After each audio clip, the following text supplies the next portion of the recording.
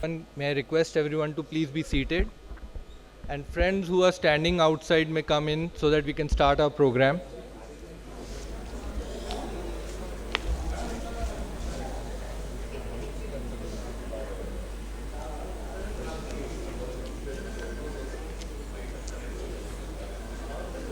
Friends, please be seated.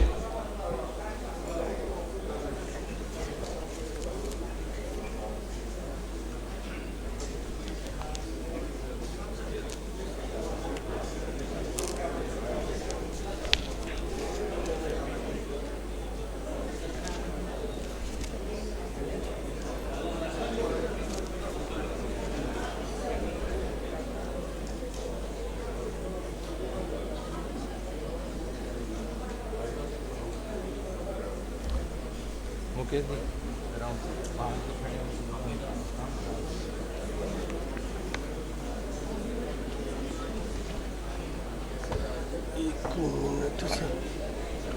दोनों on कर दो.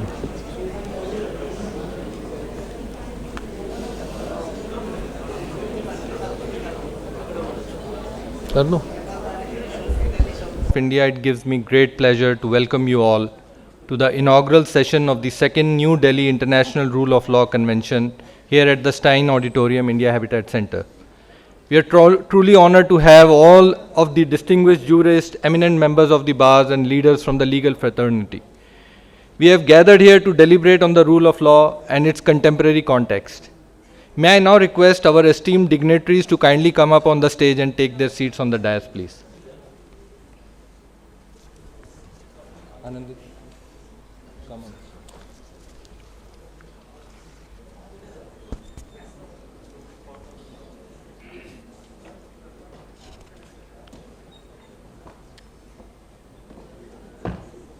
May I request you to welcome them with a warm round of applause, please.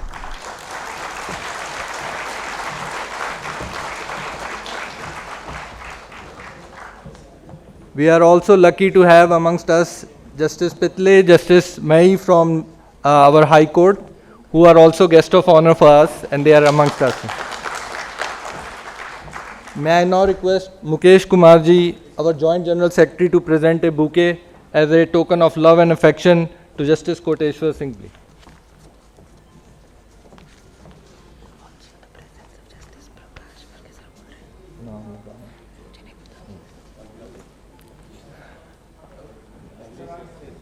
Sorry. I'm so sorry, Justice Mahesh.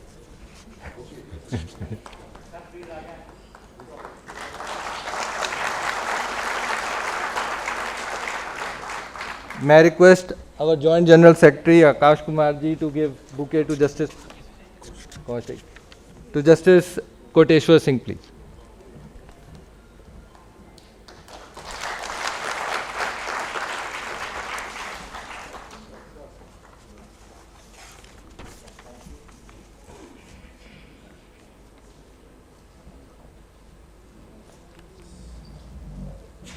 So we begin our program by requesting our President of Law Asia and Vice President of Bar Association of India, Mr. Shyam Diwan, to deliver his welcome address. What's the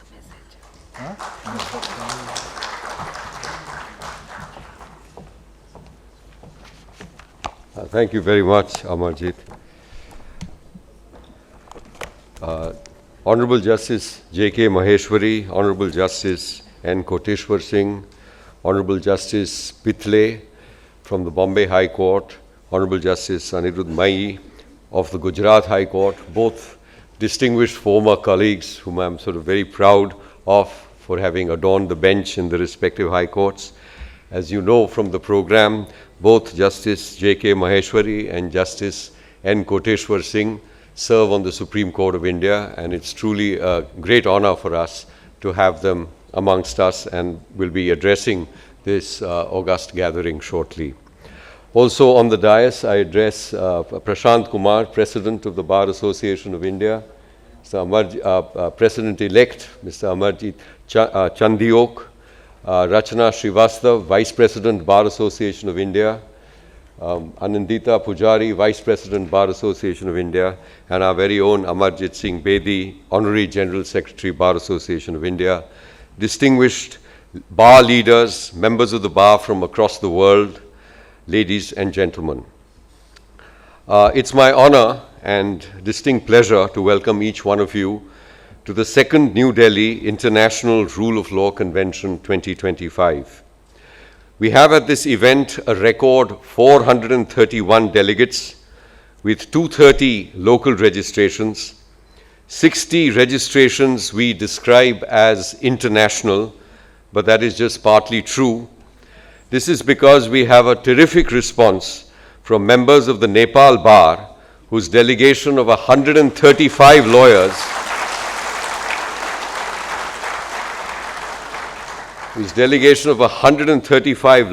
is led by the distinguished President, Professor Dr. Bijay Prasad Mishra.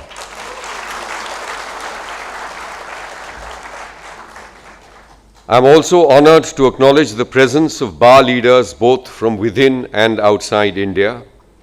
In this program, you will hear from Ms. Lisa Sam, President, Law Society of Singapore, Mr. Roden Tong, President, Law Society of Hong Kong, Mr. Divino Sabino, President, Bar Association of Seychelles, Mr. Stephen Thiru, President, Commonwealth Lawyers Association, Mrs. Shereen Luizi Lucienge, President, Bar Association of Congo Central, our very own Mr. Nitin Thakkar, President, Bombay Bar Association, Mr. Andre Hogg, Vice President, German Federal Bar, Mr. Roger Chin, immediate past President of the Sabah Law Society, Ms.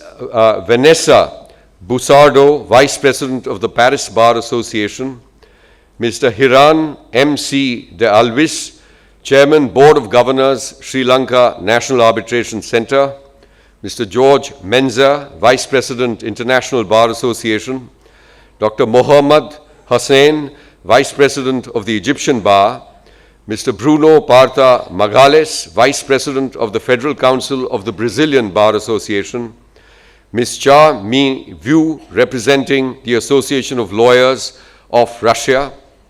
And in the course of this event, you will also have the pleasure, and I notice them in the audience, my distinguished friends, President Ezri of the Malaysian Bar, President Zainidi of the Brunei Darussalam Bar Association. I notice Nixon Sipatur representing Peradi, which is the National Bar Association from Indonesia. Justice Penjoy from the Bhutar Bar Council. So that's a very special distinction that we have because he has served on the Supreme Court of Bhutan. He's been the Attorney General of Bhutan and now serves as the Vice President of the Bhutan Bar Council. So we acknowledge his presence and greet him. We also have with us Law Asia President-elect T.L. Yap. We have distinguished members from the Law Asia Executive Committee whom you will have an opportunity to interact with, including Mr. S.S. Naganand from Bengaluru, India, Mr. Saroj Ghimre from Nepal, Rajiv Amar Surya, who also serves as President of the Bar Association of Sri Lanka. If there are any names that I have missed, and I may have, it's because I haven't sufficiently reviewed the program, and I apologize for that. But I think this forum really provides a tremendous opportunity for all of you to meet and interact and exchange views. I thank you all for traveling great distances to New Delhi. And I'm delighted to offer you New Delhi, which has been scrubbed clean over the last several days. We've had a series of showers. The air is splendid. The city is looking at its greenest and its brightest and its most inviting. And I do hope all of you have an opportunity to discover not only its monuments, which are very significant, both ancient, medieval, and modern in terms of our new architecture. We have some fabulous parks and gardens which you can explore with interspersed monuments. One very close by here is the Lodi Garden. There are fantastic bazaars to explore with lots of delicious smells of South Asia and exciting colors. I do hope on the side of this conference you will have an opportunity to meet all, at least fulfill some of these joys which the city has to offer. Over the next 2 days, you will hear diverse perspectives on a very timely and relevant topic on one aspect of the rule of law, or a particular facet of the rule of law, which is global economic governance and principles. I congratulate President Prashant Kumar and his cerebral team for having anticipated the relevance of this topic at a time when the rule of law demands certainty, predictability, and fairness in the world economic order, and particularly in respect of world trade. The Supreme Court of India has on numerous occasions reminded us that arbitrariness and capriciousness are sworn enemies of the rule of law. It will be for this convention to search out principles and share learnings on how we can strengthen the rule of law by ensuring good governance both locally and internationally. I would like to end by recognizing one of our absolute doyens of the bar, whom I just noticed is entered, Mr. Avinash Rana, who is 99 years, a very active member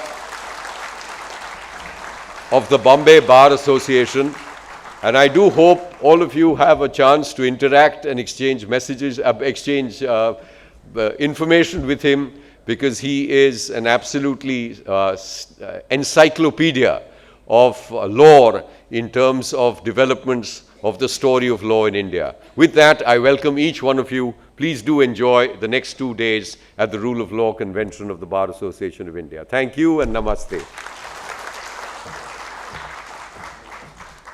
Thank you, Mr. Diwan, for such a warm welcome, and especially for promoting Delhi as a tourist destination.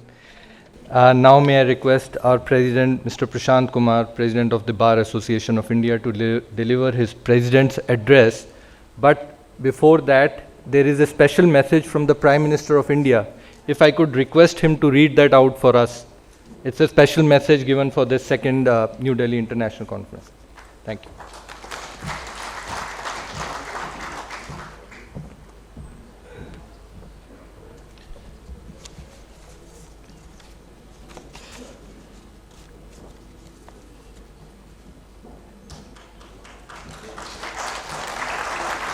Good morning to all of you.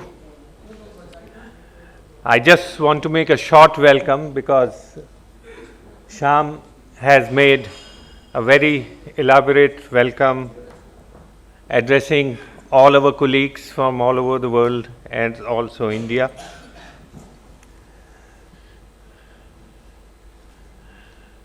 Honorable Mr. Justice J.K. Maheshwari, Honorable Mr. Justice Koteshwar Singh, both judges of the Supreme Court of India,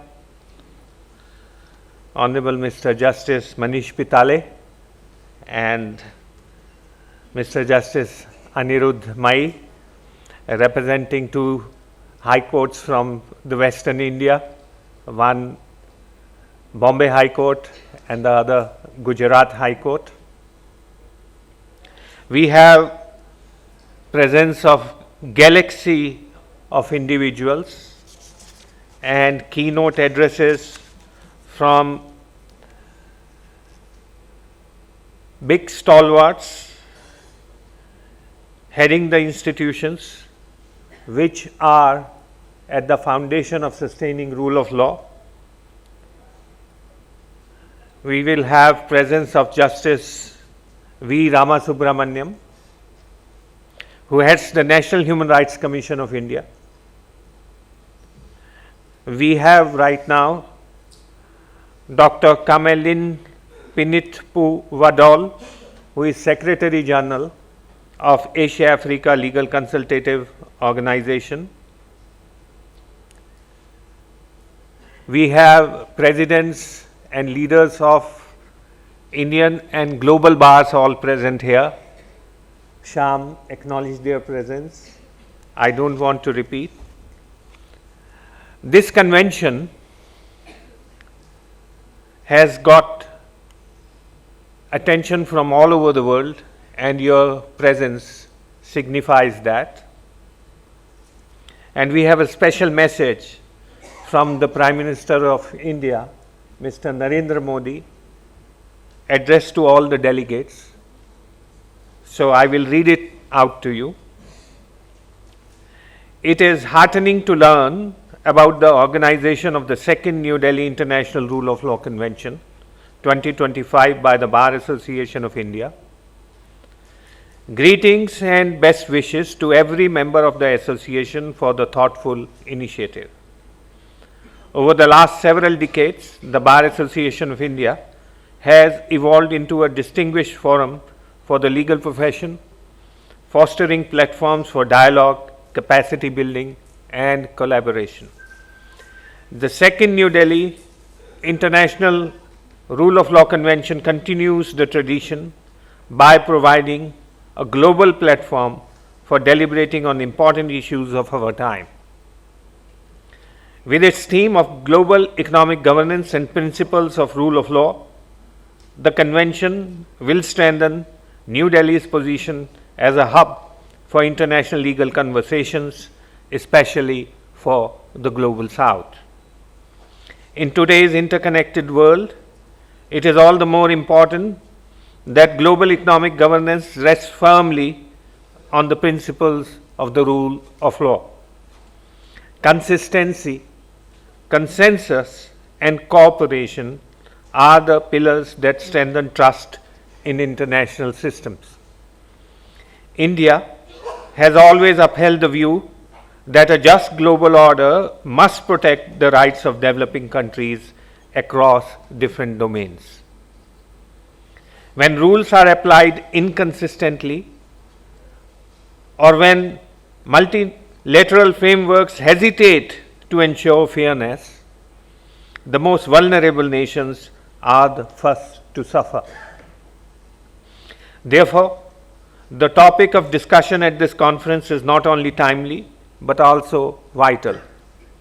The greater the avenues of fostering international cooperation and informed dialogue, the farther we can travel together towards creating an inclusive global economic order. Best wishes for successful deliberations at the convention. Narendra Modi, Prime Minister of India, dated 28th August 2025.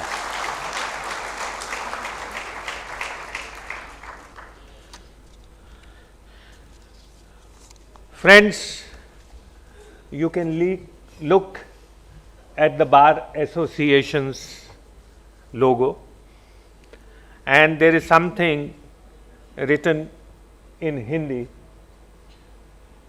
It is Devanagari script. The ancient language Sanskrit is also written in the same and other languages.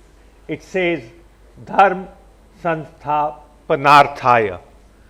This is a quotation from Bhagavad Gita, and it means, because there is no exact translation, its most proximate translation will be, because in India, dharma is not just religion. Dharma means justice and order. So the Bar Association of India itself stands for establishment of a just rule of law. Not merely a rule of law which institutional systems protect, but the very core of value of justice which has to inform the entire conceptualization of the rule of law. And that's why this convention has chosen the theme of the rule of law, but there cannot be justice in a global order unless that justice is economic justice as well. Unless until the spirit of justice pervades the global economic governance systems. Because without that, all our entreaties to protect and promote human rights, to promote democracy, to promote independent judiciary and independent legal profession will be purposeless, because they find their meaning when populations across the world have means of sustenance, have means to achieve their best prospects in their lives, because that cannot happen without a basic economic prosperity and means to achieve that. Normally, we take the rule of law as a domestic concept. We measure rule of law. There are international agencies which measure rule of law. A rule of law index is published each year by World Justice Foundation, but it is all restricted to measuring rule of law in each domestic jurisdiction. But in today's interconnected world, the rule of law conceptions and principles and values cannot be limited to national boundaries.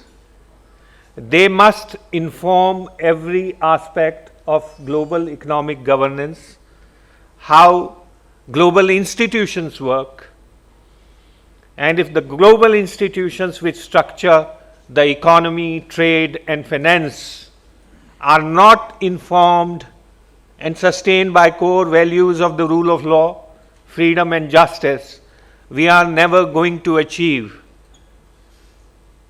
what we call a just rule of law. That is why the topics we have chosen in this convention are of seminal importance, and also equally important is that we as members of the legal community play a vital role, understand our roles and responsibilities in helping structure these global structures or reform the institutions by presenting our ideas.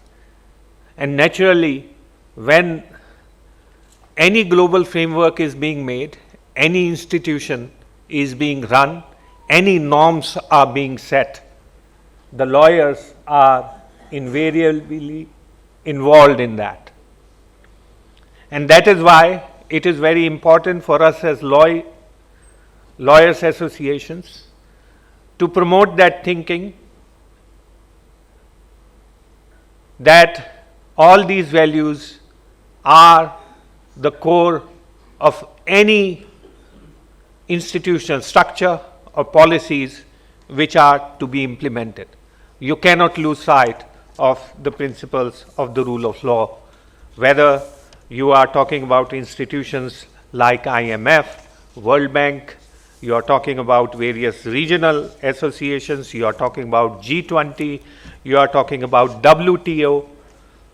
All these organizations and their working must be informed by the core principles and values of the rule of law. Again, coming back to India, we have a civilization which is not based on the conception of divine right of king. Instead, from the very beginning in our ancient texts of Arthashastra, I am referring to Arthashastra because it is economics, and economics is central to the statecraft. So in Arthashastra, it is written, Praja sukhe sukham rajyaya, prajanam na hite hitam, natma priyam hitam rajyaya, prajanam tu priyam hitam. In the happiness of his subjects lies the king's happiness. In their welfare, his welfare. What is pleasing to himself is not beneficial, but what pleases his subjects is truly beneficial. So that is where the essence of this convention lies, that the global economic governance systems must be in the service of the global citizens, and especially those who even today suffer from wants and from the basic amenities of lack of basic amenities of life. how we can promote those structures. That is where the SDGs of United Nations will find their real implementation and meaning. So once again, I welcome you all for these 2 days of intense deliberations around these concepts as members of legal community. Thank you very much.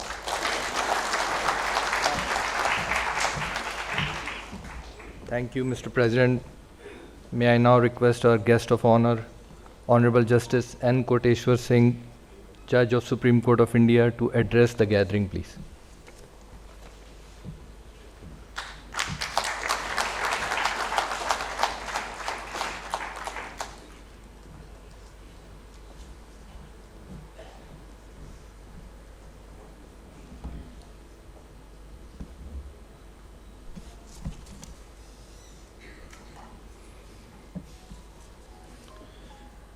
My esteemed senior brother Judge, Honorable Justice J.K. Maheshwari ji, Judge Supreme Court of India,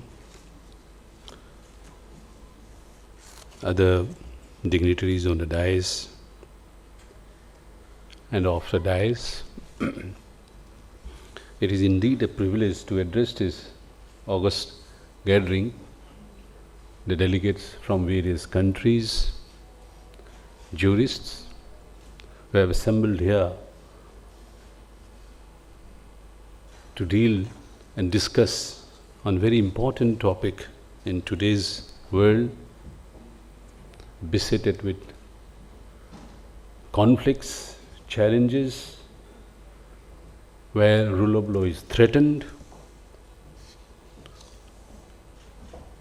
and to reaffirm our belief in the rule of law, which is the foundation of democracy.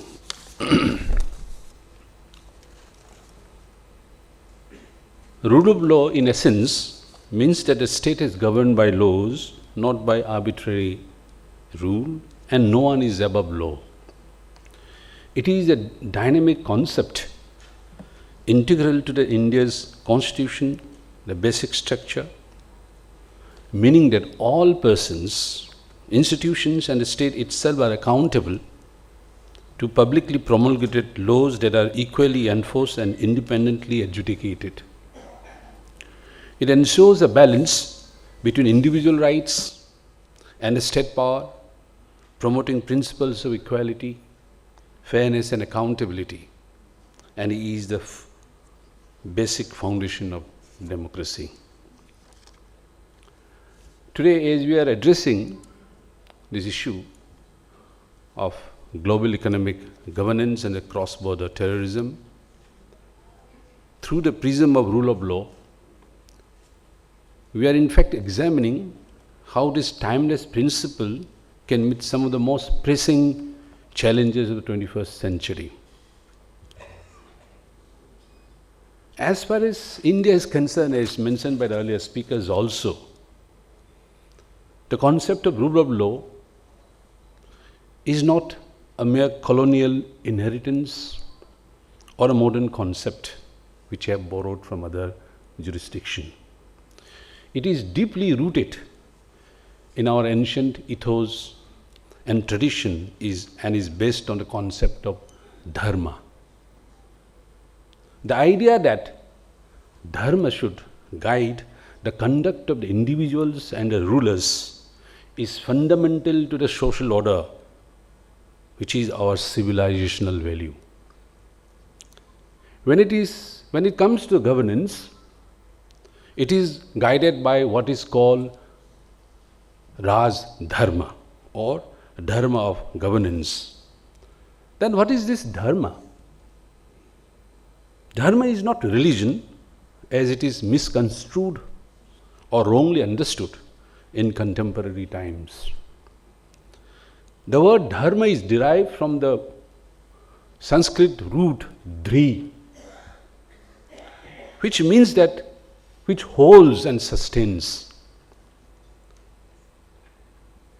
In Mahabharata, this concept of dharma has been explained in various chapters in every episode of Mahabharata, one of the greatest epics where the clash between good and evil have been so beautifully portrayed in human terms. This concept has been explained from time to time in the various interactions between the kings, between the people, the rulers and ruled. Now, it explains dharma as something which nurtures, cherishes, and providing amply, more richly, and which enhances and increases. That is what is explained as dharma.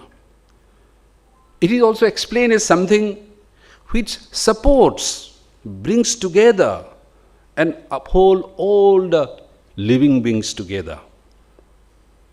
And dharma also has been explained is something which secures all living beings freedom from fear and violence. Now, coming to this Raj Dharma or the Dharma of governance, Mahabharata says that when the king, with his heart and speech and body, protects the people and does not pardon a wrongdoing even by his own son, that is called Dharma of governance. Mahabharata also says that Dharma of governance is exhorting of the king to protect his subjects from their fear of the king, from the fears of others, from their fear of each other, and from the fear of things that are not human. Mahabharata also goes on to explain that dharma of governance is wishing to control the wicked. The king must exercise control over himself first. Should his relatives do wrong, he should impose upon them severe punishments. Therefore, the concept of Raj Dharma, which is so beautifully explained in Mahabharata, in fact the foundation of the modern day concept of rule of law as we understand. Thus, it has always been India's own dharma, deserving our highest reverence and adherence and respect. As I see that there are very important topics, themes are going to be discussed today, and one of it is cross-border terrorism and rule of law, of course, where we will have a very distinguished speaker speaking. But I wish to just say a few words also on that. In fact, India has been a victim of terrorism. Since people may be thinking it's just a recent phenomenon. No. Since 1947, when India was declared independent, a horde of armed tribesmen came from Pakistan, almost reached Srinagar. They were stopped at Baramulla. When people rose against the invaders and Indian army had to intervene, that's how Kashmir was saved from the foreign invasion. From then onwards, it has continued unabated in spite of various understanding agreements and urging by the international community also, it goes unabated. The last being what has happened in Pahalgam. It's a real threat to the rule of law. This threat to the rule of law obviously impels the country, the victim, to resort to various means to prevent and stop it. In our anxiety to do so, we may try to then attempt to overreach the rule of law. Fortunately, this country has been able to resist that temptation. I'll give this example. All of us very well know of the incident of the Bombay attack, when 10 terrorists belonging to Lashkar-e-Toiba had descended upon the Indian soil through the sea route, created a mayhem massacre, unprecedented scale, which was captured live also. And they were captured in CCTV cameras. unarmed, innocent passengers waiting for the trains in the railway station was butchered. People sleeping in hotels were butchered. People in market were butchered. Unparalleled. Of course, 9 of them also were killed in encounter. 1 survived. Everything, all evidences were before us. If we wanted, we could have convicted in a single day. What evidence will require? Everything is all on the platter. But India did not resort to that shortcut. We decided that he must go through a full-scale trial. Any other accused, whether he is a foreign terrorist or any other criminal who deserves to be treated in the most humane manner, fair, transparent trial. The trial was conducted more than a year. He wanted a lawyer from Pakistan. Pakistan obviously denied any role linked with these people. They did not bother. The Bombay, I think the members from Bombay Association, Bar Association, they also passed a resolution that we will not give any assistance to this terrorist. Chief Justice of India intervened. No, he deserves to be given a lawyer to defend himself. Indeed, a lawyer was provided to him. More than 1,000 pages of charge sheet. 80 charges were made against him. 86. He was given all the benefits. The entire legal system was operationalized to the extent it is practiced for any other accused in the country. Yes, he was convicted and sentenced to death. What I am trying to say is that there is always, of course, there was a huge popular resentment and anger. Hang him, you know. No, because our deep-rooted respect and adherence to the principle of rule of law, we never jettisoned all those due process which is required of this due process. There is another aspect also. Terrorism has been continuing not only in Kashmir but other parts of the country also. Yes, we did make some departure when Tada, when Pota, which are specially enacted to deal with these terrorists, were enacted. We did make a departure. Under the Indian CRPC, any statement made to the police is inadmissible in law. There is a statutory bar. It cannot be used for any purpose. The statutory is very, very clear. It cannot be used for any purpose except for confronting or cross-examining that, the limited scope. Otherwise, it is of no value. It is only valuable to the investigators. Yes, a departure was made in this act, these two acts, Tada and Pota. That statement made to a responsible officer could be admitted. It was challenged also. There was hue and cry. There were popular demands that why are making this departure, because it has the potential of being misused. Ultimately, this also was dropped. And today, we have a new act, UAP Act.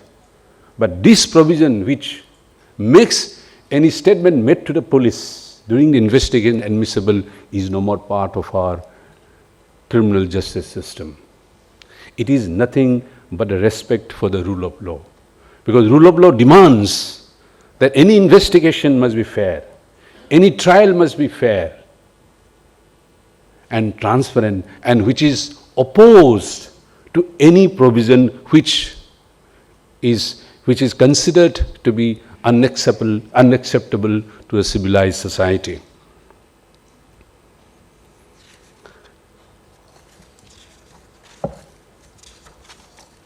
I do not wish to take much of your time. Our honorable speaker, our chief guest also here, and we have another whole day. There will be a plenary session on different aspects of the rule of law. I am very, very thankful that so many participants from across the globe have assembled here. In fact, today, the whole concept of a rule of law is not just a mere cliche, it's not a cliche. It is a need of the hour. Without the rule of law, any society which claims itself to be a democracy is hollow. In fact, if you see around, open the constitution of the world, every country claims itself to be democracy. But do you really believe in your heart of heart? No. Because you know that the rule of law is not really respected or followed. It is this importance that we all assemble here to reaffirm our faith and to see that the foundation of rule of law remains sound, robust, and that is the basis for democracy. Because without it, there cannot be peace. Without it, there cannot be prosperity. Without it, there cannot be liberty. Without it, there cannot be equality. Thank you very much.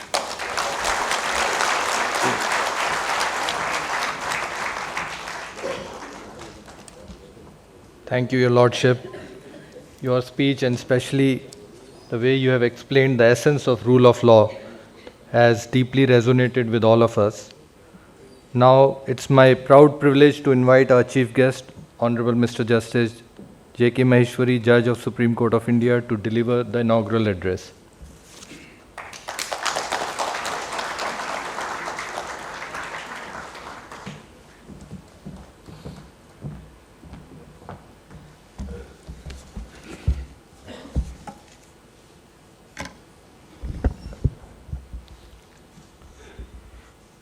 Brother Justice N. Koteshwar Singh, Brother Justice Manish Pitale from Mumbai High Court, Brother Anirudh Mai, Gujarat High Court, on dais Mr. Avinash Rana, Mr. Prashant Kumar, President Bar Association of India, Amarjit Singh Chandok, President-elect, Bar Association of India, Mr. Sham Diwan, President Bar Association of India and President Law Asia, Ms. Rachna Srivastav, Vice President Bar Association of India, Ms. Aninditi Pujari, Vice President, and Amarjit Singh Bedi, Honorary General Secretary. Brother and sister judges, esteemed dignitaries of the dais, members of the International Legal Fraternity, Federation of Bar Association, gracious ladies and gentlemen. Though it's a privilege to be here in this acclaimed gathering, but first, as Prashant said about this emblem, I was also thinking for it. This emblem says, Dharma Sansthapanartha hai. For establishing dharma. When we thought about this religious site, it's a dharma. Raj Dharma explained, every dharma explained. When I go to the emblem of the Supreme Court, what is written? Yato dharma tato jaya. Wherever a dharma. Now why the importance of this dharma, why this bar has adopted this, and why Supreme Court adopted for this? As and when we brought Constitution of India, our dharma is the rule of law. And when our dharma is the rule of law, then we have to thought, we have to imbibe, we have to live, and we have to establish rule of law. None else. Once we are discussing on a topic, this is global economic governance and principle of rule of law, focusing economic governance and cross-border terrorism. If we see this, the object behind appears to be how economically we can develop ourselves.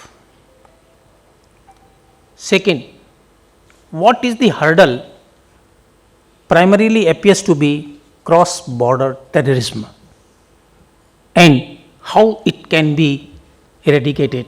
This is by way of rule of law. Just I divided into three parts of this. I was thinking and how it can be. If we see for Indian perspective, here I have came to know that 5 continents, 30 countries participating. If we see with Indian perspective,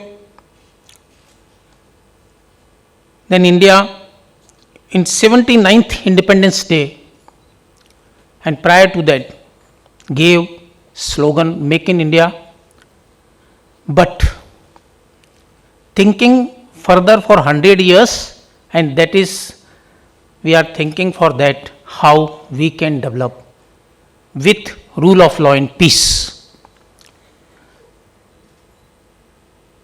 Once we thought, when we go for global economic governance, then the rule of law is a matter of immense significance.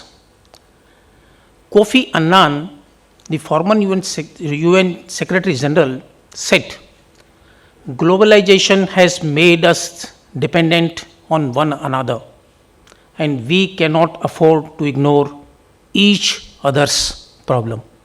So now I am coming on this.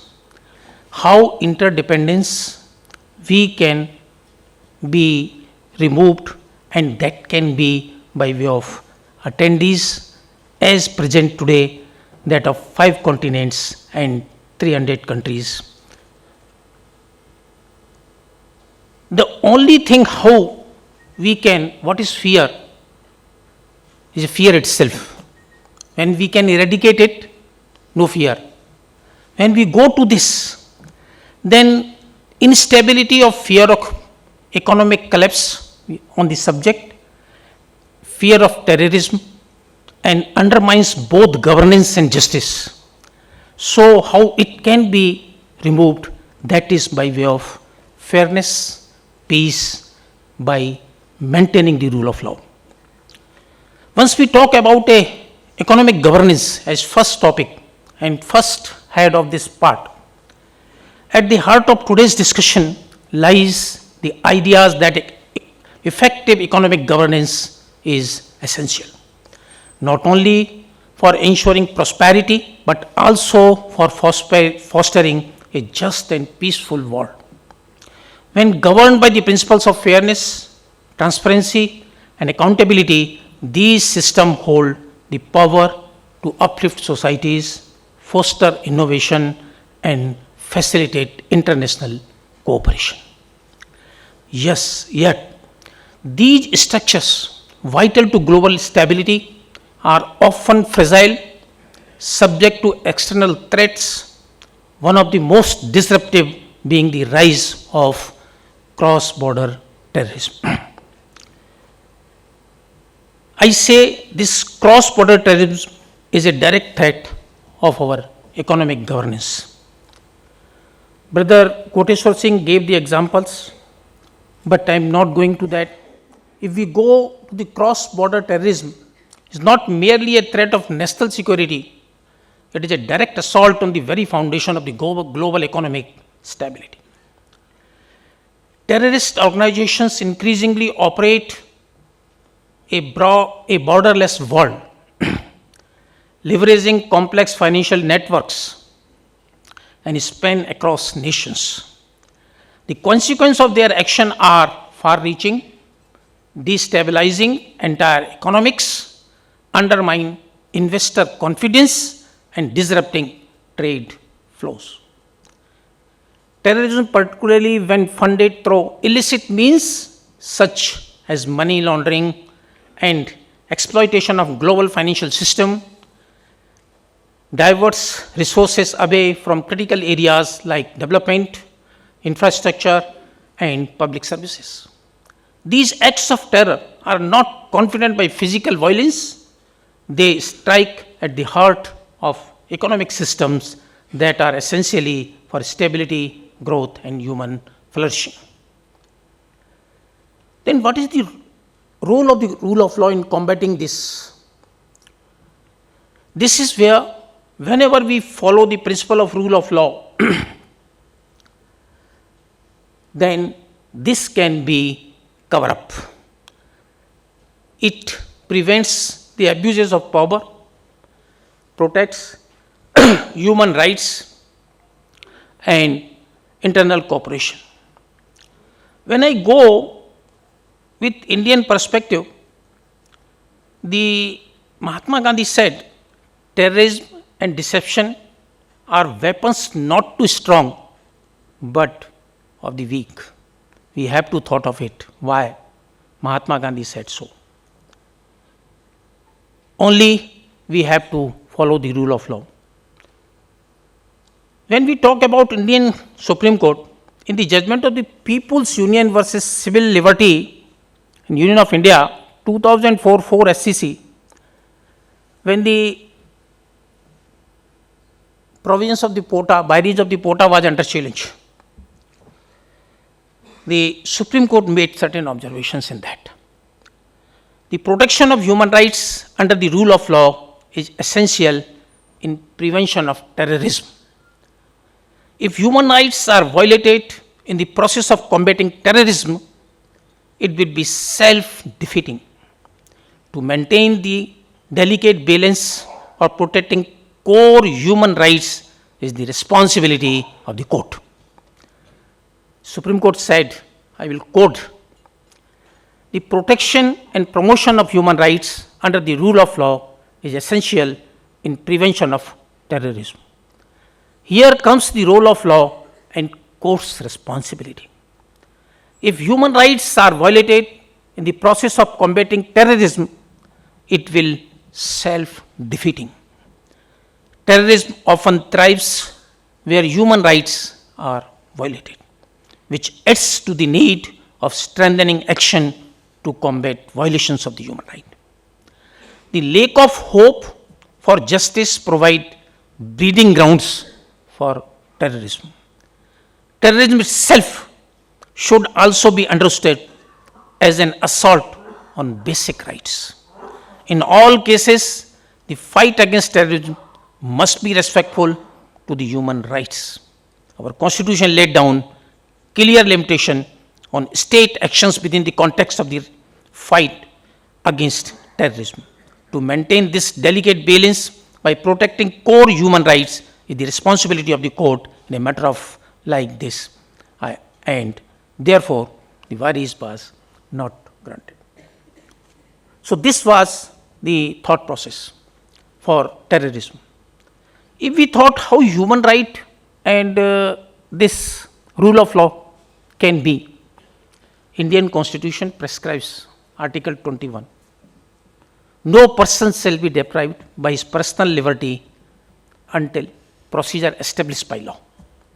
When we talk about this, there is a discussion for it when there was a judgment from the state high fall, then District Magistrate Jabalpur, Additional District Magistrate Jabalpur, Shivkant Shukla.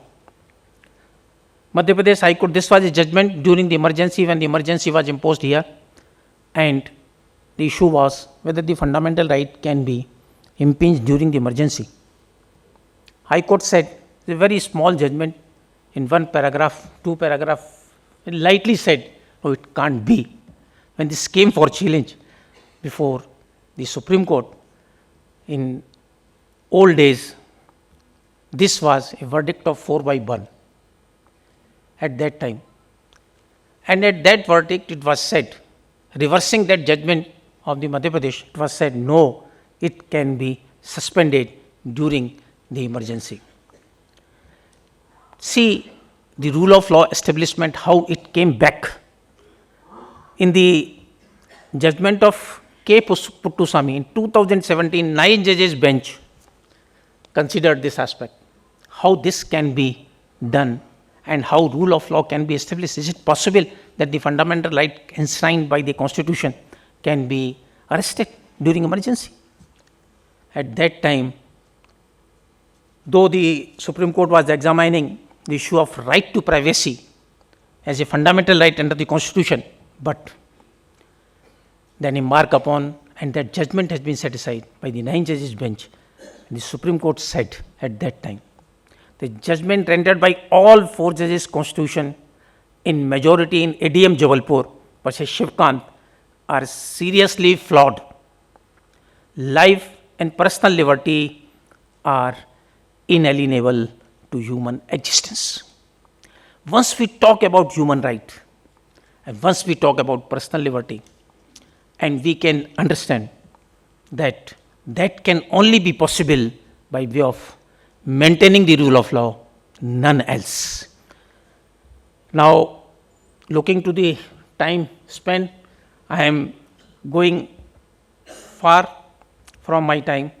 So, if we go to concluding, I would like to share something. Most basic question is not what is best, what I thought. Most basic question is not what I thought, but who shall decide what is best. So it is a time today we should decide what is best, and that we have to go for.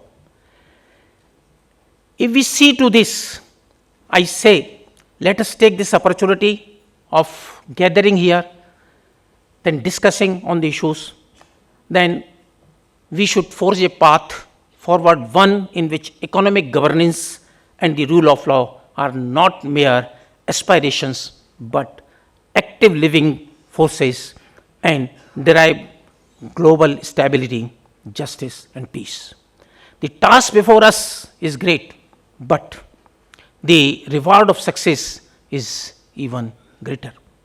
A world where global economic governance is governed by the rule of law and where terrorism finds no safe harbor.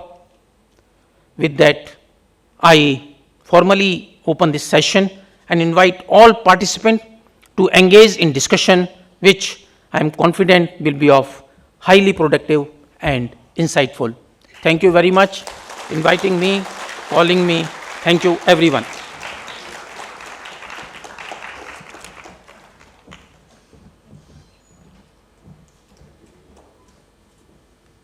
Thank you, my lords, for setting the tone for this convention and also sharing with us the concept of dharma, human rights, etc.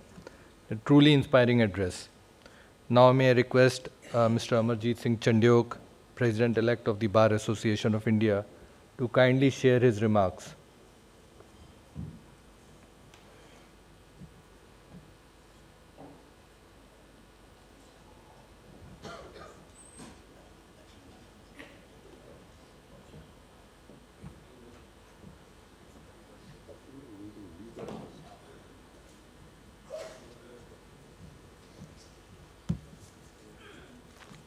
My Lord Justice Maheshwari has already said the constraint of time, so I'm not inviting everybody's names.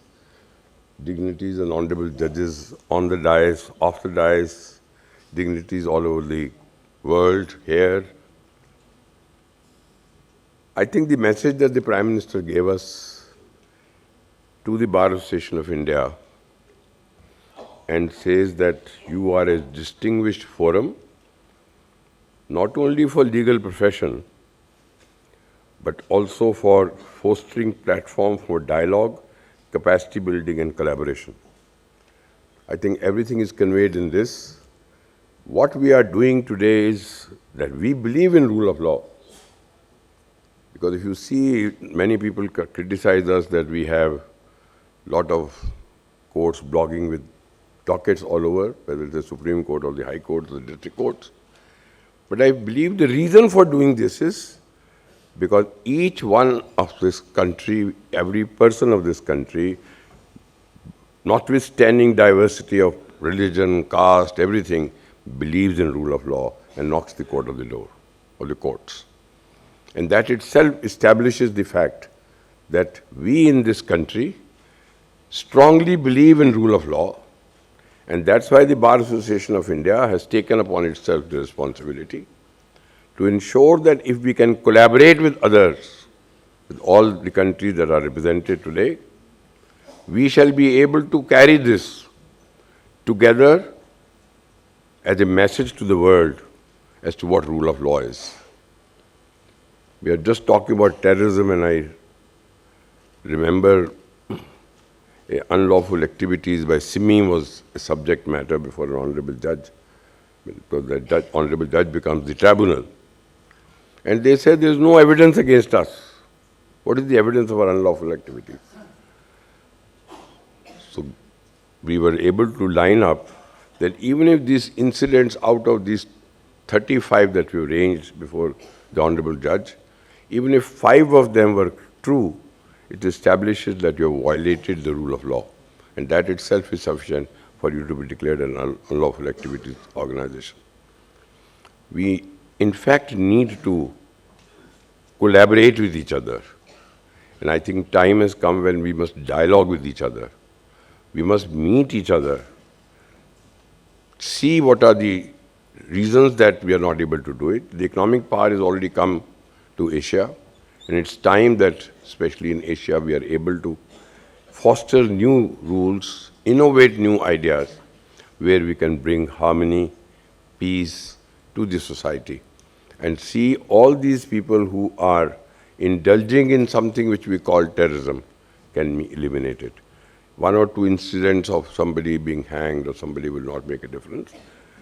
Though my Lord mentioned about the Madhya Pradesh High Court and then the Supreme Court, I only wanted to say I was young at that time, and in Delhi High Court the experience was, if we brought a petition before the High Court, there was no system of advance copy at that time. My Lord, who became my Honorable Judge, Justice Harish Chandra, was the standing counsel for the Government of India. He used to be summoned to the court, and the bench said, if 20% of this petition is correct, we need to interfere. And that used to happen. Therefore, even during emergency, I saw within my own self, as a youngster, that the rule of law was established, and we adhered to it. We have made an endeavor from there to come this place. Our advocates, Community 75, will be released soon.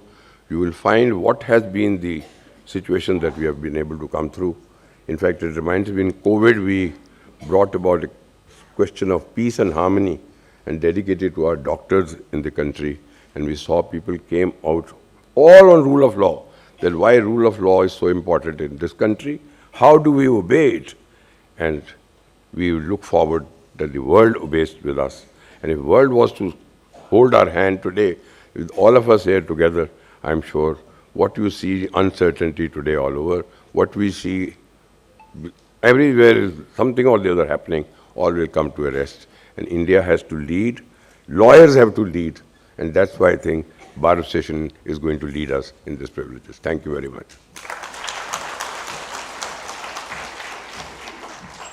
Thank you, sir, for your remarks. We now proceed for a very special moment, the release of the commemorative volume of the Indian Advocate, marking 75 years of the Supreme Court, the journey so far. May I request the chief guest and distinguished dignitaries on stage to kindly release the volume. We also request Jaina, Managing Trustee SCO, to come on the dais. We also request Jaina Kothari, Managing Trustee SCO, to please come on the dais.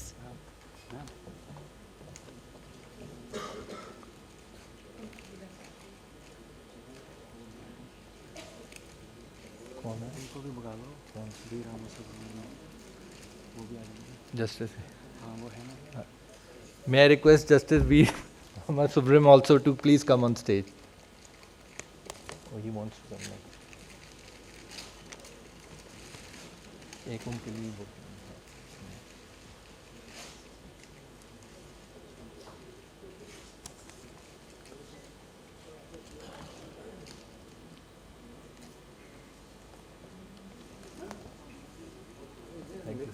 No, I know, we just wanted to the launch.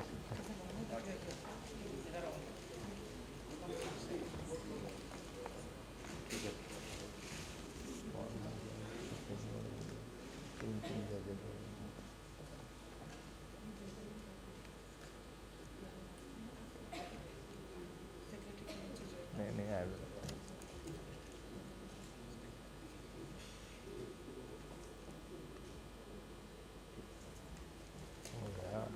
नहीं May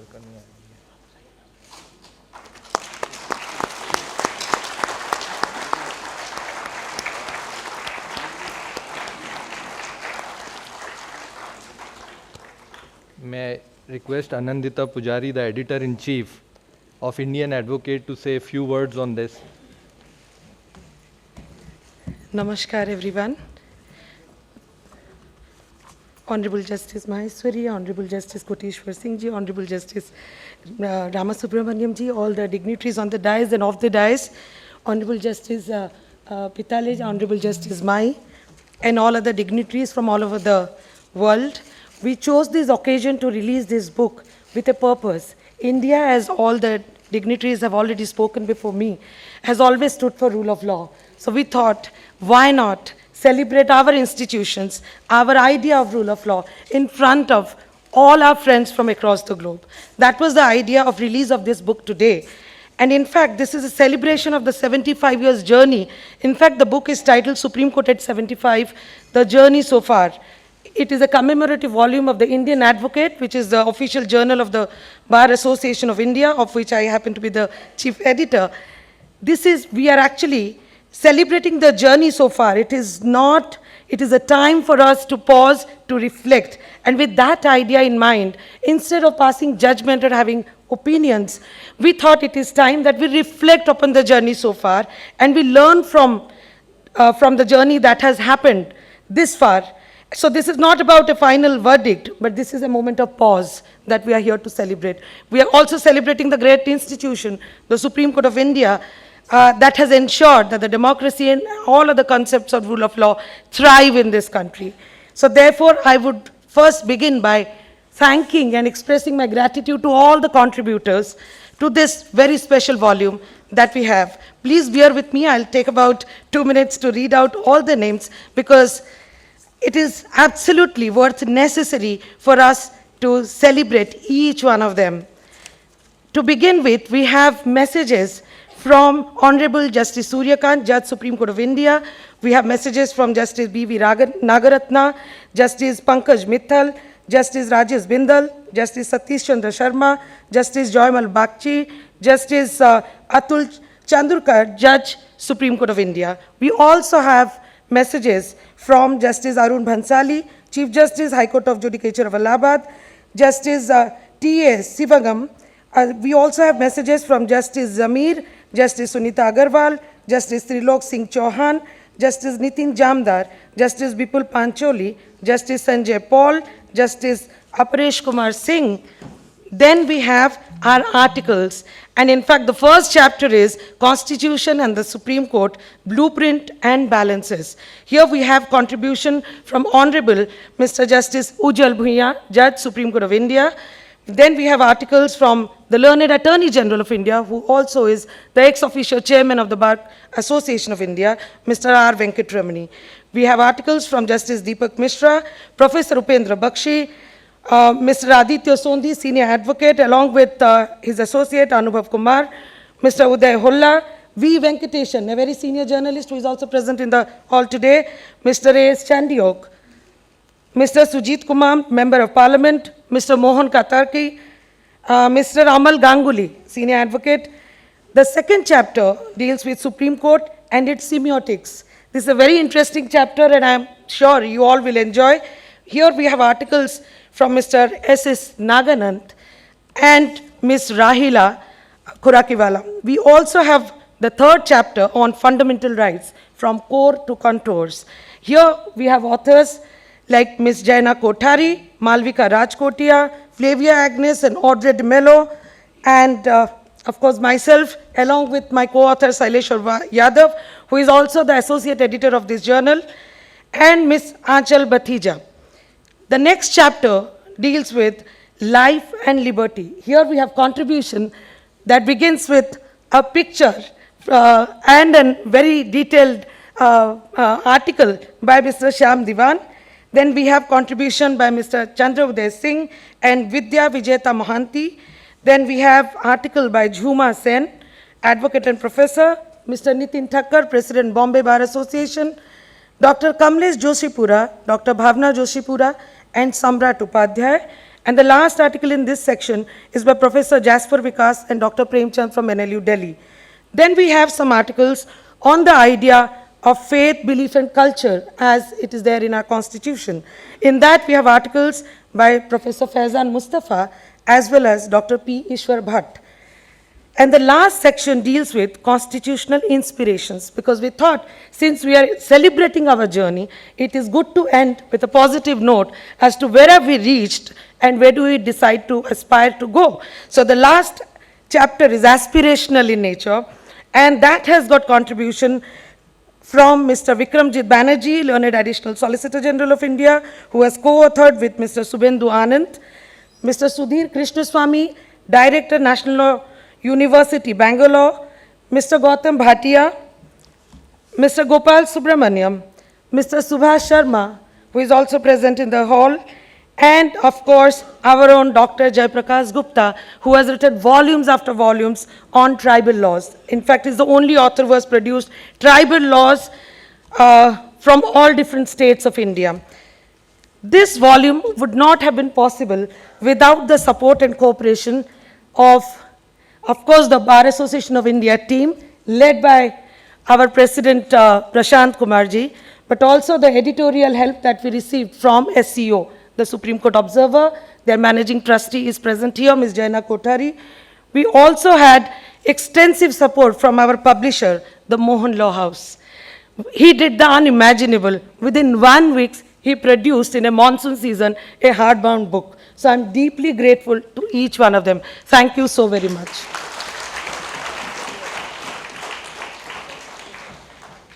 Thank you, Anandita. Now invite Ms. Rachna Srivastav, Vice President of the Bar Association of India, to deliver the vote of thanks.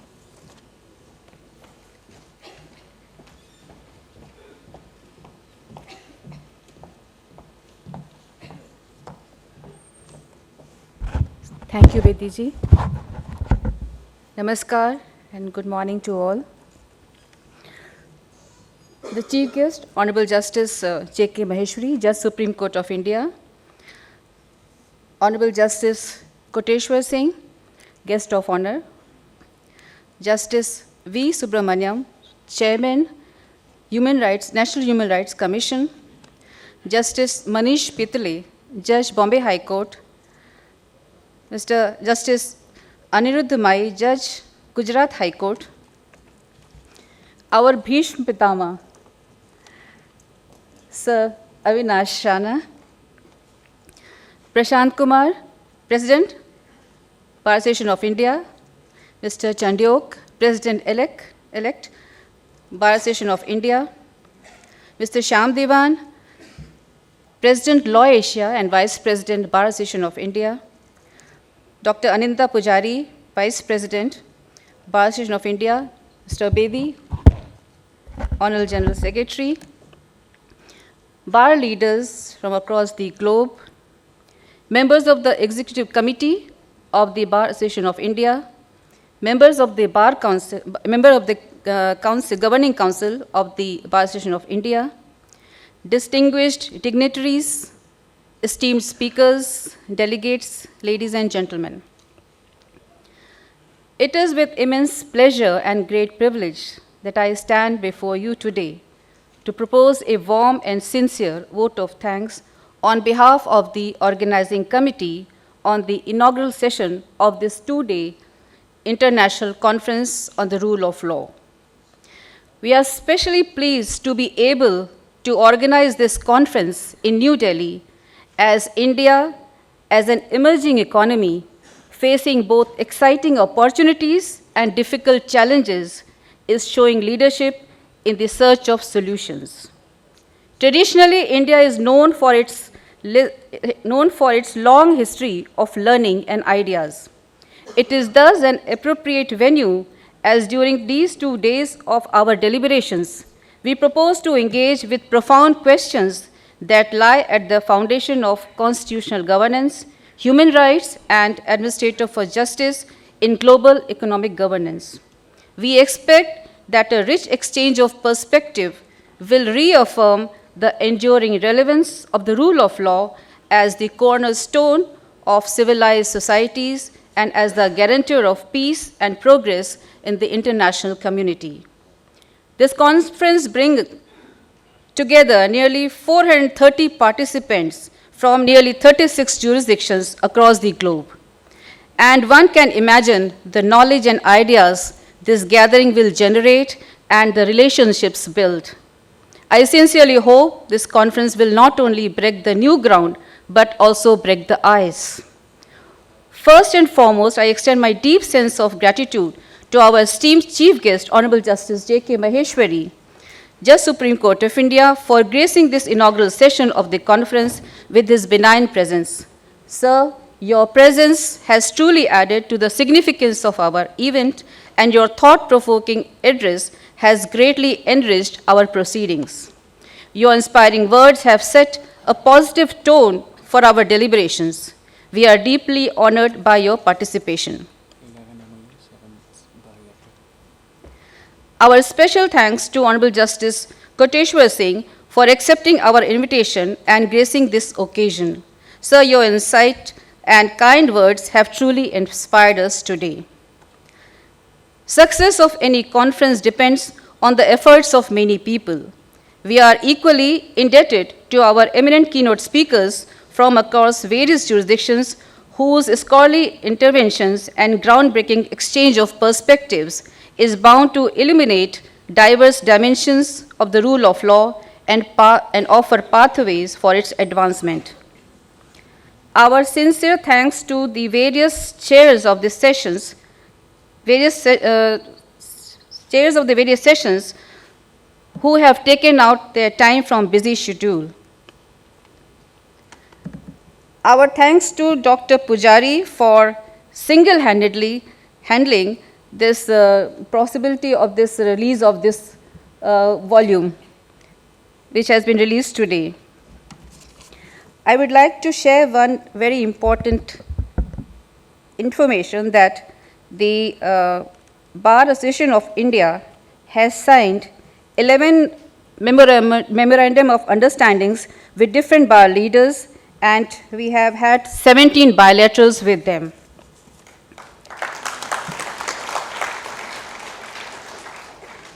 Our thanks are also due to the distinguished delegates who have traveled across borders to participate in this gathering. Your commitment to dialogue and cooperation will certainly exemplify the spirit of internationalism upon which the rule of law must rest.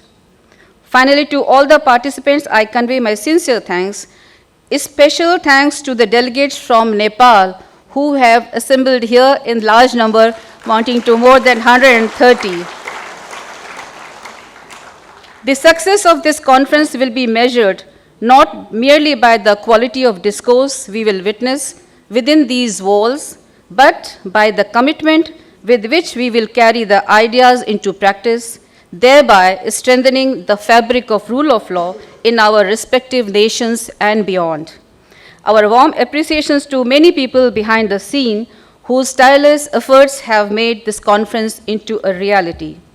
With this word, I once again extend our deepest gratitude to all with the hope of resounding success of this event. We hope that the deliberations that will be held here will continue to resonate and bear the fruit in the cause of justice, liberty, and human dignity. Please join me in expressing our appreciation to Honorable Justice J.K. Maheshwari and Justice N.K. Singh for taking the time to be with us today for this inaugural session. Thank you very much.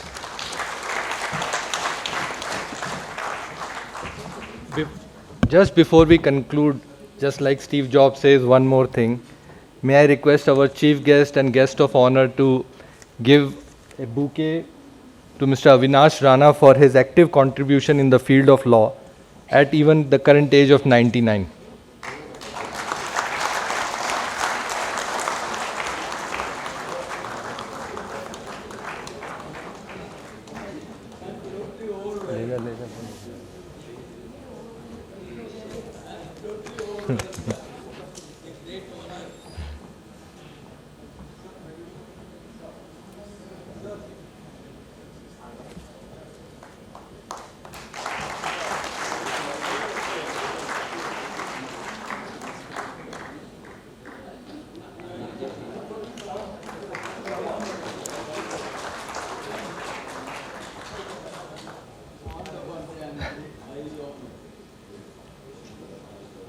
Thank you.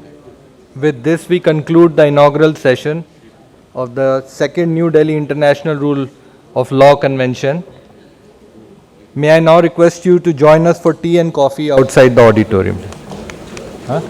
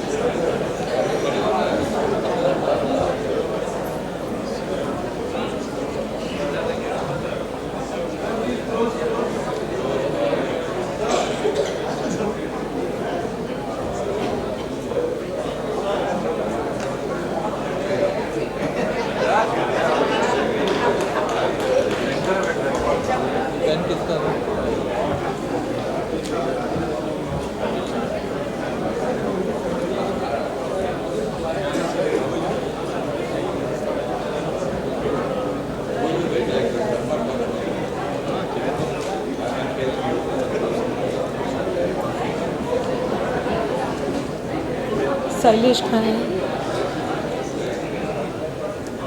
Shailesh को देखा है?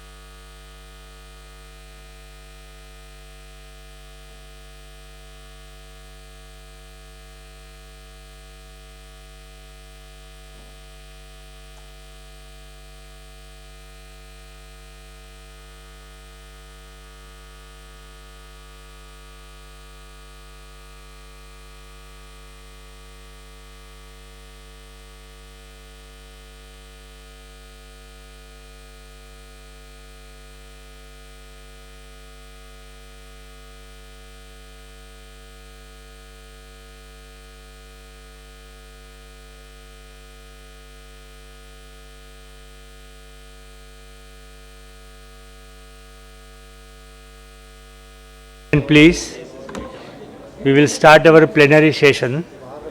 And may I now request the chairman of the plenary session, Justice N. Koteshwar Singh, to please come on the dais. May I also request Justice V. Ramasubramaniam, His Excellency Dr. Kamalini Pinit Puvadol,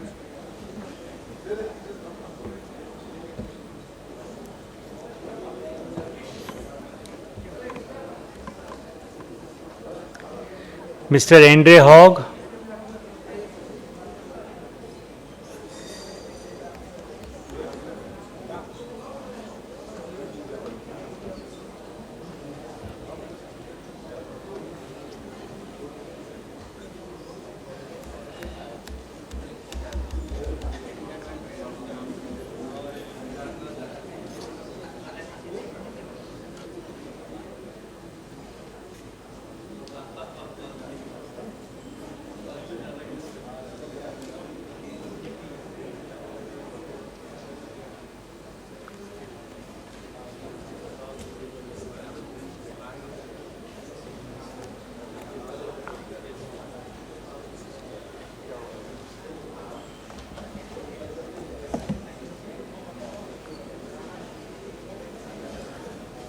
may I request all to please be seated.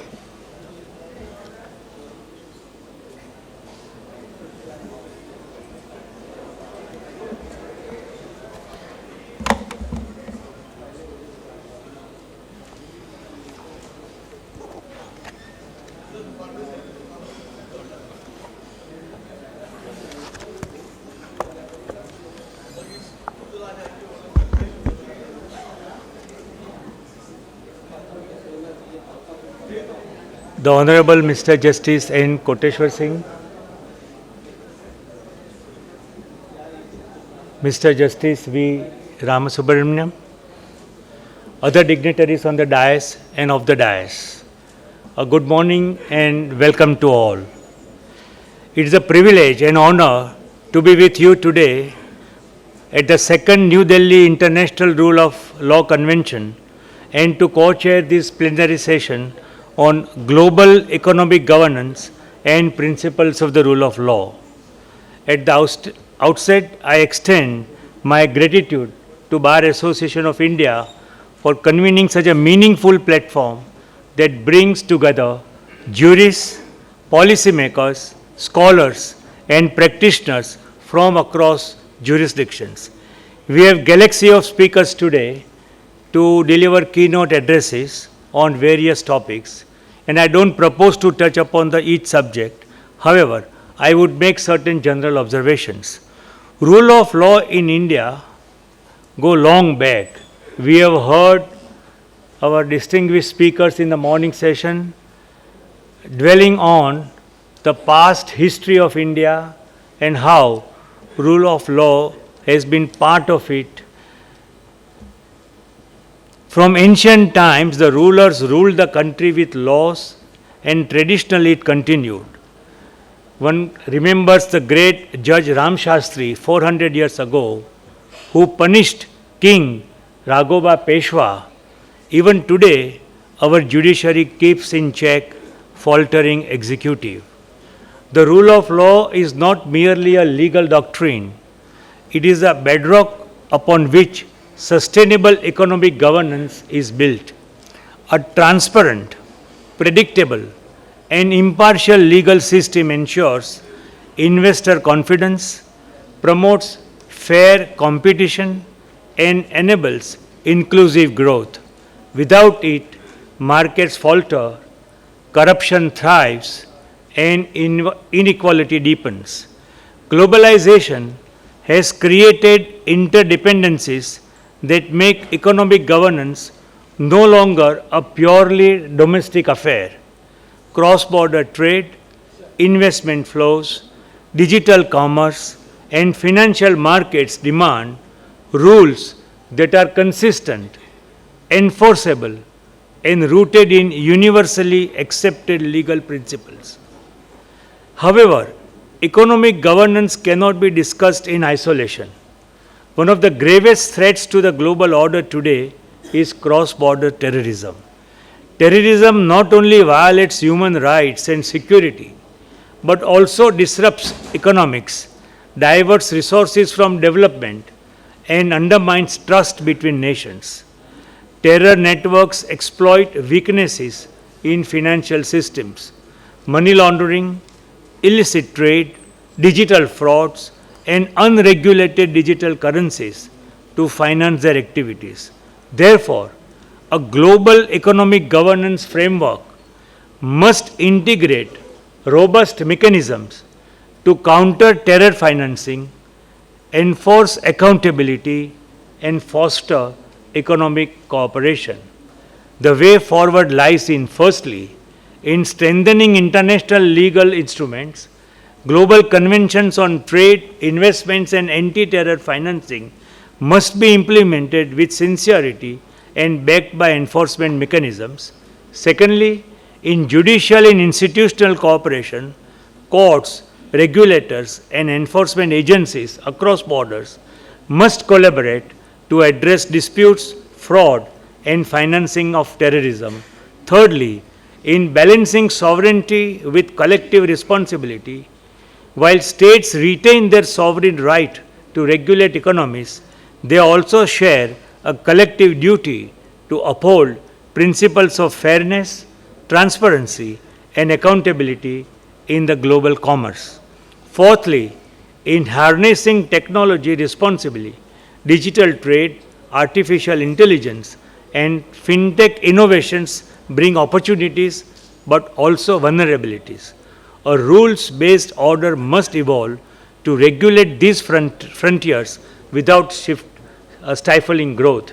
In conclusion, as a members of the legal fraternity, it is our responsibility to reaffirm the principles that law must serve as a shield for the weak, a framework for the economy, and a barrier against terror. This convention is not just an academic exercise, it is a call to action to shape a global governance system that is just, equitable, and resilient. Let us work together to ensure that the rule of law remains the guiding light for economic stability and peace, even in the face of the grave challenges of cross-border terrorism. Thank you. I now give the floor to the chairman, who is a judge of Supreme Court. I would like to introduce that His Lordship has been judge of Guwahati High Court from 2011, and he was appointed as a judge of the Manipur High Court with effect from 23rd March 2013. He has been working as a judge of the Supreme Court of India from July 2024. His Lordship has participated in the World Congress on Justice for Children at UNESCO Paris, and he was part of the 8-member High Court judges team to attend workshop on counter-terrorism phase 2 training at Washington DC and Orange County, California. He has also participated in the International Organization for Judicial Training Conference held in Ottawa, Canada, and he took part in the South Asia Regional Judicial Dialogue on the Bangkok General Guidance for Judges on applying a general perspective in South Asia. May I now request all of you to put your hands together for Justice N. Koteshwar Singh.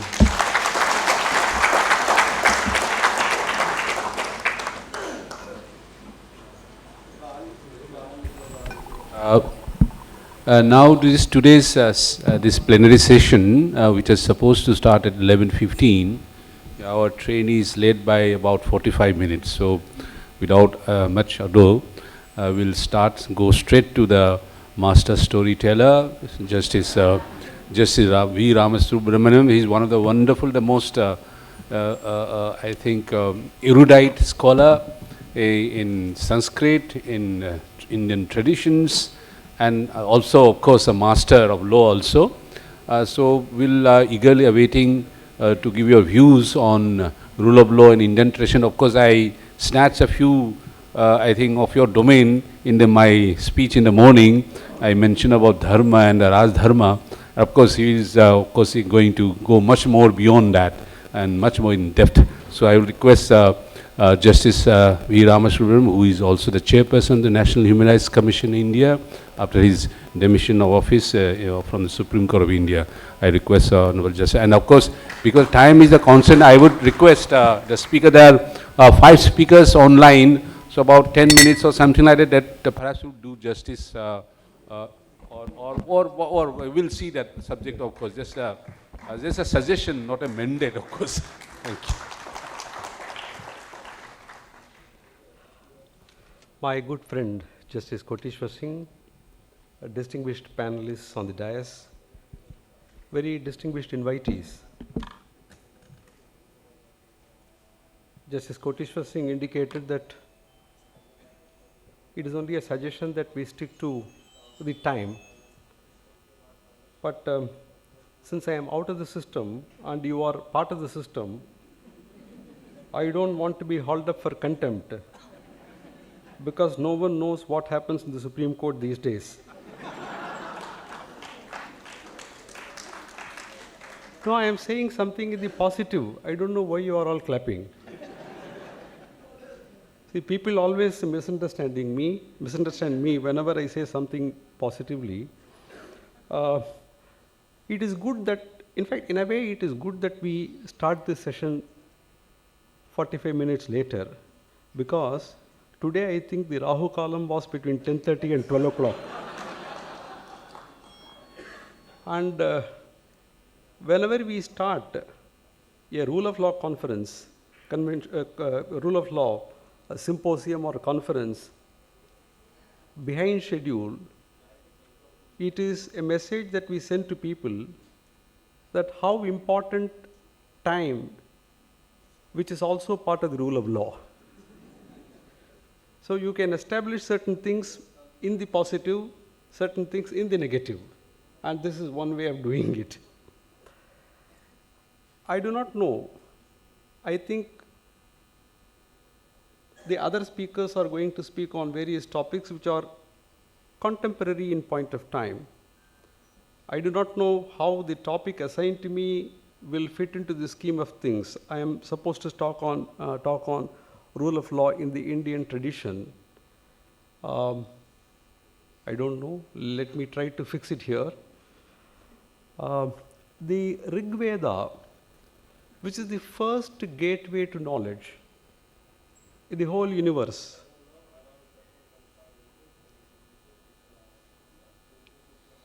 No, let him complete it. Can you please cut short your call and switch off your phones or put it on silent? No, maybe that's a very important call. Please. The Rig Veda declares in Mandala 1, hymn 25, Yachiddite Vishoyata Pradevam Varunavratam Minimasi Dyavidyavi.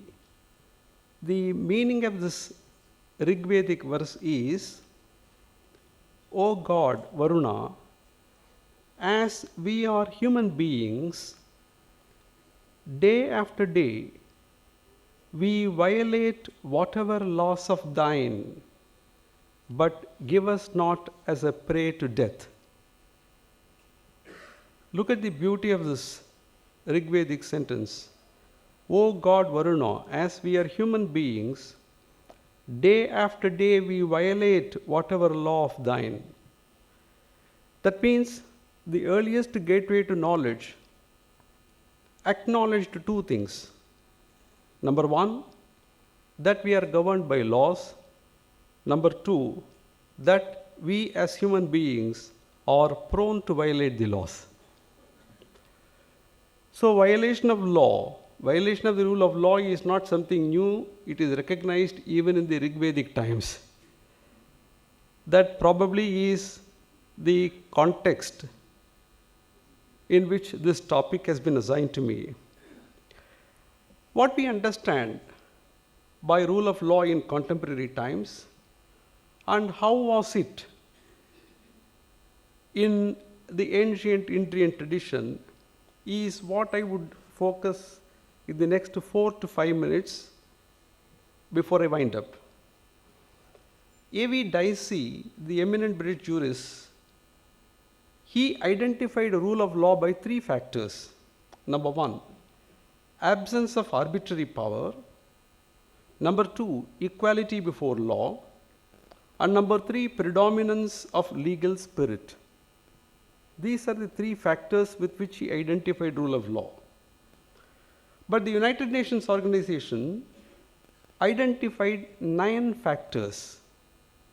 These 9 factors are supremacy of law, equality before law, accountability to the law, fairness in the application of the law, separation of powers, participation in decision making, legal certainty, avoidance of arbitrariness, and procedural and legal transparency. These are the 9 factors which United Nations organization advocated as factors that constitute the components of the rule of law.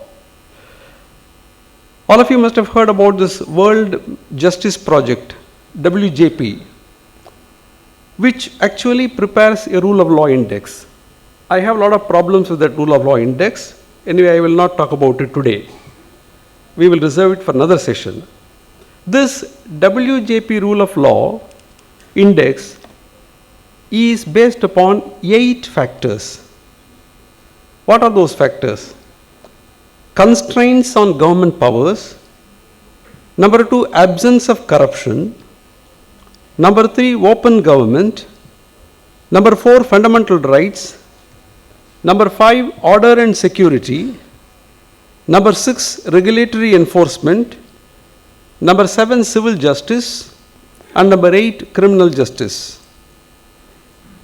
Apart from these 8 major factors, there are also 44 sub-factors which are taken into consideration before a country is ranked in the rule of law index.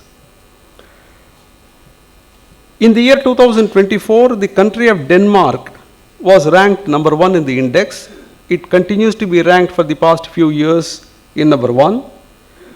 And Venezuela happens to be at the bottom of the list of 142 countries. In fact, when I opened this rule of law index, I straight went to 142 because I did not want my country's name to be found there. I heaved a sigh of relief. It was Venezuela, not our country. India is placed along with Tunisia, Guyana, Thailand, Brazil and Vietnam, all of which are assigned a score of 0.50 out of 1. Hong Kong is placed at 23 with a score of 0.72 out of 1. I am just giving you the fact without drawing any conclusion, inference or adverse inference.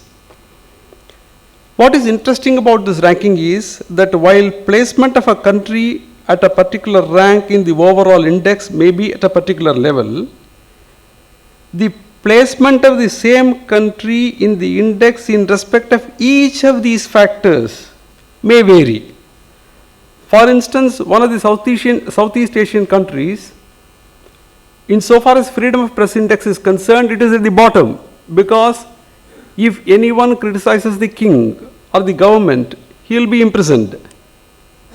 But when they take all these 8 factors cumulatively into account, the ranking of this country goes high above India's. So there are issues as to how we assimilate these factors. Now, having taken note of this contemporary view of the rule of law, let me just come back to where we began about this Indian tradition. All of you know that we have, in every country, we have a system of hierarchy of laws. You may call it Kelson's hierarchy or whatever. Take our own country, Constitution is the founding document out of which all laws emerge. So that is the primary source. From out of the constitution you have the laws enacted by the parliament and the state legislatures, acts of parliament, acts of legislatures, this is the second source. The third source are the rules framed under the respective laws, and the fourth source of law are the judgments of the court, constitutional courts. If the hierarchy of laws in contemporary times has got four sources of law, even in the Vedic times, we had four sources of law in India. That's quite interesting. Manu, who later became very controversial for some of his statements, he declares what are these four sources of law in a very beautiful verse. He says, Vedo kilo dharma moolam, smriti silecha tadvitam, acharas chaiva sadhunam, atmanas tushtirevacha. What are these four sources? Vedo kilo dharma moolam. The first source of law in Indian tradition is the Vedas. Vedo kilo dharma moolam. The second source is smriti silecha tadvitam. Smritis, what are called dharma shastras, they constitute the second body of law, second source of laws. Then the third is very interesting. If something is not found in the Vedas, if something is not found in the Smritis, Dharma Shastras, then what is the third source of law?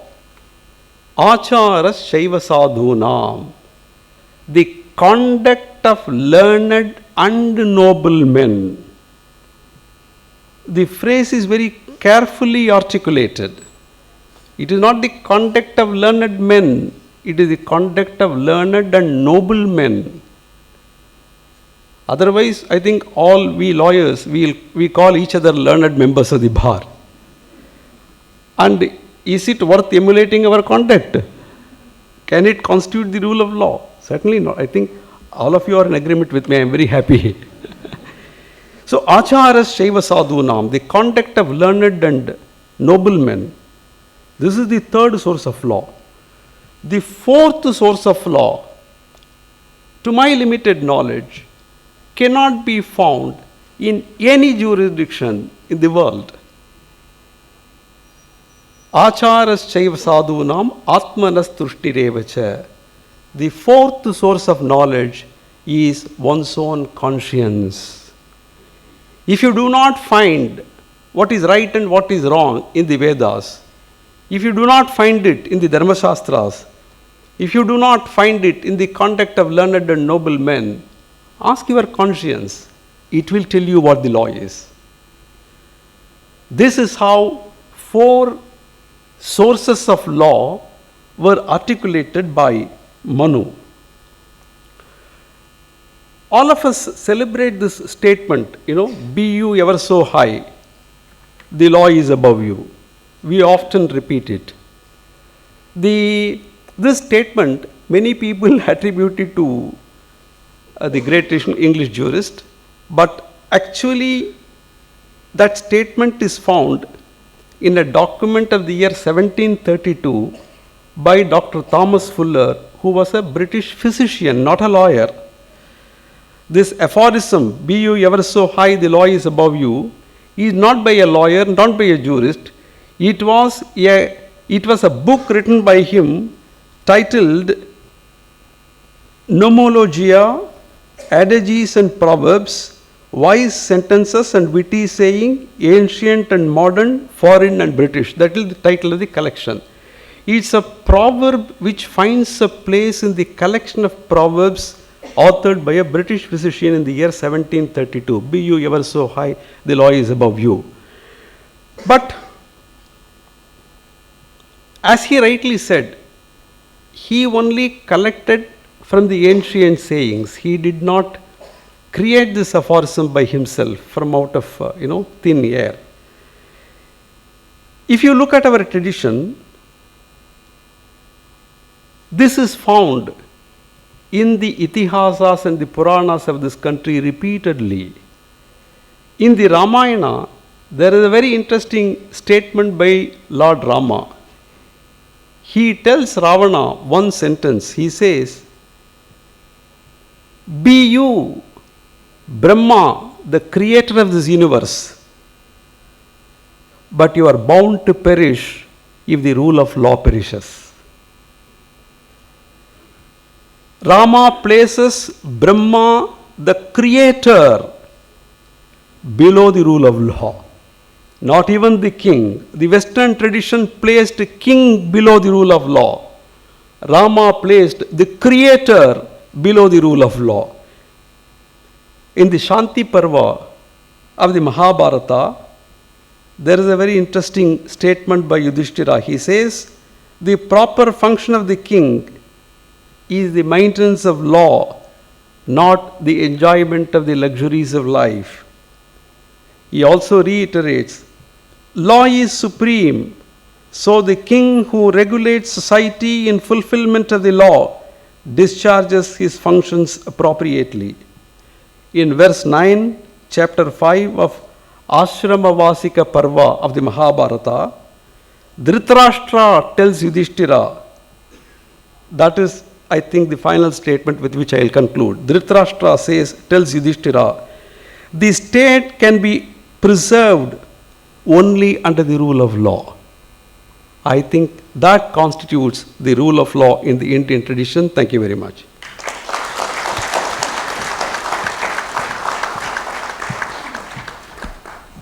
Thank you, sir, for the wonderful dive into the past with so much of clarity, which we do not find any difficulty in understanding in the present context. We then, of course, go to the next cross-border. No, okay. Now we go to, because I'm told that the second topic was supposed to be addressed virtually. Okay. Okay, so we'll await his connection. In the meantime, we'll proceed with the third topic on Asia-Africa legal cooperation role of ALCO. It's a very important Asia and Africa. We are so distant. It appears to be so distant, but our historical evidence shows that India was well connected with Africa during even the Roman times. There is the evidence to show that ships used to go from India to the other shore of African shore. But let us reconnect it to rebuild a new world order. I welcome respected speaker, Dr. Kamalin Pinipu Vadol, Secretary General of ALCO, to give his speech to enlighten us on this very important aspect. Thank you very much.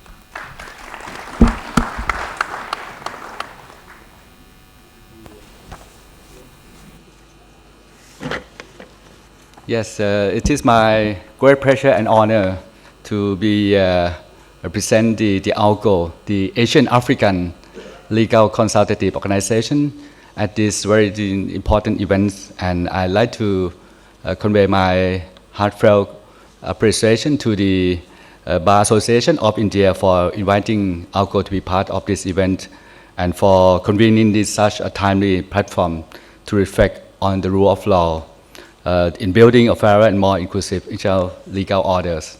It's not the record is not the first time that ALCO joined this very important event with the Bar Association of India. Since ALCO is not a new organization, we set up in 1956, and in my record, our first Secretary of ALCO, Mr. B. Sen, or Barry Sen, he served and worked with the Bar Association of India, and also he used to be the senior advocate at the Supreme Court of India also. So, and I'd like also to convey my heartfelt thanks to the President, Mr. Prashant Kumar, for inviting ALCO to be part of this very important event. My topic is the role of ALCO. Perhaps some of you may wonder what is ALCO. ALCO is the Asian African Legal Consultative Organization. Even ALCO is not part of the UN's network system, but ALCO is quite a long history. We are the intergovernmental organization set up in 1956 as we can say the tangible outcome of the Bandung Conference. Some of you may heard about the Bandung Conference in 1955 held in Indonesia that time. And if we back to the 1950s, the time after the Second World War, the process of decolonization, member countries can say from the South join at the Bandung to think about their future in many issues, economic developments. And one of the issues is on how the countries of the Global South, Asia, Africa can contribute to the process of developments and the codification of international law. That's why ALCO is set up. And since 1956, that time we set up as the committee to provide the platform for the legal advisor of the countries in Asia and Africa. And also we provide some study and to help the countries to engage more in the universal platform. For example, at UN platform, when the countries join at the discussion on many particular topics of international law. And I can say that at the beginning we have the only 7 member states, and India is also one of the founding member states of ALCO. And now we have 49 member states from Asia and Africa. We have 32 from Asia, I think covering all the countries, even from the South Asia, East Asia, Southeast Asia, and 17 from Africa. And from the very beginning, ALCO mission has focused mostly on the promotion cooperation between Asia and Africa in the development of international law. And second, on the upholding the rule of law, as we discussed today, the rule of law in international relations in close cooperation with the United Nations. So my presentation will be brief. We will highlight some focus outcome of the ALCO during the can say the 49. We will celebrate next year 70 years of the setting up of the ALCO. The promoting cooperation in development of international law. As all of you may know that international law does not develop by simply accepting rules made by elsewhere. For us, from Asia and Africa, it's been taking part in shaping those rules so they reflect our realities, values, and aspirations. And ALCO provides the forum where this collective voice is heard. For example, may I allow me to highlight some of our flagships distribution, contribution to the international law in the platform of the UNs. For example, the law of the sea. Before the adoption of the UNCLOS, some of you may know about the UNCLOS, the United Nations Convention on the Law of the Sea in 1982. ALCO was already debating ideas such as the EEZ, the Exclusive Economic Zone, and the common heritage of mankind. This discussion helped ensure that the priority of the Global South of the developing coastal and landlocked states were reflected in the United Nations Convention on the Law of the Sea.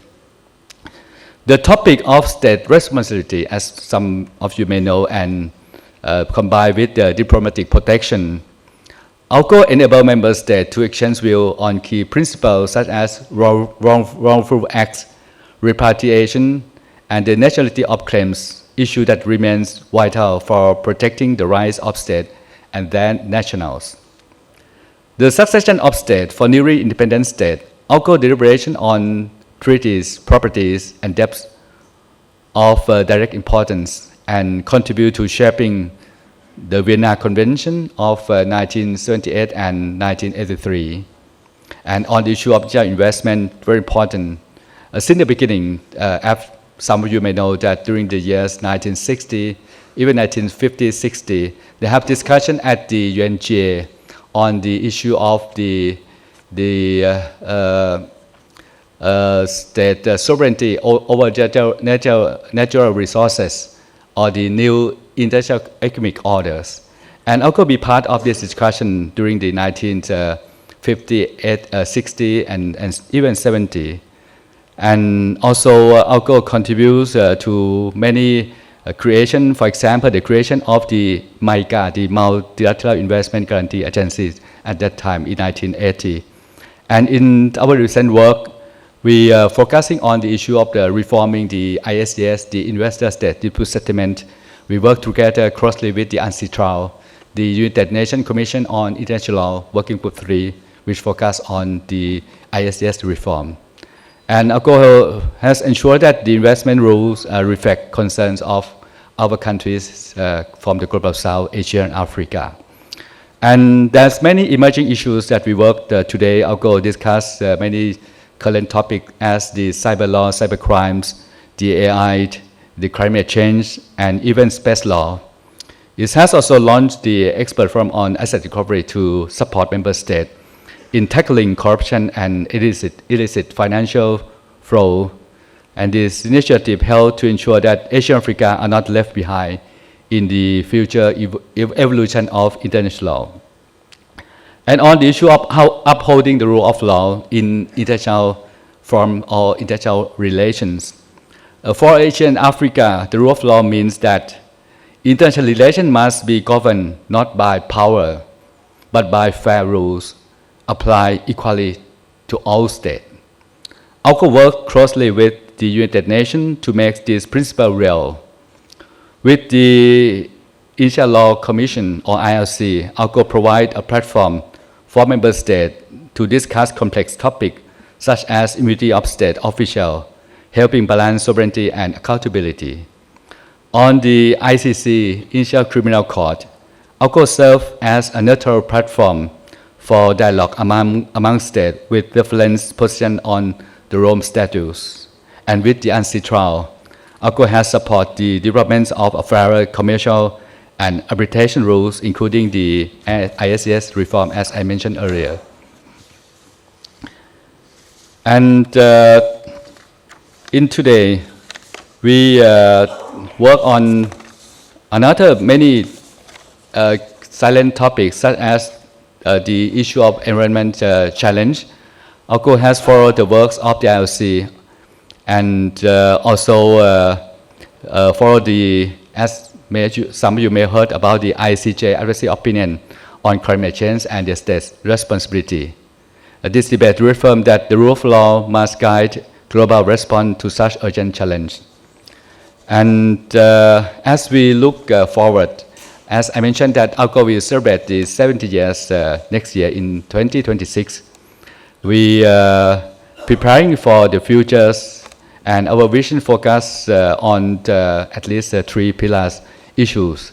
Deepening Asian-Africa legal solidarity. This is very important. We like to encourage participation from the countries Asia and Africa in the process of development and codification of international law. And advancing the development of international law within the UN and authors partners, like the author, the IO International Organization. And also we provide a kind of practical tools to help member states as a special study, model law, even the model treaties on investment issue also. And let me also acknowledge the pivotal roles of India, a founding member state of ALCO. The permanent host of ALCO's headquarters is in New Delhi in Chanakyapuri. India has always been at the forefront of shaping ALCO's agenda and continue to support its work. And hosting this conference once again reflects India's strong commitment to the rule of law, to the global legal cooperation. So in my conclusion, I'd like again to convey my heartfelt thanks to the Bar Association of India for organizing this event and inviting ALCO to be part of this important events. And the rule of law is very important. This morning I listened to many speakers. I'm impressed by many speeches, and one that I like to raise again by Excellency's Honorable Mr. Justice Singh, when he mentioned that the rule of law, we cannot claim, without the rule of law, we cannot claim diplomacy, we cannot claim possibility even anything, because the rule of law is the foundation of everything. And I think that the rule of law is the rule, not the rule of lawyer, but the rule of everybody. But we need to engage many more people to understand and respect the rule of law. So thank you very much for your kind attention. Thank you, Dr. Kamalini, for the wonderful insight into the contemporary situation about rule of law, which connects all the continents. And Dr. Kamalini, if I venture to say a few words about your name, Kamalini, it I think is derived from the word Kamal, the lotus. Yes, Sanskrit. The lotus actually indicates purity, because it is so because if you pluck lotus from water, the water does not cling to it. It indicates the purity. That's why lotus is one of the favored flower for offering to the gods. And we have also revived that kind of historical ties we had. Rajendra, during the Rajendra Chola, Rajendra, the king, Chola I, who incidentally hails from the place where Justice Ram Subramaniam also hails. Doing that is 1,000 years before, we had this interaction with the Southeast Asian countries, where both Buddhism as well as Hinduism had a presence, and not through any act of war or force was used. It was just a kind of very peaceful kind of interactions. So we had these historical ties which have been again revived, and I'm sure with this historical bonding already in existence, the new attempt to force fresh ties will not be a difficult one. Thank you very much, Dr. Kamalini, on this. Now we are waiting our learned advocate, Attorney General of India, who is going to address us virtually. He is presently located in Kerala to attend a very important function there. The learned Attorney General is again himself a scholarly person, and he has intimate knowledge about the state of affairs, and we shall see, certainly his talk will help us navigate the delicate balance. How? Okay, I'm told that there is 10 minutes. Okay, fine, no problem, we'll wait. Then we'll go to the next topic of discussion on Council of Europe's Convention on the Protection of Lawyers. Is very important, though we are not members, officially members of the committee, I understand, but our connection again with Europe is also quite deep-rooted. Many of us, the modern education in India is based on the Western education at least, and we could imbibe many of those thoughts which were the product of the European Renaissance, which has great influence in our national movement also. Yes, of course, the whole concept of the justice, equality, liberty, though we may think that we may have borrowed from the French Revolution, which was the very, but I think that the whole concept was already there in Indian subcontinent, the whole concept of liberty, equality. I just reminded of this very famous speech by Swami Vivekananda in Chicago, where he mentioned about when the Israelites, when they were overwhelmed by the Roman Empire, they came to the Western India, and they were welcomed by India. They were not asked to convert to Indians. They were allowed to continue the tradition, similar with Zoroastrians when they were overrun by in Iran. They also came here. So we have, and we had this whole tradition of welcoming, treating them as equal partners in this universe, our existence, and that also shows the fraternity, the equality, and the justice. So, but then it connects with the views of the Europe, and I will request Mr. Andre Hoek, the Vice President of German Federal Bar, to address us on this very important aspect. Thank you very much.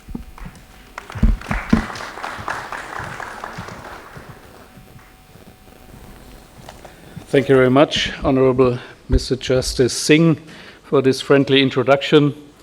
Excellencies, distinguished guests and colleagues, first of all, congratulations to the Bar Association of India for putting together this excellent Rule of Law conference. It is my first visit to India, and after my first day, I'm already very impressed by the deep-rooted culture of this beautiful country, and I feel very honored to be invited to give a keynote speech at today's event.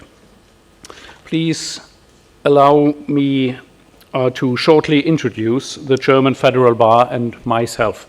My name is André Haug. I am a practicing lawyer and since 2018 Vice President of the German Federal Bar. The German Federal Bar, or in short BRAC, is the umbrella organization of the legal profession in Germany. Our members are the 28 regional bars, which form the regulatory body of the legal profession in Germany. The German Federal Bar has represented the interests of lawyers at a national, European, and international level for over 60 years.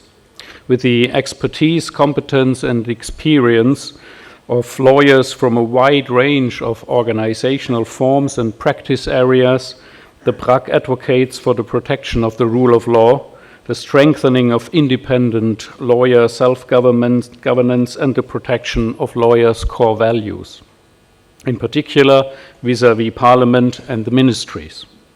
The BRAC is not only active nationally, but also internationally. The German legal profession also plays a key role on the international stage in helping to shape legal cooperation and intercultural dialogue in the field of law. The aim of our international work is, among other things, to contribute to the establishment and maintenance of rule of law structures, to introduce and strengthen an independent and self-governing legal profession, and to engage in exchange on different legal concepts for the joint further development of the law. International events, such as this one in particular, offer the opportunity for exchange and in-depth discussions. The theme of this year's Rule of Law Convention is Global Economic Governance and Principles of the Rule of Law, with a particular focus on economic governance and cross-border terrorism, a topic that is particularly relevant for India in the light of the event of April 22, 2025. 26 tourists were killed in a terrorist attack in the Indian part of Kashmir. The victims were mostly Indian holiday makers. From the point of view of the terrorists, they were following the wrong faith. According to media reports, the militant group, the Resistance Front, has claimed responsibility for the attack. The incident has further aggravated tensions and again fueled the long-running conflict between India and Pakistan. It is not only here in India that terrorism repeatedly triggers fear, social destabilization, and has an effect on economic growth, tourism, and investment. Since the terror attack in October 2023, we have been able to witness the ever-widening crisis in the Middle East until today. We, the international lawyers community and representatives of national as well as international lawyers organizations, will address these and other topics in depth over the next 2 days in the event. First of all, however, I would like to draw your attention to another important rule of law topic that is currently preoccupying the legal community in Europe, and this is the Council of Europe Convention on the Protection of the Profession of Lawyer. The Council of Europe is an international organization founded in 1949 to promote and uphold human rights, democracy, and the rule of law. It has 46 member states and developed within this framework numerous multilateral agreements called conventions. This year, the Council of Europe adopted the first ever binding international agreement aiming to protect the profession of lawyer. This is notably to respond to increasing reports of attacks on the practice of the profession, whether in the form of harassment, threats or attacks, or interference with the exercise of professional duties, by way of, for example, obstacles to access for clients. To achieve this, the new Council of Europe Convention on the Protection of the Profession of Lawyers aims at setting minimum standards to states that exceed the Convention are not hindered from introducing higher protection for lawyers. It also takes into account the differences between the organization of the legal profession in various countries. These attacks we are seeing are not only carried out by angry, criminal, or extremist individuals or groups, but are often fueled by media that associate lawyers with the actions of their clients, thereby exposing them to life-threatening attacks. In various countries, lawyers and their organizations are also attacked by the state. These attacks do not only occur in Europe. The latest executive orders issued by the president of the world's largest democracy and most powerful nation are just one example. These orders suspended security clearances held by lawyers, restricted their access to government buildings, required government contractors to disclose whether they do business with a particular law firm, and called on agencies to take steps to terminate contracts with law firms of their clients. Even the American Bar Association is currently under pressure. Its funding for legal training has been cut, and government lawyers have been instructed not to participate in ABA events. In Turkey, the legal profession is also under attack. Just recently, a Turkish court arbitrarily dismissed the entire board of the Istanbul Bar Association, including its president. At the same time, the members of the Bar Association's board are facing criminal proceedings and long prison sentences. The background of these events is just a press release by the Istanbul Bar Association calling for an investigation into the killing of 2 Kurdish journalists by a Turkish drone airstrike. Only in July, Law Asia issued a statement on the harassment of lawyers from Azerbaijan and Russia regarding reports citing unlawful detention, the arrests of journalists, the harassment of lawyers, and the denial of legal representation. Law Asia has emphasized the need to adhere to the rule of law and called for the exercise of restraint by the relevant authorities. As we all can witness, lawyers in various jurisdictions have long been and are increasingly being intimidated, preventing from doing their work, or even physically attacked for representing unpopular clients.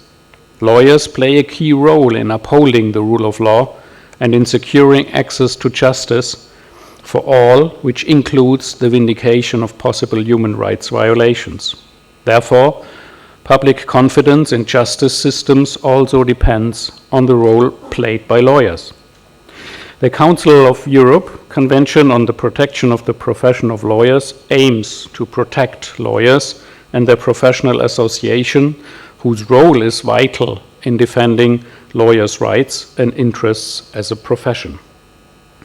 I would like to quickly walk you through the convention and briefly summarize its provisions. With its 24 articles and 5 chapters, it is pretty straightforward. As already mentioned, the purpose is to strengthen the protection of the profession and the right to practice without fear of discrimination, improper hindrance or interference, or of being subject to attacks, threats, harassment, or intimidation. The scope of application covers professional activities of lawyers and their employees, as well as people who want to become lawyers, and also, last but not least, professional associations of lawyers. Article 4 is important for us bar associations. It deals with the responsibilities and role of the professional association of lawyers in safeguarding the profession's principles and standards and in protecting the individual members of the legal profession, particularly in situations where they are not able to defend themselves.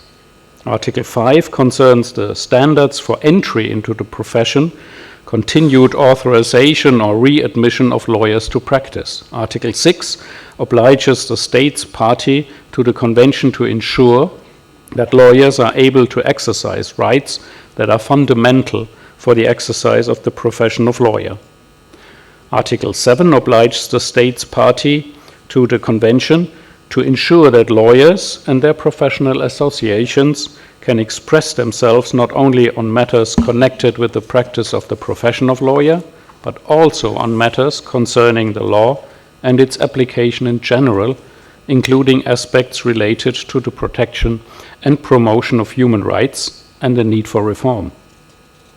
Article 8 deals with disciplinary proceedings against lawyers, and Article 9 obliges states to ensure that certain measures are adopted and that they refrain from certain actions so that lawyers are protected in a number of specific situations where they are particularly vulnerable to abuse. It also obliges them to ensure that lawyers and their professional associations are protected from being attacked, threatened, harassed, or intimidated, or otherwise being hindered or interfered with when carrying out their professional activities. As you can see, ladies and gentlemen, the Convention's substantive provision set high standards for the protection of the legal profession and its associations. When you look at the Convention in detail, you will see that a number of rights have been formulated in a very differentiated manner. For example, Article 9 states that a lawyer deprived of their liberty shall have access to a lawyer of their choice, be able to inform their professional association, and be entitled to have a representative of their professional association or a lawyer present during any search, the seizure of documents and data. This provision, for example, further strengthens the lawyer-client confidentiality, a core value of the legal profession. In order to guarantee this right, the signatory states undertake to amend their procedural rules to protect the legal profession. Article 9 also strengthens the rights of professional associations as safeguards of individual lawyers, especially the right of access to lawyers who are deprived of their liberty and the possibility of attending hearings in any proceedings brought against lawyers on account of their professional activities are strong mechanisms to be able to limit state arbitrariness. The Convention also states specific obligations of signatory states. According to Article 9, for example, states must ensure that lawyers can carry out their professional duties without being the target of any form of physical attack, threat, harassment, or intimidation, or any improper hindrance or interference. Where such circumstances could amount to a criminal offense, the state must also ensure effective investigation. Furthermore, they must also ensure that professional associations can operate as independent, self-governing bodies. As you can see, these binding substantive provisions of the Convention are a major step toward better protection of lawyers and for their professional organizations. Like other international treaties, the Convention also provides for a monitoring mechanism in Chapter 3. The centerpiece of the monitoring mechanism is a group of experts called GRAVO. GR is for group and AVO for avocat, which is the French word for lawyer. The GRAVO is a body established by the Council of Europe to monitor the implementation of the Convention on the Protection of Lawyers. It is composed of 8 to 12 independent experts who evaluate how the signatory states are upholding the Convention's principles, including the protection of lawyers from attacks and ensuring their professional independence. Its primary role is to monitor how states that have ratified the Convention are implementing its provisions. GRAVO is supposed to use targeted questionnaires to gather information on the Convention's implementation from state authorities. When necessary, GRAVO can arrange in-country visits to collect information and assess the situation firsthand. The expert group will prepare reports with conclusions for each state based on the information gathered. They can initiate urgent procedures for serious violations of the Convention. GRAVO also provides guidance on themes and concepts related to the Convention and can issue recommendations to the signatory states. Another pillar of the monitoring system is a political body called Committee of the Parties, as set out in Articles 11 and 12 of the Convention. The Committee of the Parties comprises representatives from each party to the Convention. It is responsible for electing the members of GRAVO, the expert monitoring group I've just mentioned. Beyond its electoral function, the Committee of the Parties promotes cooperation and dialogue among states, follows up on GRAVO's conclusions, and may adopt recommendations to support compliance with the Convention. Although it does not alter GRAVO's findings, the committee introduces a political dimension to the oversight process, thereby strengthening accountability and fostering shared responsibility among states in safeguarding the independence and safety of lawyers. This was a short summary of the monitoring mechanism. Let me turn to the final chapter 5 and the question of how to become a party of the Convention. The Council of Europe's Convention on the Protection of the Profession of Lawyer was opened for signature on May 13, 2025, and was signed by 17 countries on the first 2 days. These included Andorra, Estonia, France, Greece, Ireland, Italy, Lithuania, Luxembourg, the Netherlands, North Macedonia, Norway, Poland, Sweden, Belgium, Iceland, the Republic of Moldova, and the United Kingdom. On July 4, 2025, Bulgaria signed the convention as 18th country. Germany is not part of the convention as yet, but we are hoping that it will only be a matter of time until we sign. The convention is in principle open for accession by all states worldwide, and also the European Union can accede. All member states of the Council of Europe and those states that took already part in the elaboration of the convention, that is, for example, only Mexico, can sign and ratify the convention already now. Any other state can do so after the convention entered into force, and only after being invited by the Committee of Ministers of the Council of Europe. For the convention to enter into force, it must be ratified by at least 8 states, 6 of which must be Council of Europe member states. As of mid-July 2025, none of the signatory countries has yet completed the ratification process. Thus, the convention has not yet entered into force. First estimations expect this to happen around the end of 2026. So much for my short introduction to the Council of Europe Convention on the Protection of the Profession of Lawyer. Maybe as a final remark, the convention is very important to Prague.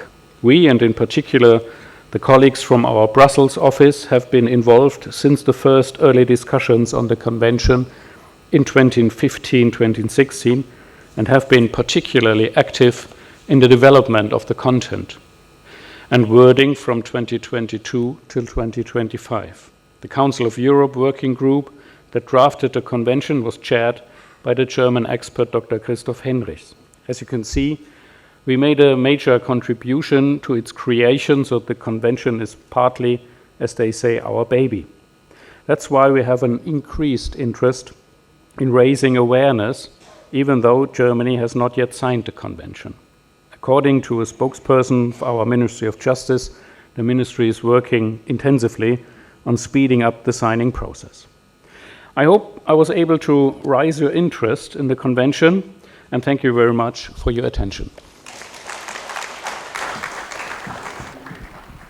Thank you, Mr. Andre Hong, for a wonderful exposition on the very important area of collaboration. In fact, our contact, our collaboration with German goes back centuries ago. If you know that Max Muller was a scholar in Sanskrit, he was responsible for translating Upanishad from Sanskrit to German and English, and that's how it opened up the whole, the wisdom of the East, and we'll continue that effort. Thank you so much, and we are eagerly awaiting to hear from Mr. R. Venkatramani, the Attorney General of India, who is a scholar, lawyer, We not I do not wish to spend on that much more. That we can see from the speech he will be delivering on this with insightful knowledge, not on the law, but also how the states function. With this insightful knowledge, I'm sure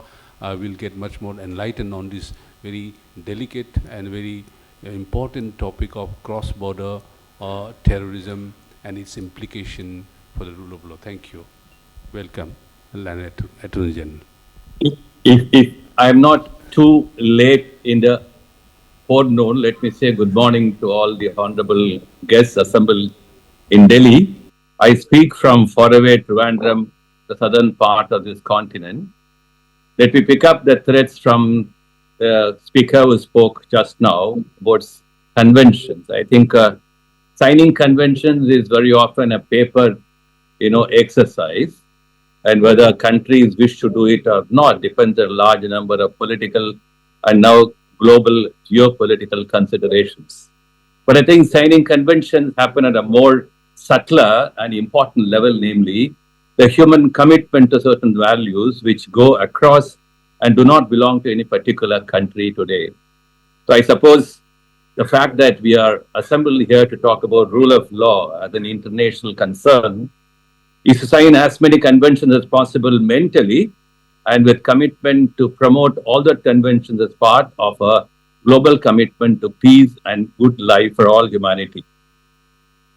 And Prashant Kumar wanted me to talk about the cross-border terrorism. It's easy to talk about it in terms of what happened in the past couple of decades, and particularly concerning India. We tend to talk about terrorism in general, and then we also tend to, while talking about that, we bring all those aspects of what is anathema to human peace and human welfare without any distinctions whatsoever across caste, religion, faith, creed, etc. But before I would probably express my thoughts on cross-border terrorism, I think it's important for us, an international body of lawyers, who are assembled here in Delhi, and as often as we assemble like this, wherever we are assembling, I think it's important for us to have certain common pledges. The world has closed its doors to Cold War, and it had its own implications for human development across the globe on an equal regard and equal status basis. It's good that we do not allow any more Cold Wars to become part of a global human transaction, understanding, and relationships. Secondly, it's equally important that we do not only have Cold Wars, but we do not have covert or open wars any longer on this planet. Any war, by virtue of using instruments of terror, coercion, or such compulsions, I think, are antithetical to human understanding of peace and being fundamentally good to each and every one of us. The third pledge I probably thought would be that we have crossed a long way in understanding rule of law from its early nascent stages and years, mostly coined and dictated either by global institutions such as World Bank or etc. I think it's important for us to plunge a little more deeply into knowing the rule of law as something building relationship between human beings. And if as an individual human being, I do not have faith in law and would not like to abide by law in all its expansive dimension, then there is rule of law is the first casualty at my level. Therefore, it's important for us that to say all legal fraternities and associations will be able to say that we must turn a new chapter in understanding rule of law, not merely as one between a state and a citizen, but between all human beings where, to coin, I said, to use his expression, equal regard and equal status of all human beings, to pursue the best in their dignity and the worth of being human, I think is the ultimate and the goal of human law and the ultimate driving factor of rule of law. If that's how it's going to look at it, I think there is no room in any part of the world, not only in India, in any part of the world, to talk about cross-border terrorism. I think it's important for us to say that whatever a faith or a creed or religion may think about its own importance in delivering personal pursuits of human freedom, etc., it's important for us to say that no faith, no creed, no understanding, no religion will say that you will use violence as the only means of settling human transactions or human disagreement. Having said that, I think let me share a few words on why we need to have a new dimensions understanding of rule of law, and therefore we will certainly talk about not cross-border terrorism as an isolated concern of few countries in the world. Generally, it's being taught. One of the historians of violence says that violence across the world has come down, and one does not know whether it really depicts the correct picture. But historians hold mirrors unto us as if to help us to learn and chart our destiny on this planet, on lessons drawn from the past, whether it's dialectical materialism or any other school. The offer is to assist us in planning our future. Volumes have been written on how violence has been the way of resolving differences or for social, geographical, or religious hegemony. Optimists predict that violence as a means of going around a problem is on the wane. I suppose gatherings like this will certainly put a stamp on that the wane will not revert. We can attribute a significant decline in violence to many factors. The decline and end of colonial occupations, the decline and end of old religious colonization or hegemonical ventures by force, the decline and end of national wars, the emergence of the idea of constitution and representative democracy, the emergence and entrenchment of ideas of rights that can be enforced through impartial tribunals, particularly human rights, civil, political, social, economic, and cultural. Can there be one all-embracing concept, definition, or comprehension of rule of law? Is rule of law an evolution and amalgamation of several political and social ideas, ultimately tuned to limit and tame all arbitrary power, private to public? As we move after post-WTO regime to the emergence of private power on dictating how our minds will work, how our thoughts can be controlled and directed, is an important question, important for rule of law, and is therefore more closely connected to institutionalize of all social and governance processes, private processes, technology, and all the force of technology, in order that justice, equality before law, and accountability to power, all power we're talking about, are secured by orderly and published, transparent, and accountability procedures and rules. It's going to be a huge challenge as we march into the next machine age where technology is virtually taken over the way we think, the way we act, the way we conduct our transactions. And it's therefore important for us when we talk about cross-border terrorism, where all possible means are pursued to ensure that peace and good means are put on the table. So therefore, why do we need the thin and the thick varieties of rule of law, as we often talked about, and what do they conceal? Political ideologies dressed in new clothes, and I think it's in that context that therefore it's important to talk about giving finally a closure to the Cold War and the new world war that may emerge by using technology and then clothing it with all kinds of new shapes and frames of ideological dialogue. And that's why I think cross-border terrorism can take a new shape and then emerge as a wolf in the sheep's clothes. So several statements on the high ground of law and subjection of all people to it and the relevance of rights in securing them have been made in the past. They were made in the context of diverse historical backgrounds and social orders. Is it not that they are either partial or incomplete for current universal global reception in view of the neoliberal economic spread and the technological driven globalization, which poses several unprecedented global and local challenges?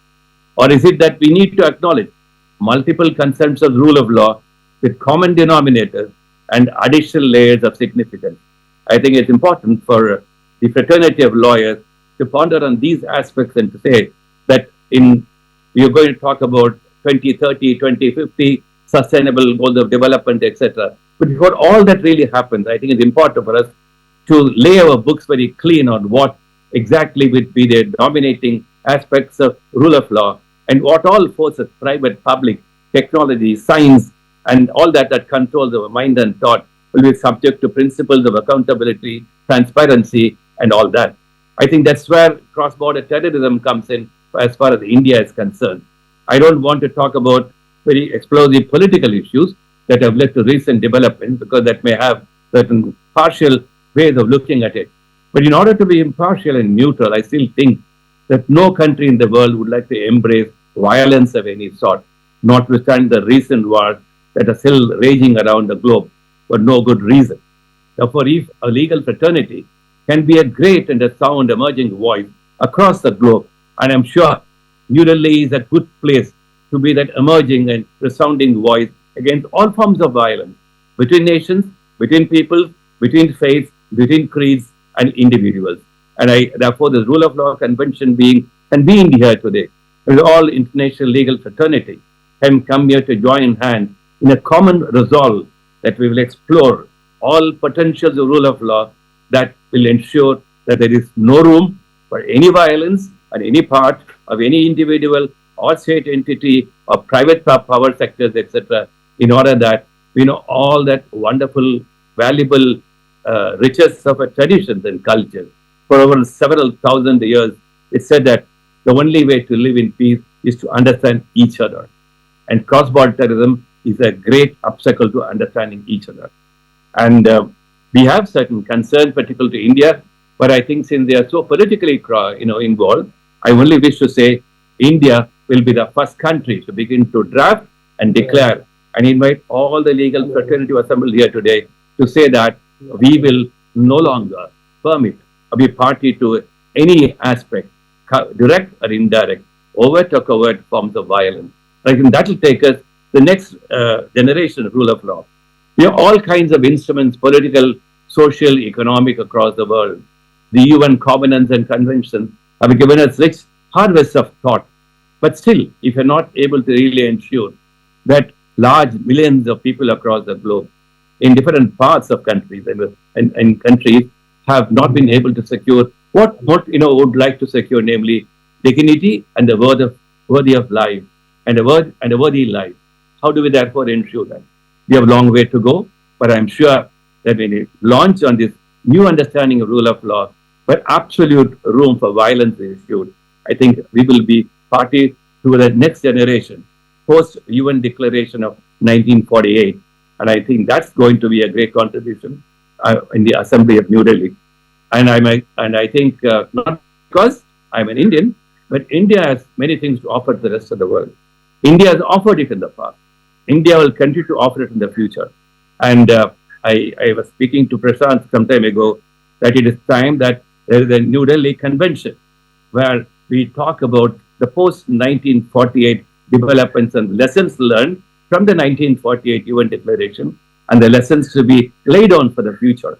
And this Rule of Law Convention, I'm sure, will be one such New Delhi Convention to be a beginning for eschewing all violence and all peace to be promoted at all costs. And I'm sorry I am not physically present there. I would love to be part of any further deliberations, where I said the New Delhi Convention will be the beginning of a new era and understanding rule of law, so that all of us live in wonderful peace and something which probably humanity has not seen and witnessed so far. In a nutshell, we seem to be at a crossroads. Either we hold the rule of law debate is no longer confined to controlling arbitrary power through supremacy of law, repeating importance of equality and cataloging rights, or we stand by the emerging demand that rule of law must get into fundamental questions of political processes, social process, economic process through which rights, duties, expectations and needs are debated and administered. Constitutions are abided by. Discretions and public policy choices are open to correction, and that no dispensations of any sort are made under cover of assumed wisdom of any system of economic or political ordering. We will not be merely discussing impartial courts, fair trials, known laws enforced through known published procedures, And we are now called upon to resolving conflicts and antinomies generated by capitalism, freedom of property and contract, access to and control of community resources, on the one hand, in the name of innovation that will eventually meet all human needs, and social control of all human activities, on the other, through regulation and intense supervision in the name of social justice or socialistic legality. Strangely, some countries have chosen hybrid models of organized freedom and social control, which have become laboratories for pundits of economic and social studies. Of course, I think in this context, the Rule of Law Convention assumes importance. We need to have a code for a new rule of law, and who else can frame this code except the fraternity of lawyers gathered from all across the globe. I thank you for your attention, and I'm sure we'll be on a long but a quick and comfortable journey on understanding and unraveling the new dimension of the rule of law. Thank you so much. Attorney General, for your insightful exposition on this very delicate issue of balancing the need to protect our values against terrorists who do not believe in such without compromising with the basic legal principles. Thank you, Learned Attorney General, for that. Next, we come to the last of the speech by Prashant Kumar, the key principles of the international rule of law and economic justice and application in international economic governance. This is very important for the reason that as far as the national domestic issues are concerned, we understand the rule of law guarantees a level playing field, enforceable contracts, property rights, and constraints on arbitrary power, all ingredients for economic growth and fairness. How do we translate these principles and values in the international plane is something which needs to be also will be explained by a learned speaker, the president of the association. Thank you.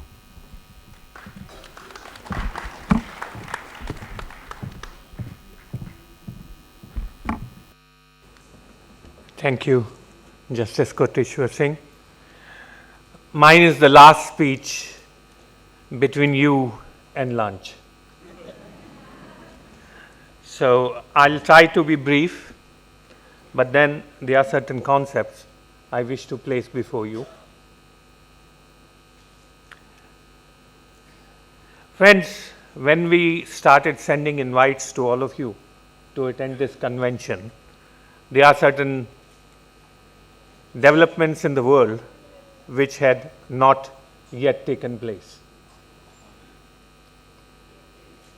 We conceived this convention last year, as sent you save the date, around July and August. The world changed in many ways after November and in the beginning of this new year. Earlier, we used to use a term that we are at crossroads.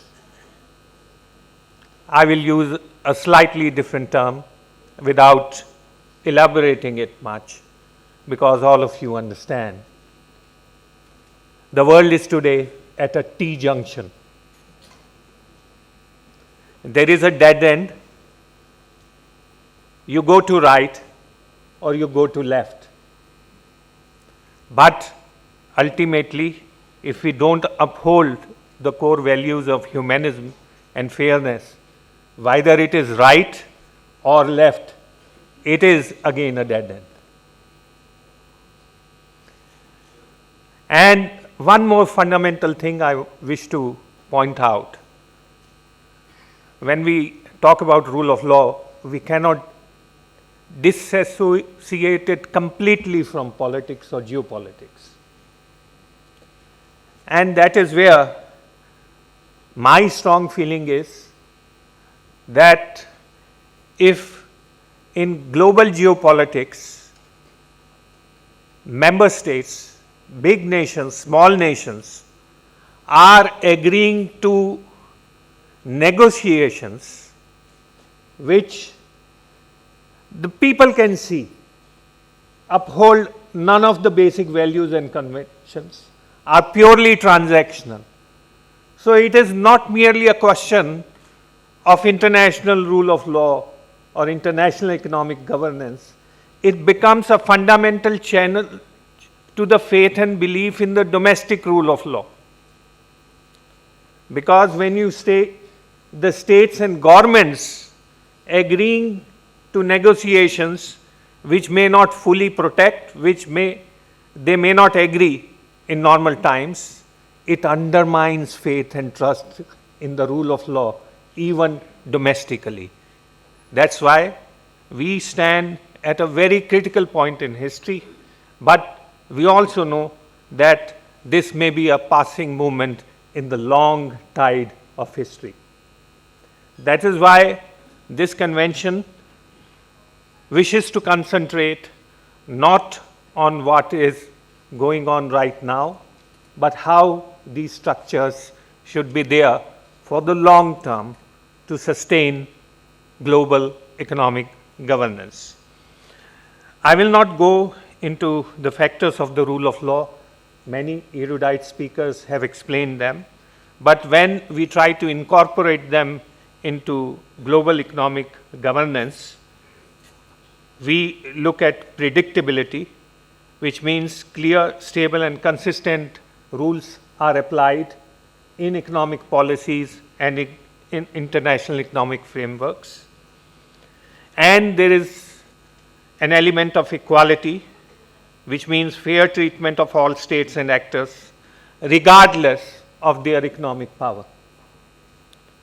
Then comes accountability, because ultimately, whatever we can perceive today as constituting international economic governance, that is run through international institutions, which are primarily the outcome of a post-Second World War system, which was erected to maintain a status quo to prevent wars. But was it created for the times of today, when even in United Nations we have gone forward with the concepts of sustainable development goals?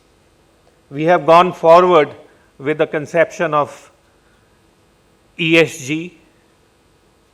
We are now working on these progressive global instruments, which, in my opinion, are based on the core values and principles of rule of law itself, because they try to promote sustainability, they try to promote justice, they try to provide fairness in how things are balanced between the rich and the poor, how in climate justice, climate finance, and even economic bailout packages, how the instruments are structured to be fair and equitable. So that is why this discussion on the rule of law being the basis of global economic instruments is something which should try to understand in a holistic and wholesome context. When I talk about the world on T-junction, it is this year's development. But just look at it. World Trade Organization, which was created to bring fairness in international trade through instruments like most favored nation treatment, non-discrimination, which are all core principles of the rule of law, is dysfunctional because there is a complete paralysis in its dispute settlement system from 2019. So it was not something brought in by COVID, it was before COVID. It is a paralysis which is enforced, and it is a big body blow to the kind of globalized world economic relationships we were imagining and we got used to. Now, the other instruments, because the world, the institutions have been created to support the weak, support those who are under crisis. And those institutions are IMF and World Bank. We have a topic on debt restructuring, sovereign debt restructuring here. But we must, as legal scholars, look into the aspects that how these organizations have performed, how they have lived up to the principles of rule of law in terms of consistency, in terms of fairness, in applying conditionalities, in making prescriptions. Then again, international investment law, India has cancelled a lot of bilateral investment treaties because how the rights of communities, environmental concerns and other overriding concerns are to be looked at, while you also look at the enforceable rights for investors. And here I have a personal opinion, all may not agree. According to me, as a very basic economic concept, the profit is in direct proportion to risk an entrepreneur takes. When investors go to developing countries and emerging markets, they go there, they make their investments, private enterprises, not for granting any development assistance, but to make profit. And profit also at a scale which is not available in their home jurisdictions, where you have returns 2%, 5%, 7% at the most, being very, very healthy. But you go to developing countries looking for returns over 20%. So you are, by this huge margin, by this huge prospect of economic returns and profit, you are taking a calculated risk. But you also want a double cover. I should take a risk, but my risk should be protected by legal instruments, which interfere, according to me, in the normal setting of economic relations. So that's why one of the aspects I want to pose before this assembly is to think about investment protection. One, in the grading, where it is most extreme, that due to a regulatory change, entire investment is appropriated, or where due to various sovereign actions which are necessary for protecting the domestic interest of the communities who own the natural resources, who are traditional owners of such natural resources, which now the investment wants to develop and exploit commercially. So if certain thing is done through interference of courts, through interference of public outcry, in terms of giving some share to such communities while these profits are made. So whether that should result in a breach of an investment protection treaty, and the state which is inviting investment so that the economic standards can be improved, instead suffers a huge damage in terms of international awards.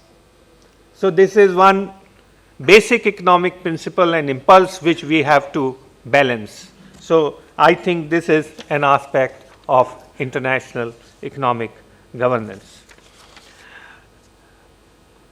Just to give you a little idea, I am talking about IMF conditionalities and the rule of law.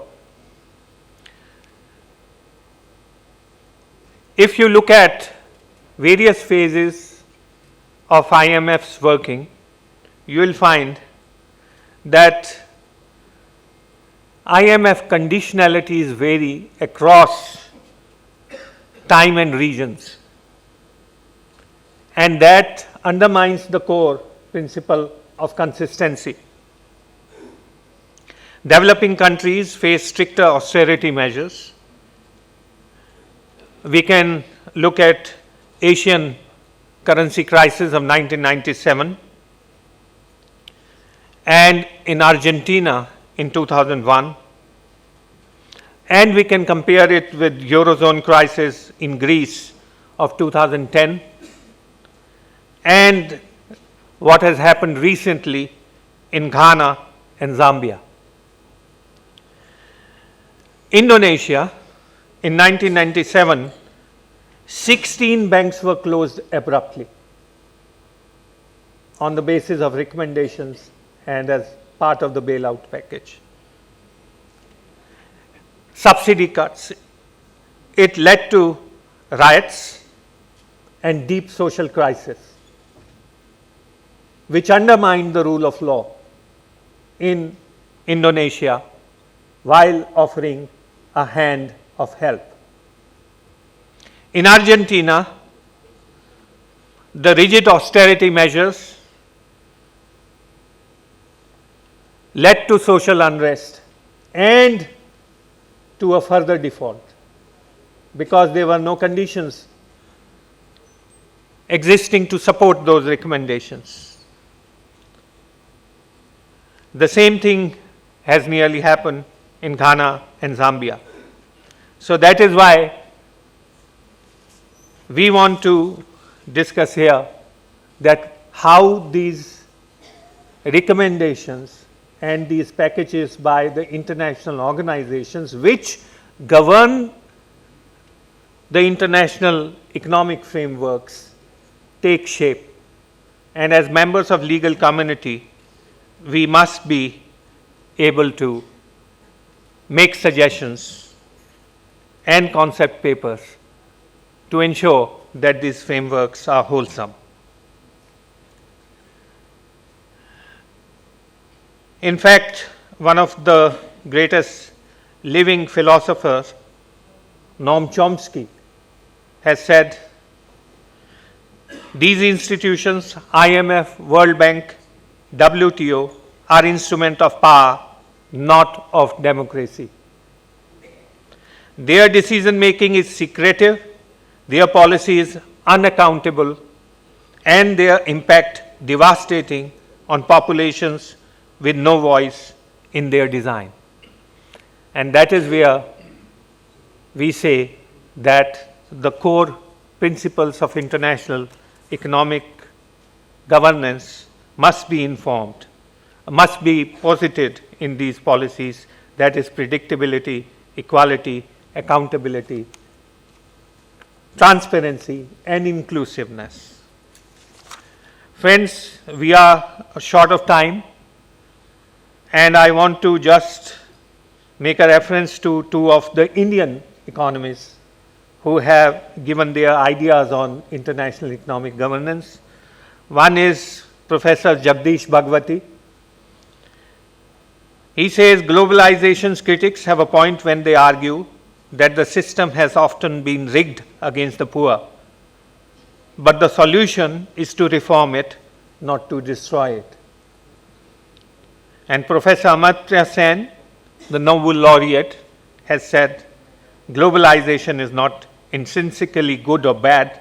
What matters is how it is governed and whether the benefits are shared and the burdens justly distributed.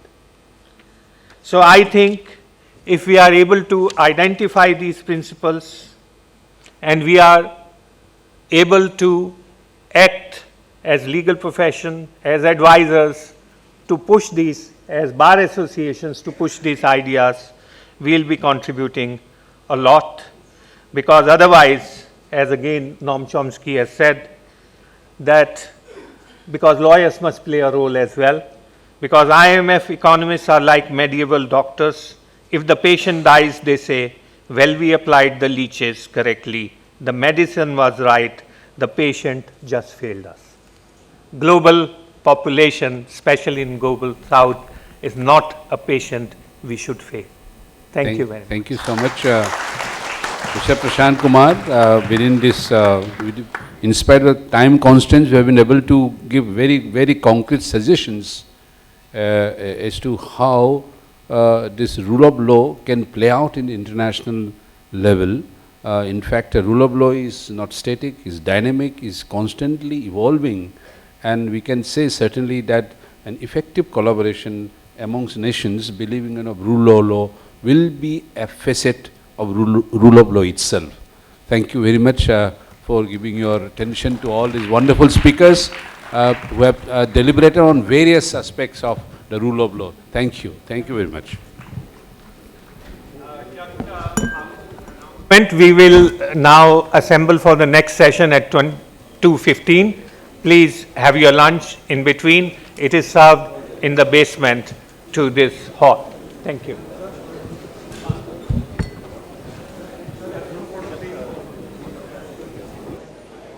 C.S. Vaidyanathan, who is also the Vice President of Bar Association of India. We also have Mr. Prashant Kumar, President BAI, and Ms. Lisa, President Law Society of Singapore, Mr. Rodden, who is on the dais, President Law Society of Hong Kong. Catherine will be joining us on online mode, and we also have Divino, President Bar Association of Seychelles. Over to you, sir.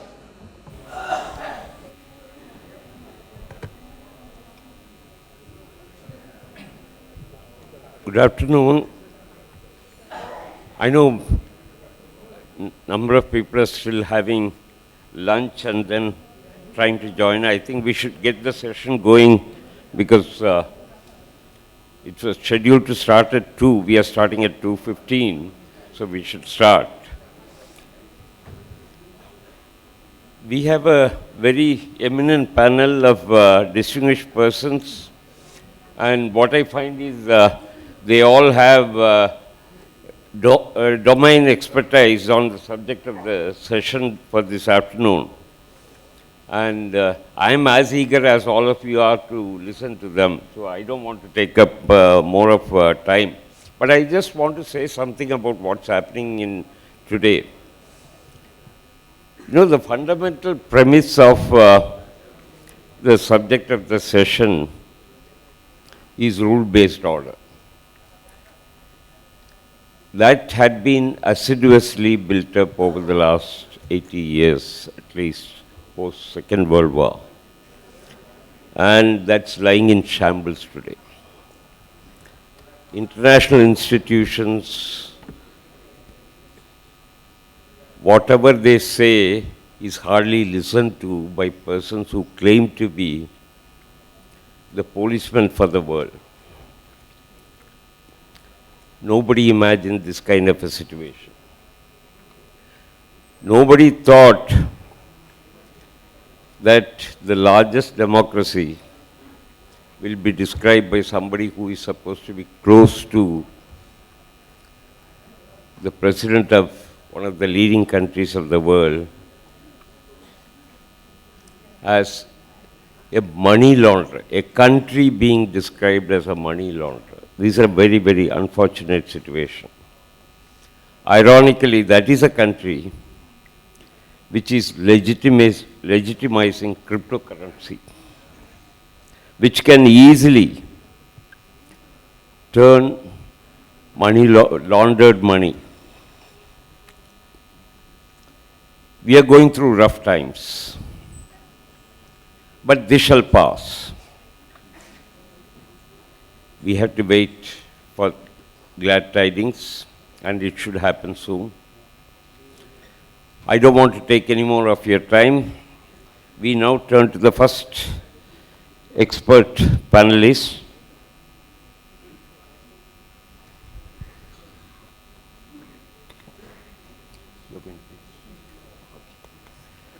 Our President of the Bar Association will be speaking first.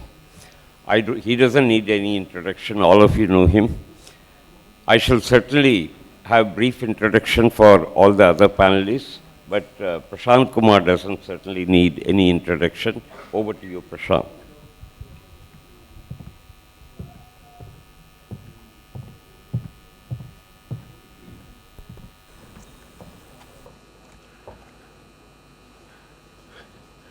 Thank you, friends, for being back after a quick lunch. Others are trickling through, but we think we should not hold back the proceedings. Friends, essentially, the frameworks which have been built for anti-money laundering and Financial Action Task Force, or FATF, are frameworks to protect the rule of law.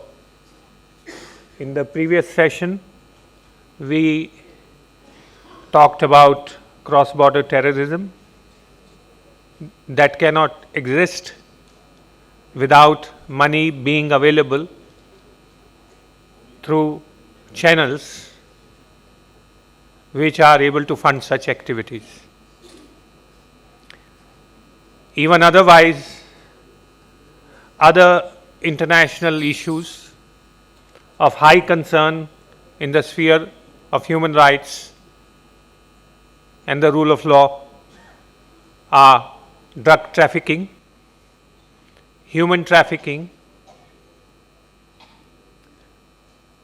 and even trafficking of nuclear technology, other technologies which operate under restricted frameworks and, if are not in safe hands, can spell a doom globally.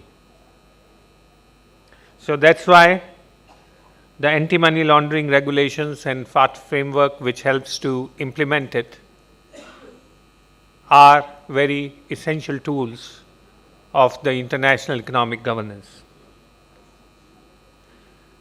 What we are discussing here is whether the tools which ostensibly are there to shield and protect and promote the rule of law and human rights can have other aspects also, which can at the same time have potential to undermine these very values.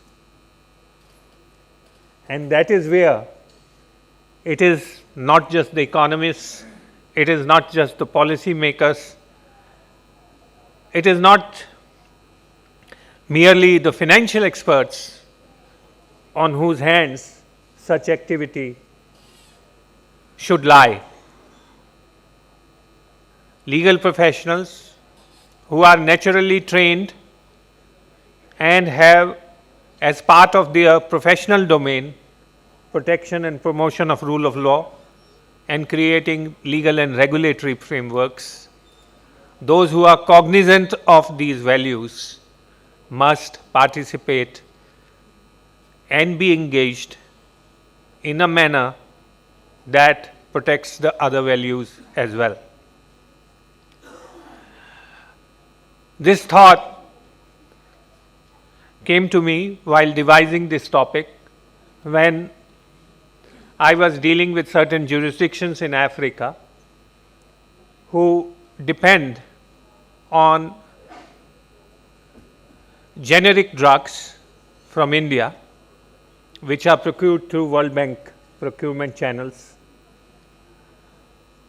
to safeguard their populations from disease, from endemic disease, and for treatments which, in the absence of availability of cheap drugs, is a direct assault on the minimum right to life. Because if a cure exists and it is available but not affordable, is a travesty and it undermines human rights. So what happens? Not all countries in the world have equally strong financial systems. So when we build frameworks to prevent money laundering, like Know Your Customer, and we have other group of recommendations like 40 recommendations created by FATF, we must see what are the implications for this for the countries, communities, and populations who are already underfinanced, who are already underbanked, and who are still struggling to get into the financial inclusion space. Whether these regulations help to push them in or to push them further out is the situation we wish to highlight here. So, talking of the medicines, I discovered that some medicines like even metformin, which is a basic drug for diabetes, if it is available in India for a month's treatment for less than $1, the same manufactured in India is available to a poor person in another country for $25. How this $1 becomes $25? There are many reasons for it, including the commercial reasons, but then this procurement is also part of the World Bank funded initiatives. So, how does this huge markup exist?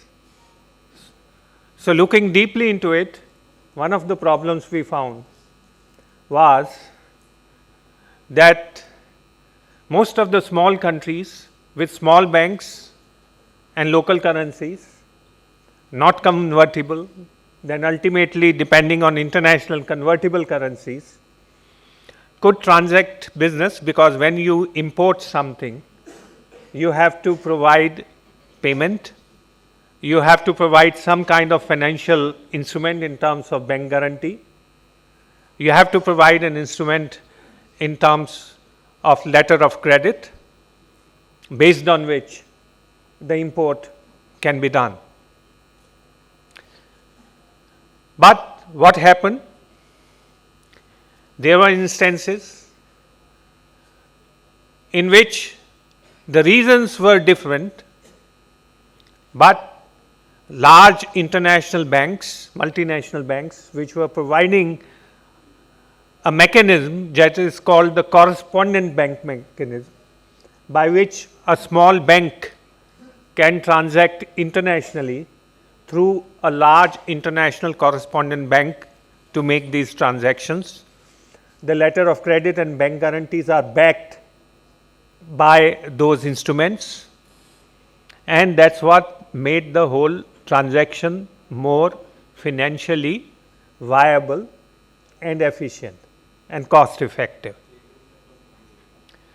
But when the AML regulations kicked in, some big banks in Europe were faced with huge penalties by Security and Exchange Commission of United States,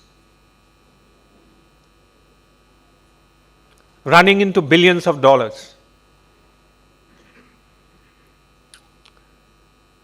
because the lapses in AML were found to be quite significant, but having penalties to address them and not push for, in the equal measure, the structures which will oversee and the principles which are to be implemented. So, what happened? Couple of huge multi-billion dollars penalties sent shockwaves and panic into financial sector and the banking sector. As a result, the banks, apart from gearing up for implementing these regulations, started de-risking the operations at a lower cost and effort. So one of the risk areas was, okay, we can do the KYC. How can we vouch for a small bank in Africa or Asia which is doing these transactions through us, that their lapses will not hit us?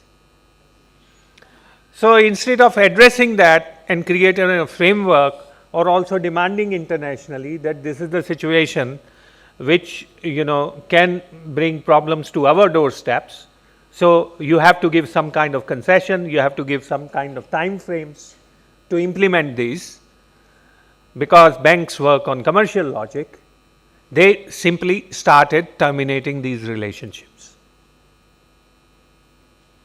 And what happened? The result was that the smaller banks in countries, and sometimes countries as a whole, were left out of the financial transaction network through this device, which means they had to depend on third-party contractors and suppliers, which led to multiple markup on the essentials like medicine, foods and all, the availability of which and affordability of which is a core human rights and rule of law concern. There have been efforts of late to address this, and we will have a speaker from Basel Institute of Governance, Switzerland, Katerina, who will be making a video presentation to us today. And she advises on FATF framework and AML frameworks to governments and to big clients, and helps develop these frameworks. But we thought that it will be very important that as law societies, bar associations, we are confronted this situation within the profession also, where there are reporting obligations to prevent money laundering, which can be onerous, which can have stress on client confidentiality issues. And so that also requires a discussion, because ultimately if lawyers are not able to work having full confidence of their clients, and unless until they are an accessory to the crime of money laundering, what advice they give, what services they provide should be out of the reach of any authorities. That is how the independent professions work and achieve their objectives within the hierarchy of rule of law. So I think these aspects need a deeper deliberation, and in this convention we are bringing these issues to the table so that we can apply our minds collectively to find appropriate solutions, and as bar associations create policy briefs, advocacy briefs for our own governments and for international bodies. Thank you very much.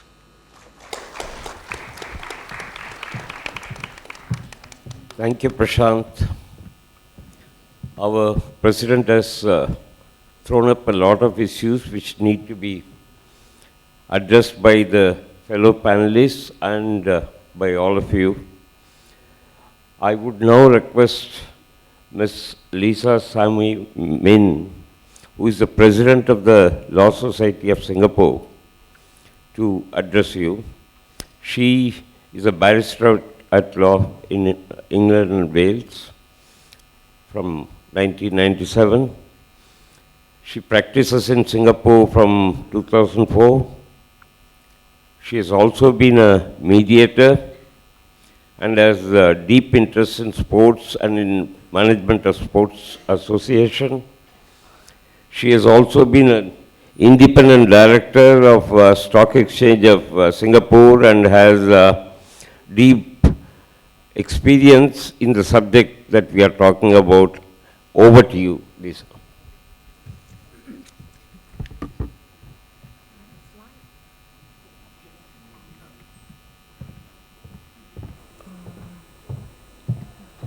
This rodent.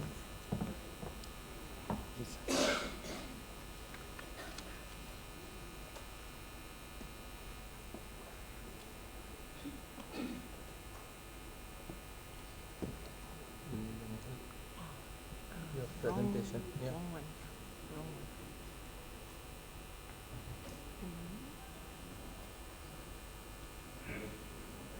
This one, no? This one. No, sorry. Lisa. I'll just go. Just go ahead. We are just taking a minute to have the presentation uploaded.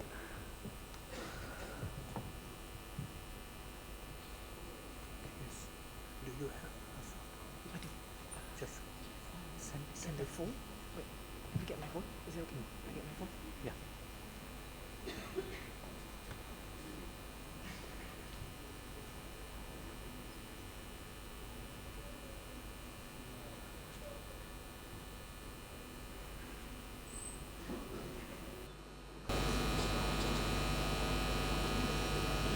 Lisa, can we, if we just take a couple of minutes and switch?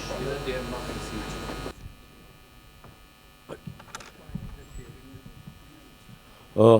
Friends, there is a slight change. Instead of Ms. Lisa Sami Min, we are going to have the video presentation by Ms. Katerina Boguslavska. She's already logged in and ready, and she has extensive practice in the domain that we are discussing in regard to financial crime risk, money laundering, and therefore her address will perhaps raise various issues and present points of view which can be the basis for further discussion. Please go ahead.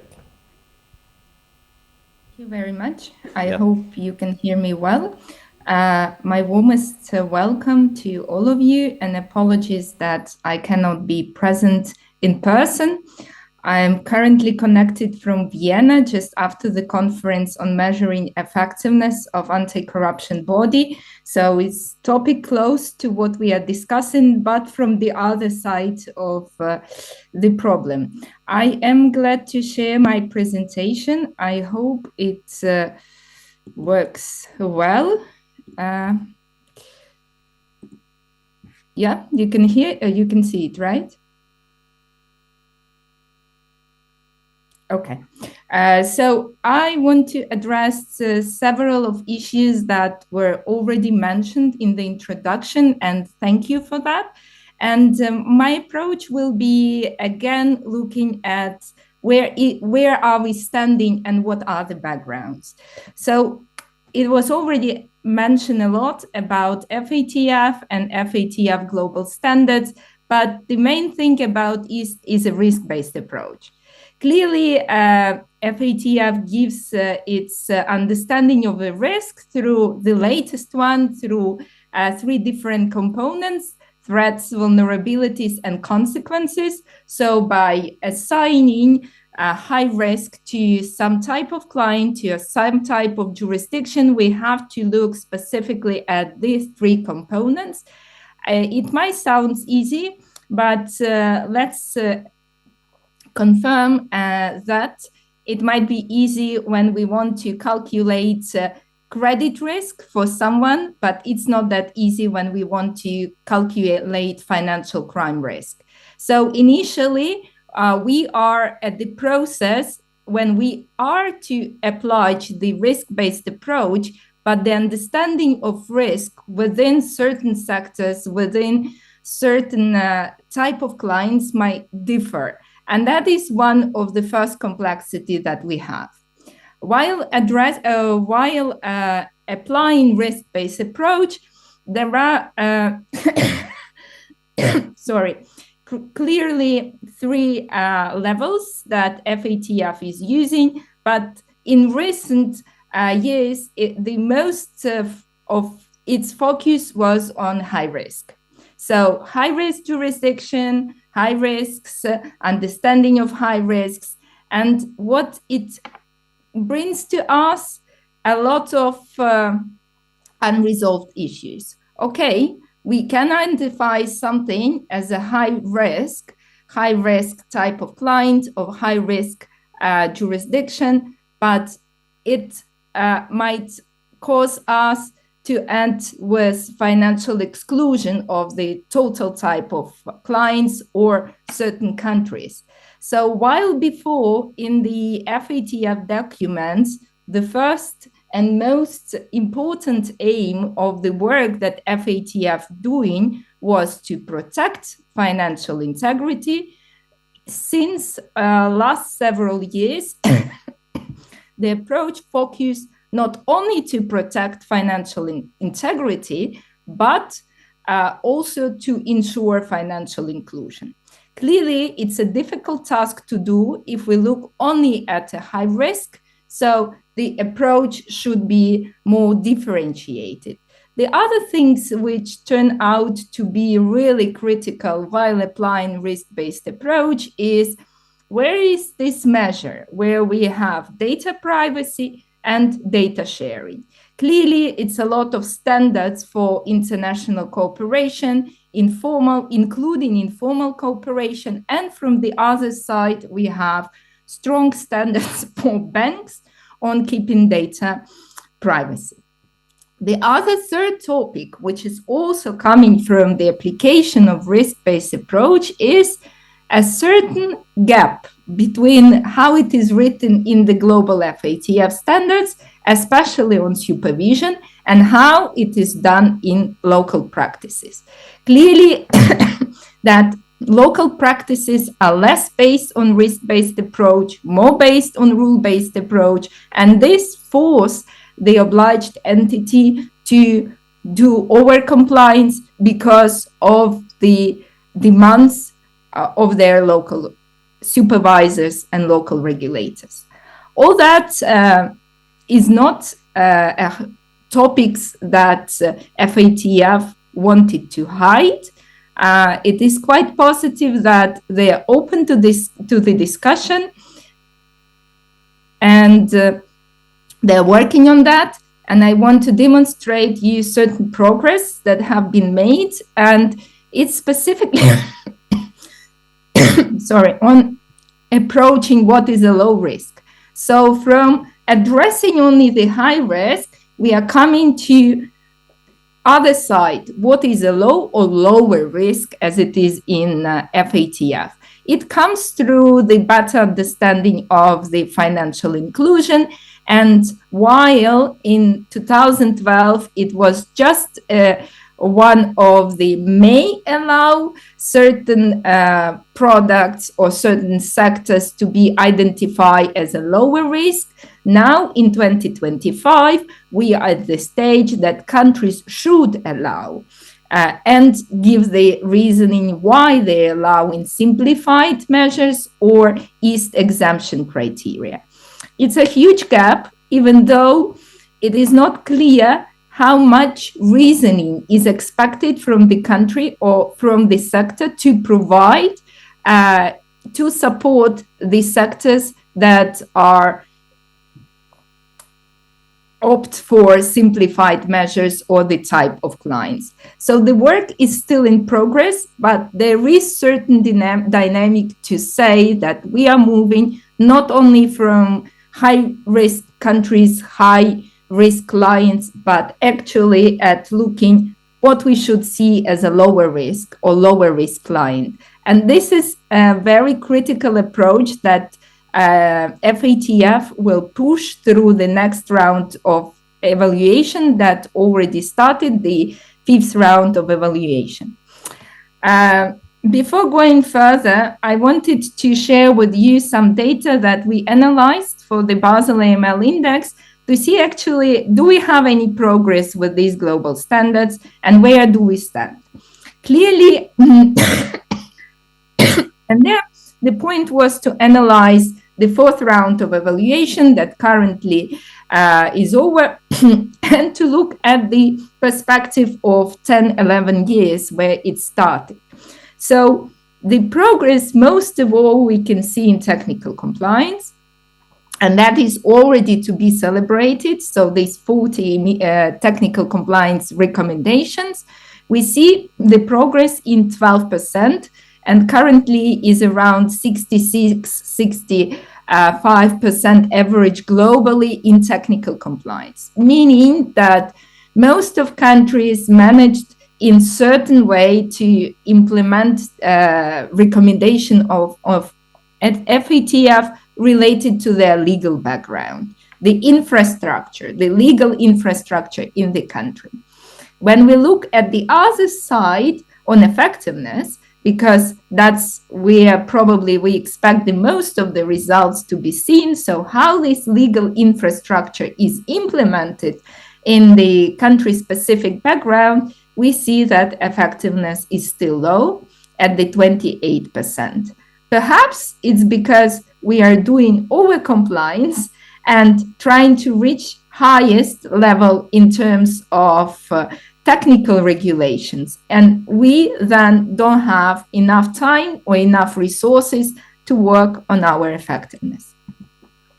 The costs of these results are really high, and as it was estimated, only financial institutions spent around $206 billion globally on AML compliance. Whether it is effective, we saw the score for effectiveness. We still see that illicit assets continue to flow and confiscation rates are still very low.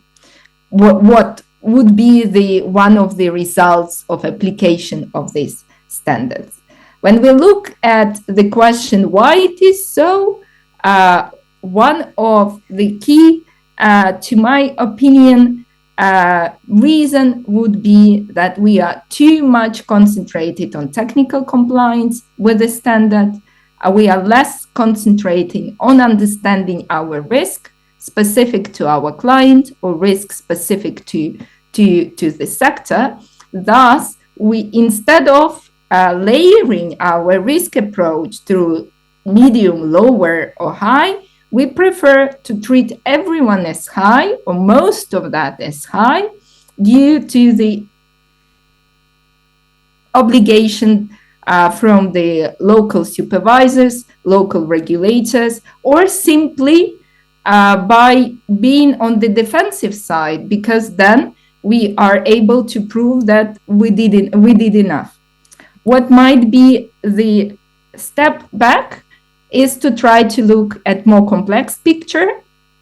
And there where I would shortly give you an overview of the Basel AML index, because we are trying to see the risks in complex picture, not only through the legal framework of the AML in the country, but certainly also looking at such domains as corruption, fraud, poor financial transparency and standard, poor public transparency and accountability, and what is also important, weak political rights and rule of law in the country. We have several these domains. They are according to the weighting system that is presented here, but we have 17 indicators and 9 sanction regimes that help us to build the country picture, starting from the FATF data that we have, ending up with how independent is judiciary in the country and what is the level of rule of law in the country. I will show you the full number of indicators in this table just to emphasize several observations. Certainly, there is a high correlation between predicate offenses of human trafficking, narcotic trafficking, corruption, and the shortfalls in the AML-CFT framework in the country. But less what we would expect, we saw that sometimes countries in their scores in FATF, specifically on the quality of supervision or on the quality of financial intelligence unit or on the quality of terrorist financing, showing very high level of their compliance and effectiveness while having low scores in terms of independence of their judiciary and law scores in terms of rule of law.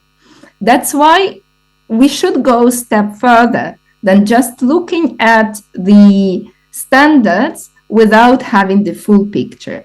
The full picture is helping us basically to see all underlying 17 indicators, and the data that you see, it helps you to understand not only the shortfalls in the FATF mutual evaluation report and follow-up reports, but also other data that will either support this or give you a different perspective to look at it. We do this within the Basel Institute on Governance and International Center for Asset Recovery. We publish this data annually on our website, as well as on subscription-based, and it helps us to look more at not how to be compliant with FATF standards and recommendations, but how to assess wider financial crime risks, a wider approach, and how to control for such important things in the country as media freedom, rule of law, civil and political rights, and independence of judiciary. Because out of that, being perfect in FATF assessment doesn't tell the full story. As I said, we also have a sanction regime, different dashboards, data formats, so it's all available. Clearly, as anything else, we have limitations. Clearly that it's difficult to assign risk score where I started to something that is difficult to calculate. We have some perception-based indicators, not all of that, but there are the limitations and we are open about that. To finalize, I want to say that we should not diminish the results that countries already achieved globally, specifically in terms of technical compliance and implementation of the standards in their legal framework, but we should go further, looking at effectiveness and looking at the more complex picture that will probably help us to move from over-compliance to better understanding of financial crime risks per country and better mitigate to and allow us to have better mitigating measures. Thank you for your attention. Thank you, Ms. Katrina. I think that was a very detailed presentation of risk assessment and risk management by the Basel Institute of Governance, and I think it will help us to understand the problems which are being faced by the banks, financial institutions, and institutions of governance. May I now request Ms. Lisa to make a presentation. May I request all the other three panelists to limit themselves to about 8 to 10 minutes, please. Thank you.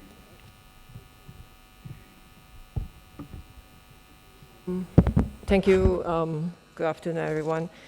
Okay, I would just cover very briefly about the topic, anti-money laundering regulations and the FATF, which we pronounce as in Singapore as FATF framework, and the challenges of over-compliance and financial exclusion in the Global South. Because it's rather technical, I will just briefly touch on the framework and regulations.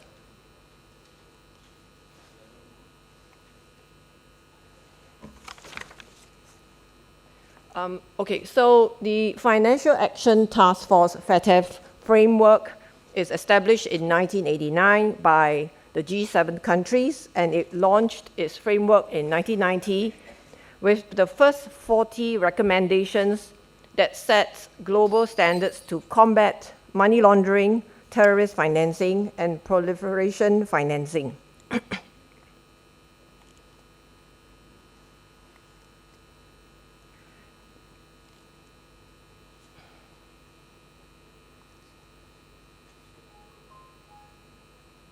Oops, sorry. Do I point here or point there or point?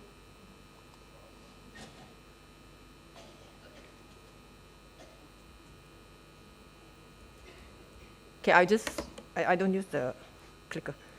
Okay, so what is a FATF framework? A FATF framework incorporates the recommendations and it outlines measures countries should implement to combat money laundering, terrorist financing, and proliferation financing.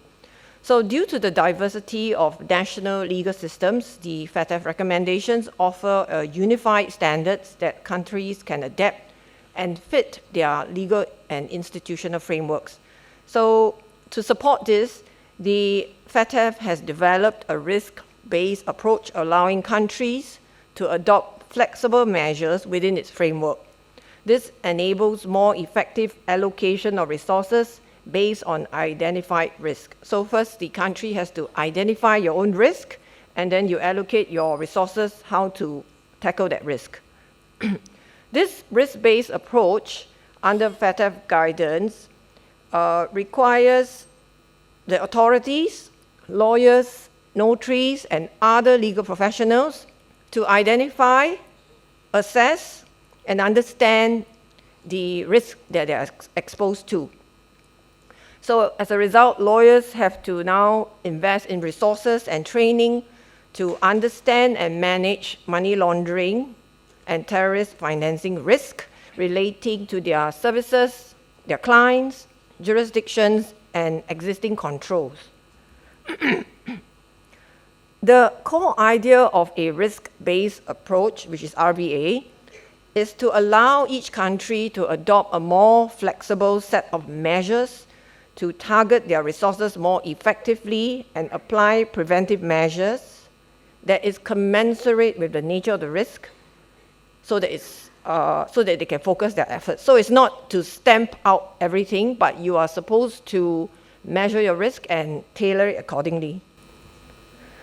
The RBA framework, basically, if you look at the top line, so first you go with risk identification and assessment. So you got to assess for yourself. Like in Singapore, it was assessed that lawyers who do convincing work tend to be the large proportion of people where money laundering tends to find its way in their transactions.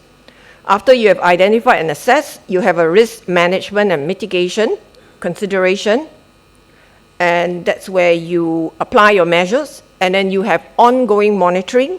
You put policies and procedures and information systems in place in your firm, in the transactions that you do. And most importantly, also documentation. You have to document your risk assessment. So for instance, if you find that this client, you're not quite sure whether or not he is 100% suspicious, and you feel that it is appropriate to continue to act for the client, notwithstanding in some jurisdiction, you can file a suspicious transaction report. You must document the risk assessment. Your firm must have a strategy, and you must have a policy and procedures in place to monitor and manage and mitigate this risk, because the client can give you additional information that will either ease that suspicion or increase your suspicion such that you will take other drastic steps. So the challenges of overcompliance and financial exclusion in the Global South. So any country below the red line are considered Global South. Those above the red line are, generally speaking, the G7 countries. And is defined in the Cambridge Dictionary and World Population 2025 as some of these countries. So what is overcompliance? Overcompliance is, I think the earlier speaker said, rules-based, applying an overly cautious, non-proportionate AML.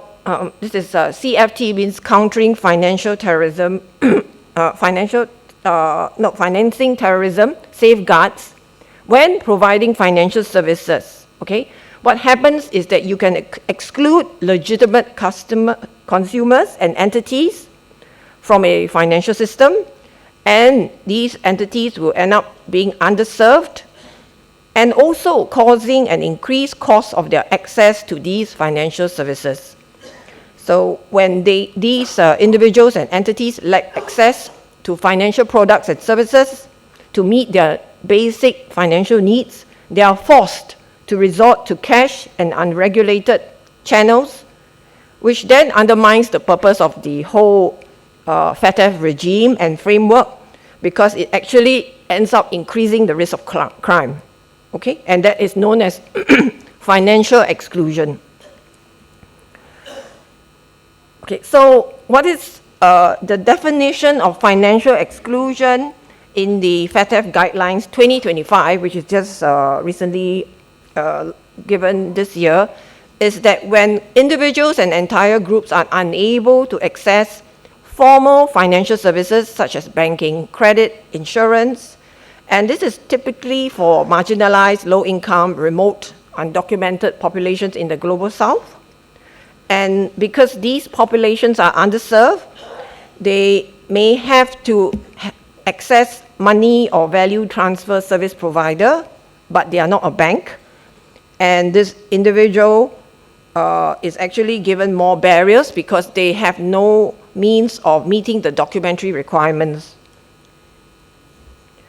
And this strict documentary requirements, say for opening of an account, can exclude workers active in rural areas or informal economy who are less likely to have wage slips, formal proof of domicile.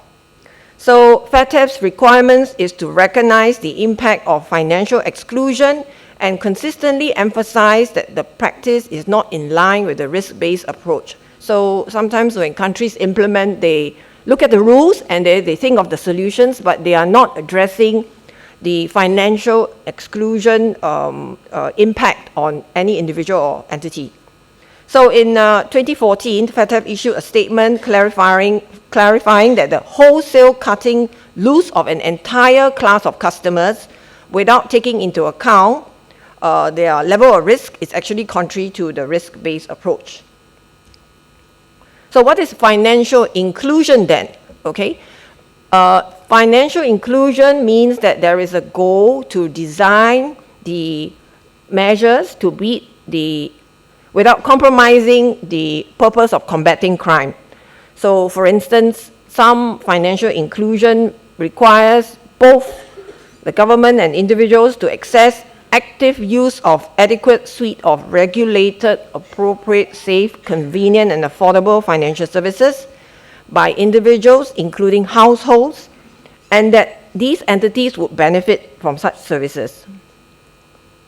Okay, and there is also a tendency to have the wrong assumption that people who are underserved or undeserving people who are excluded from the financial schemes, and they are actually less of a risk, and that is actually not necessarily true. So in Singapore, for example, in our Monetary Authority of Singapore, MAS, we developed and enhanced financial inclusion for high-risk individuals. So these are ex-offenders who were involved in serious financial crimes. So they were allowed to open bank accounts to support basic banking needs, like for their salaries, the bills, government payouts, and an enhanced monitoring was placed to allow funds to be paid into their account from pre-approved sources.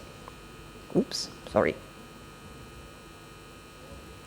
And any bank who refuses to open an account for the individual must justify their decision, and there must be clear communication required for rejections or closures, and there must be an appeal process with the contact details given by the bank for any rejection.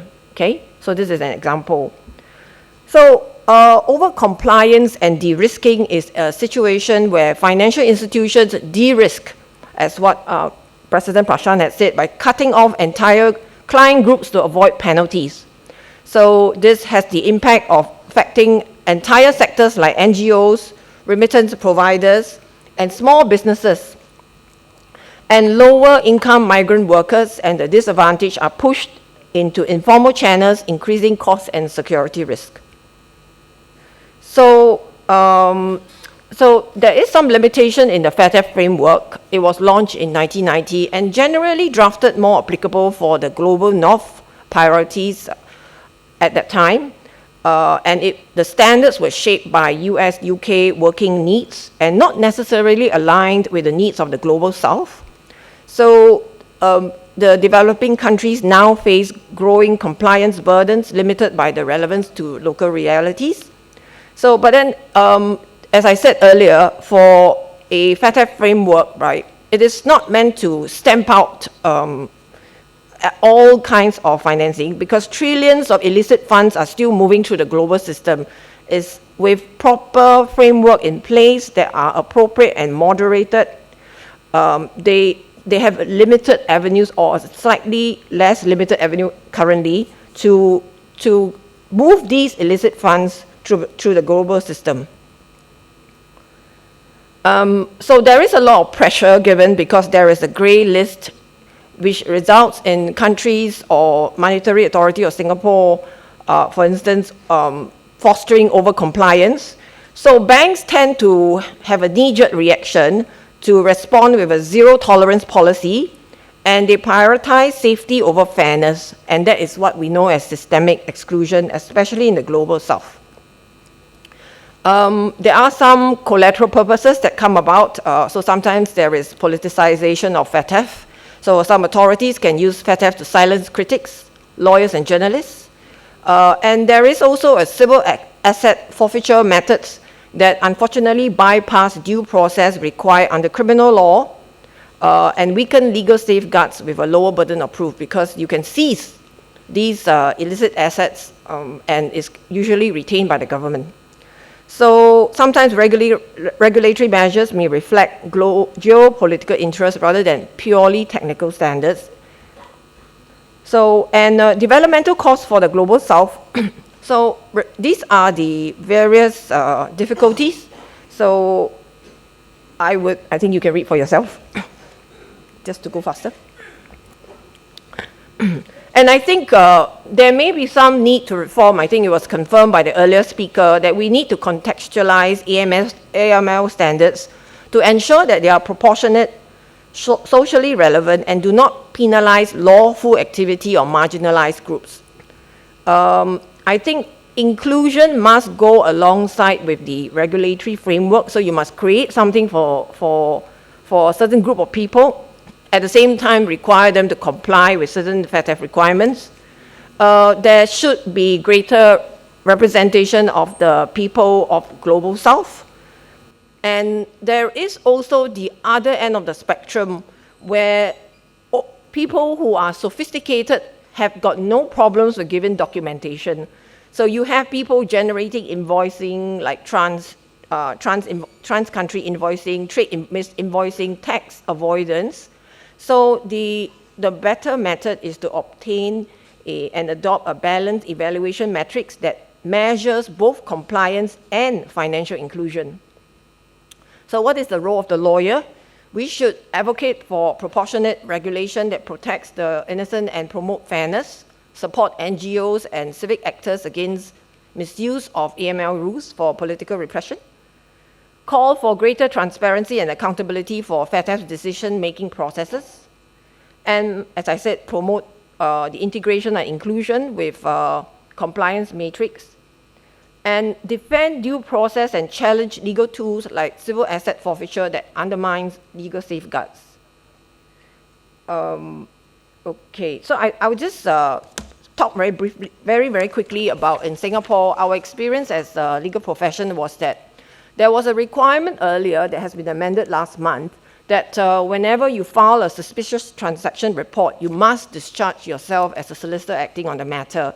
That gave a lot of difficulty for Singapore lawyers because you can be in double jeopardy. You can end up getting into professional difficulties with your client because they'll file a complaint against you, and yet you are not allowed to tell the client that you have filed a suspicious transaction report because that's tipping them off.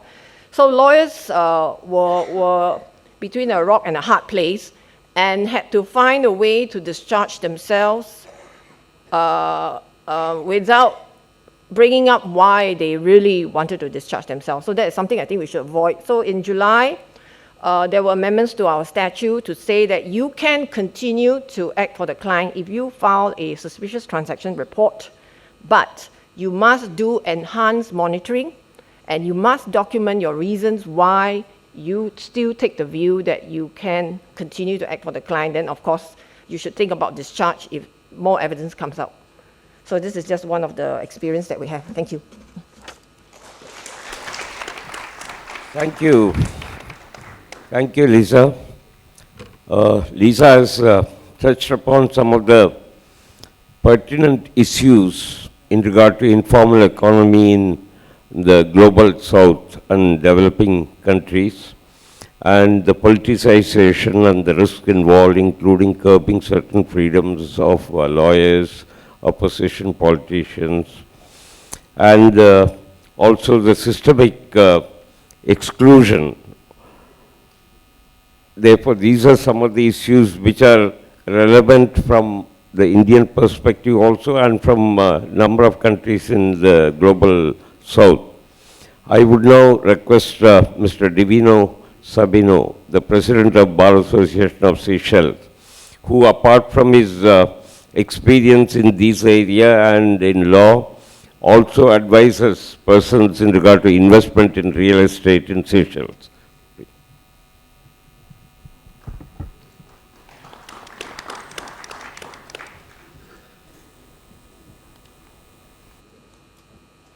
Good afternoon, distinguished guests, ladies and gentlemen. I only have, as the chair said, 8 minutes to give my presentation, but I think my job has been made much more easier, maybe a bit harder by my learned colleague Lisa, because I think there's a lot of repetition between what I had planned to say and what she has already said. I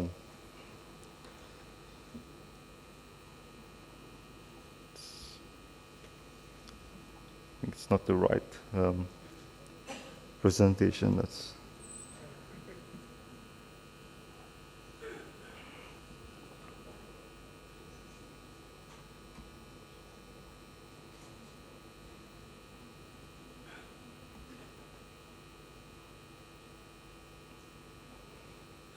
yeah, that's it.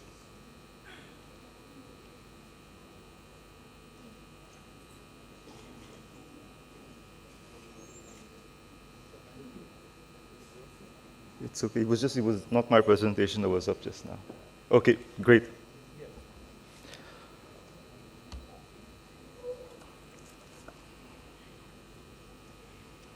Okay, so the agenda of my talk is firstly, quick look at the FATF recommendations, 18 and 23, which is applicable for, well, all of the recommendations are applicable to DNFBPs, but for the purpose of my presentation, I'll focus on recommendations 18 and 23. Then we're going to look at over-compliance, which my learned colleague had spoke about at length, so maybe I can go through that a bit more quicker. We'll look at financial exclusion and development risk, challenges in the current AML framework, policy recommendations, and then a conclusion and call to action. Okay, the FATF recommendations for DNFBPs, and DNFBPs stand for designated non-financial businesses and professionals. So that's a category of entities. Typically, AML legislation will refer to them as reporting entities that are required to, amongst other things, provide the authorities with information on financial dealings and transactions.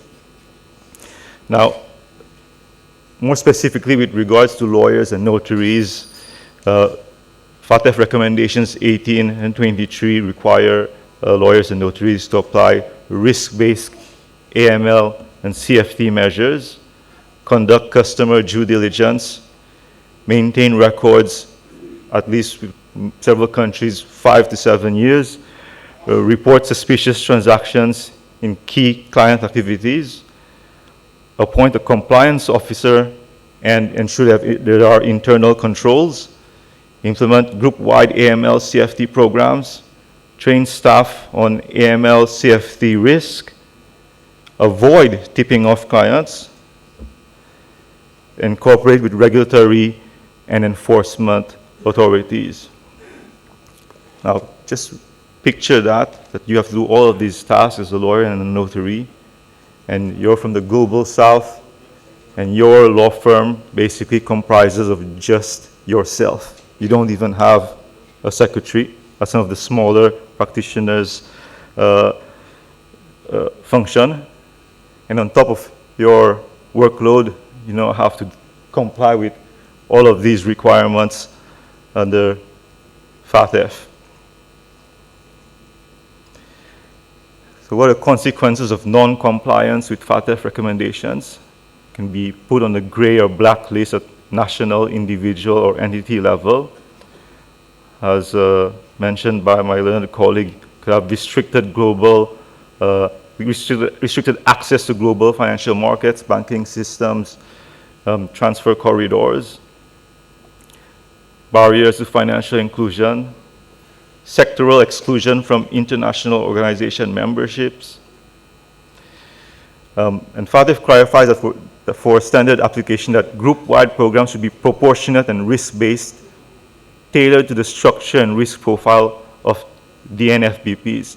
It's all very nice words, but we find that in practice, often the local authorities would insist, regardless of what is the exact wording of the law or the recommendations of FATF, you'll find your local authorities may insist that you, instead of applying a risk-based approach, apply a rule-based or prescriptive-based approach, meaning you gather all the information for every single transaction, regardless of the risk involved.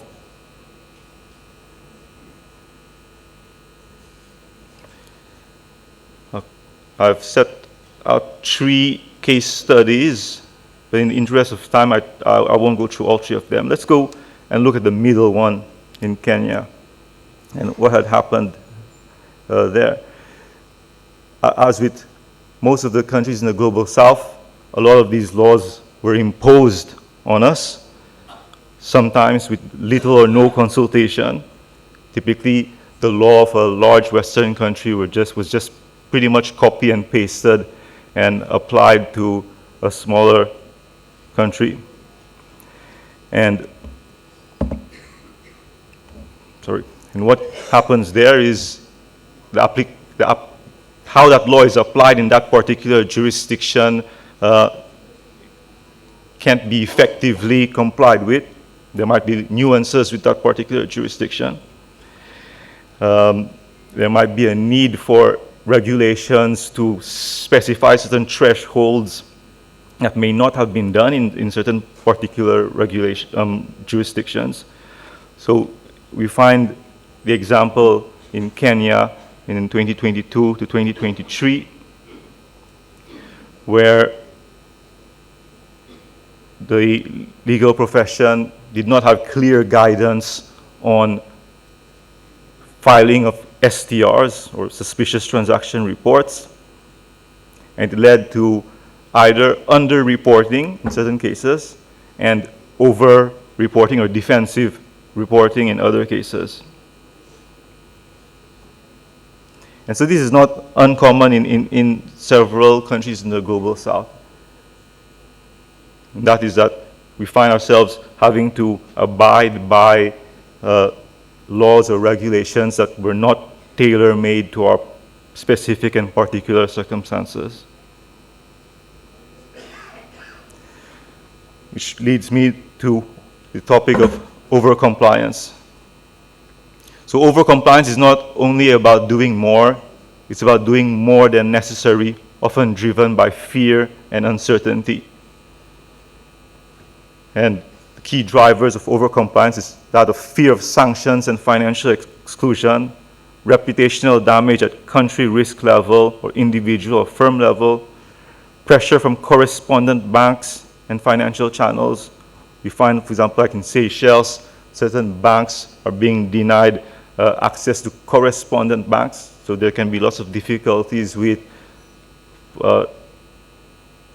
international bank transfers, difficulties in conversion of foreign exchange to particular currencies. There's ambiguity in the FATF guidance, for example, on common ownership management or compliance control, other technical issues. The desire to retain global financial access and access to aid, and then the desire to meet international benchmarks and standards. Overcompliance in Seychelles. I was going through my old correspondences and noticed an interesting exchange between the Bar Association of Seychelles and members of parliament, which in Seychelles is called the National Assembly. And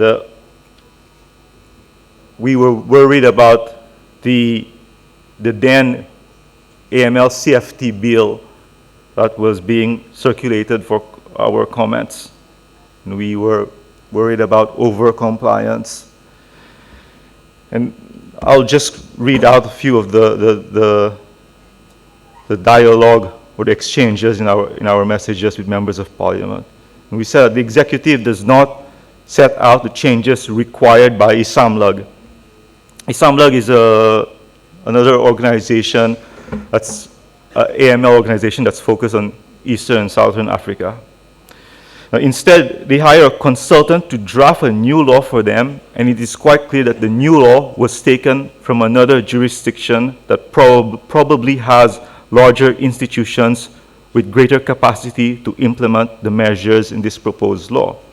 Now, why we had said that was that, for example, there was provisions that organizations, reporting entities in particular, had to have a compliance officer and an alternate compliance officer. And like I mentioned, some organizations, some law practitioners practice as sole practitioners, and some of the smaller outfits practice alone. They don't even have a secretary. So how are you going to have a compliance officer and an alternate compliance officer if the number of persons in your organization is one? That was one change that the government actually took into consideration when they made the final act. In the end, they said that you only needed to have an alternate compliance officer if your organization had 15 or more members. I'll continue quoting from our correspondence of 13th February 2020. We said that more bureaucracy and more administrative work for reporting entities, but many of the reporting entities are small outfits without the capacity to implement all of the measures mentioned. It's just impractical.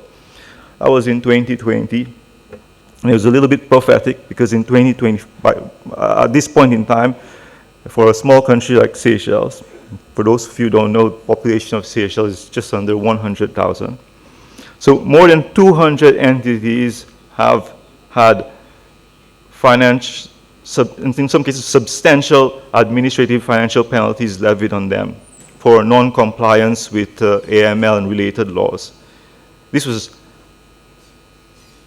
easily predictable back in 2020 because very small organizations such as charities run by pensioners, for example, they're not even computer literate, who have to go and file all sorts of, or complete all sorts of online databases. They're a charity, they're trying to help the smaller person, and now you levy them with a massive fine because essentially they don't know how to use a computer. Manifestations and structural drivers. The FATF standards are not the sole cause of de-risking, but they contribute to its persistence and exacerbation.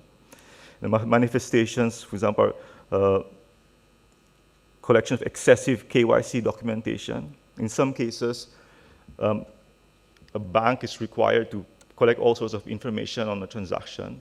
The transaction may involve a lawyer. For example, let's say someone's taking a loan from a bank. Now the lawyer is then required to collect the same exact information that the bank had already collected. So how many times are we going to do this process? I think my learned colleague spoke about de-risking and service denial for new or prospective clients. I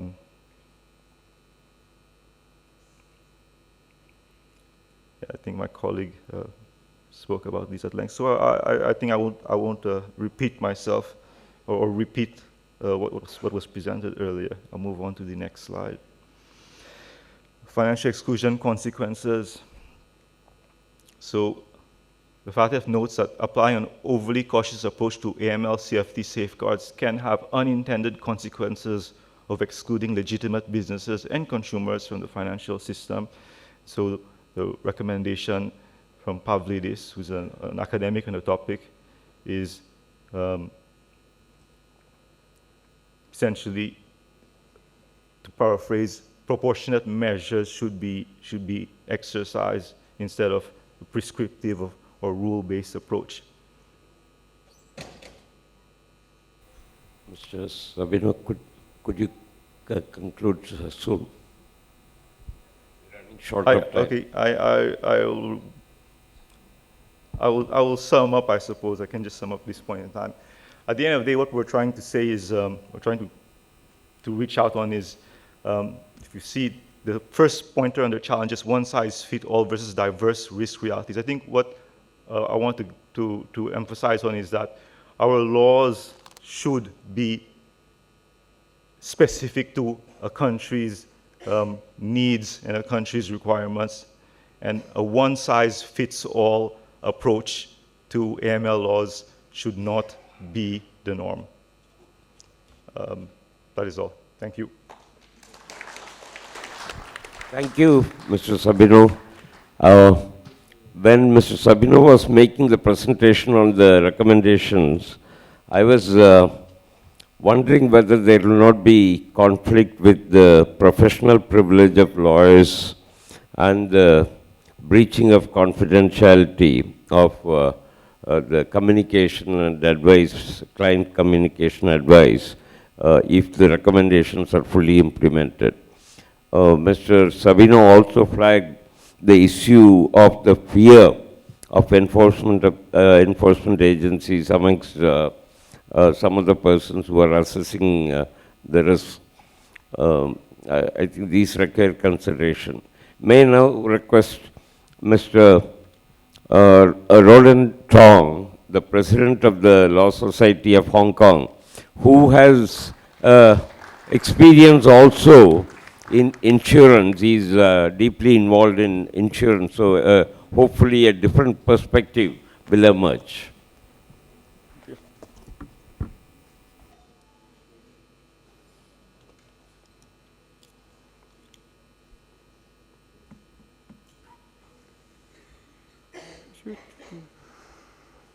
Okay, good afternoon, distinguished guests, members of the legal community. First of all, I would like to take this opportunity to first thank President Kumar and also the Bar Association of the India for inviting me to speak in this very important conference. The topic today is about issues of overcompliance and also financial exclusion in Global South. So the Financial Action Task Force, we call it FATF, describes financial exclusion as the inability of disadvantaged and vulnerable groups, such as low-income individuals, rural populations, and undocumented persons, to access a sufficient range of safe, convenient, and affordable financial services. These groups are often underserved or entirely excluded from the formal financial sector. Individuals with no income and fewer assets often face limitations in accessing financial institutions. Additionally, women, ethnic minorities, disabled individuals, and immigrants tend to experience exclusion from formal credit markets, leading them to depend on expensive finance providers like pawnbrokers or loan sharks. Financial exclusion is a complex issue arising from various barriers, including high account fees, poverty levels, limited access to digital infrastructure, limited financial literacy, lack of trust, and insufficient or inappropriate financial products offered by the providers. Access to regular financial services such as bank accounts and credit facilities is crucial for economic development and social inclusion, particularly as financial systems continue to erode. From an AML compliance standpoint, de-risking is one of the major drivers for financial institutions in the banking sector. De-risking refers to scenarios when banks and financial institutions withdraw services from certain kinds or sectors to avoid regulatory risk. This can make it difficult for individuals, non-profits, and even small business in the Global South to access basic banking services. Without access to banking, these clients may also struggle to pay for or receive funds for legal services, limiting their ability to seek justice, defend their rights, or comply with legal obligations.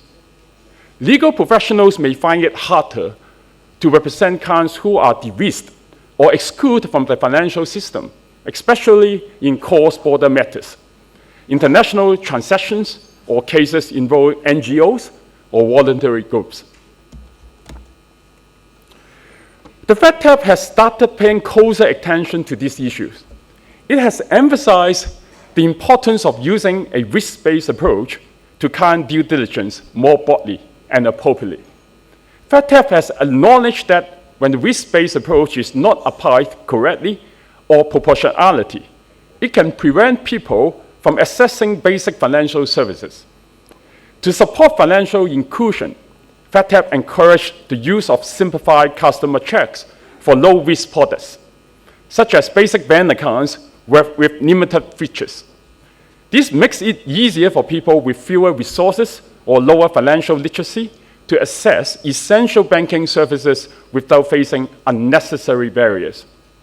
However, the FATF's guidelines on the risk-based approach are open to interpretation, as they leave it up to individual countries and financial institutions to assess and apply the level of risk themselves.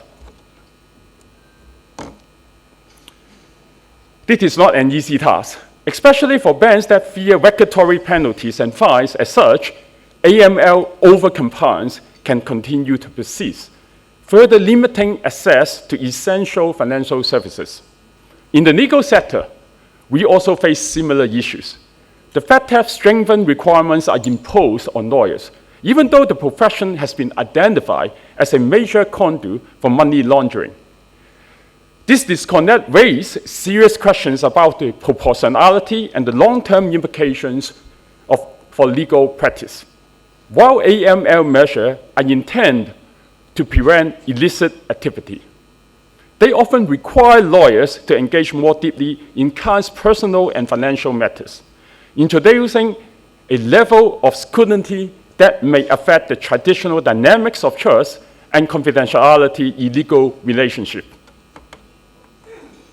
In Hong Kong, AML compliance presents challenges, particularly for small firms and sole practitioners. These groups often struggle when the complexity of regulations and the resources need to meet compliance requirements. In addition, the legal profession in Hong Kong is under increasing pressure to implement a formal AML supervisory framework, an approach that orders the Law Society's role as a self-regulatory body. This is a complex and sensitive task for the Law Society to balance. While technological advancements such as regulatory technology have significantly streamlined compliance process, their high cost remains a major barrier. Many local law firms simply cannot afford these solutions, which limits their ability to modernize AML practices.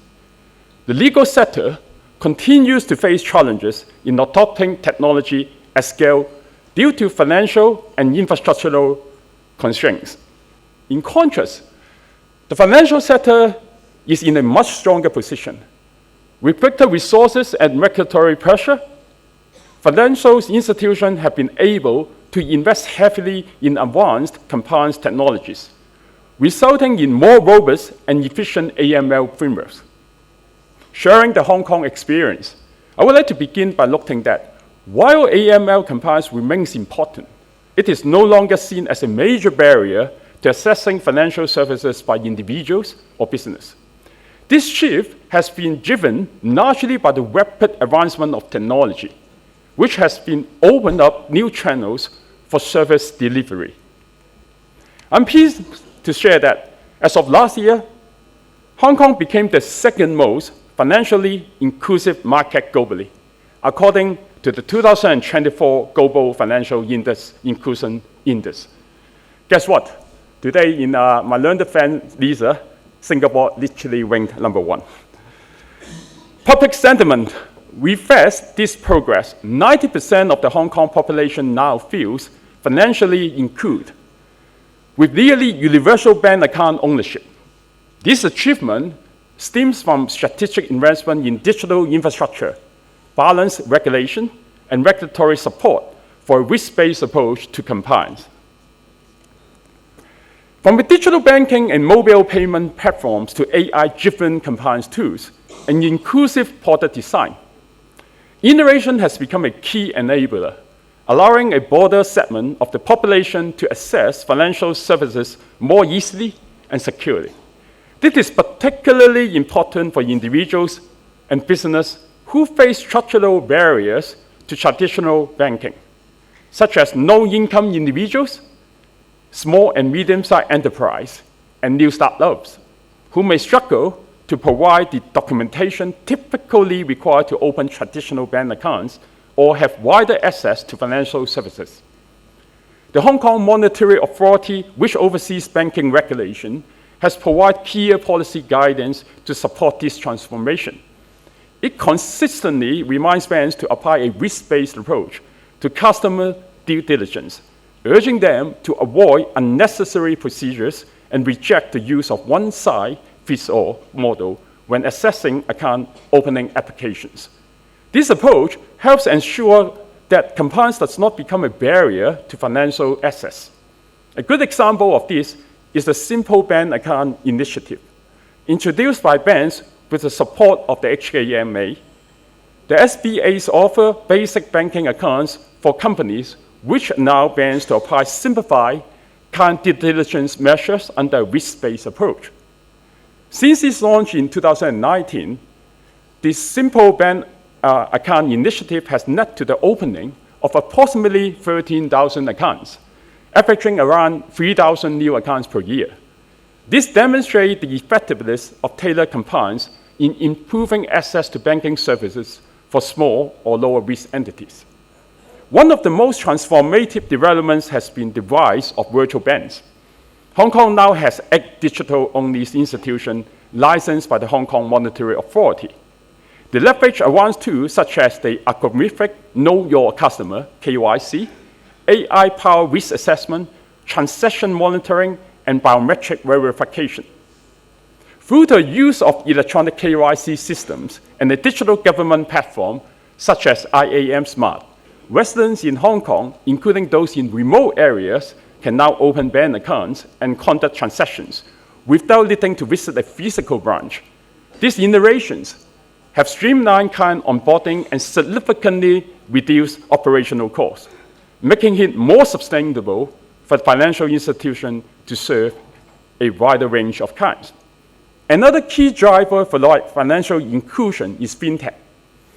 Digital tools like mobile banking, e-wallets, and payment solutions have made financial service more accessible, especially for the individual living in excluded or rural parts. Mobile payments, in particular, have become essential for fast, secure, and inclusive transactions. Today, small business owners and entrepreneurs can apply for loans, manage payments, and access insurance directly through apps without relying on traditional banking.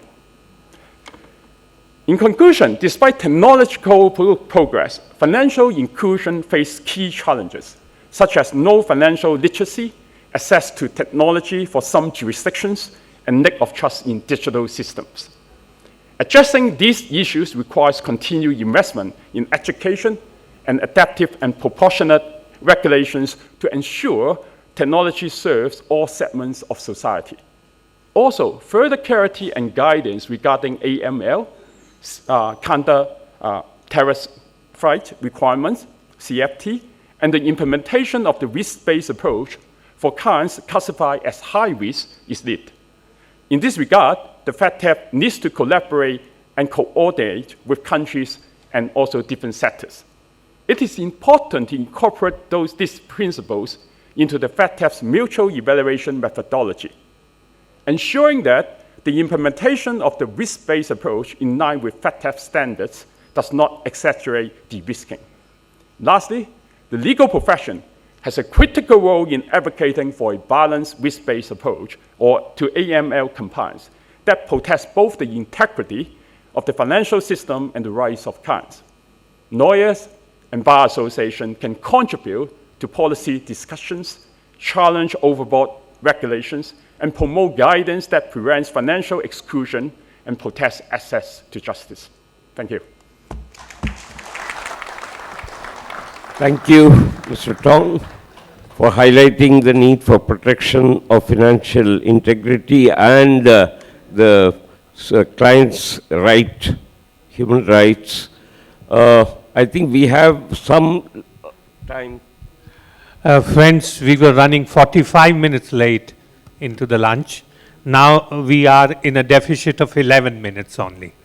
So we have covered quite a long time through efficiency of this session.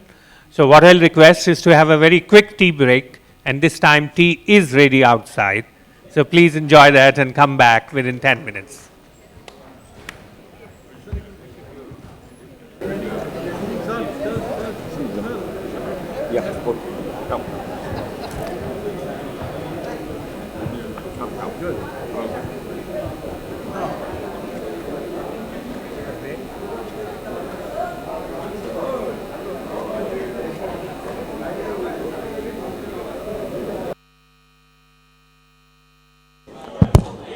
हाँ हाँ जो बाद में एक print out बना के और YouTube पे अपलोड भी that is I think paid but I will see if I can arrange thank you I request everyone to please be seated. We are just about to begin the program. Request you to kindly be seated, please.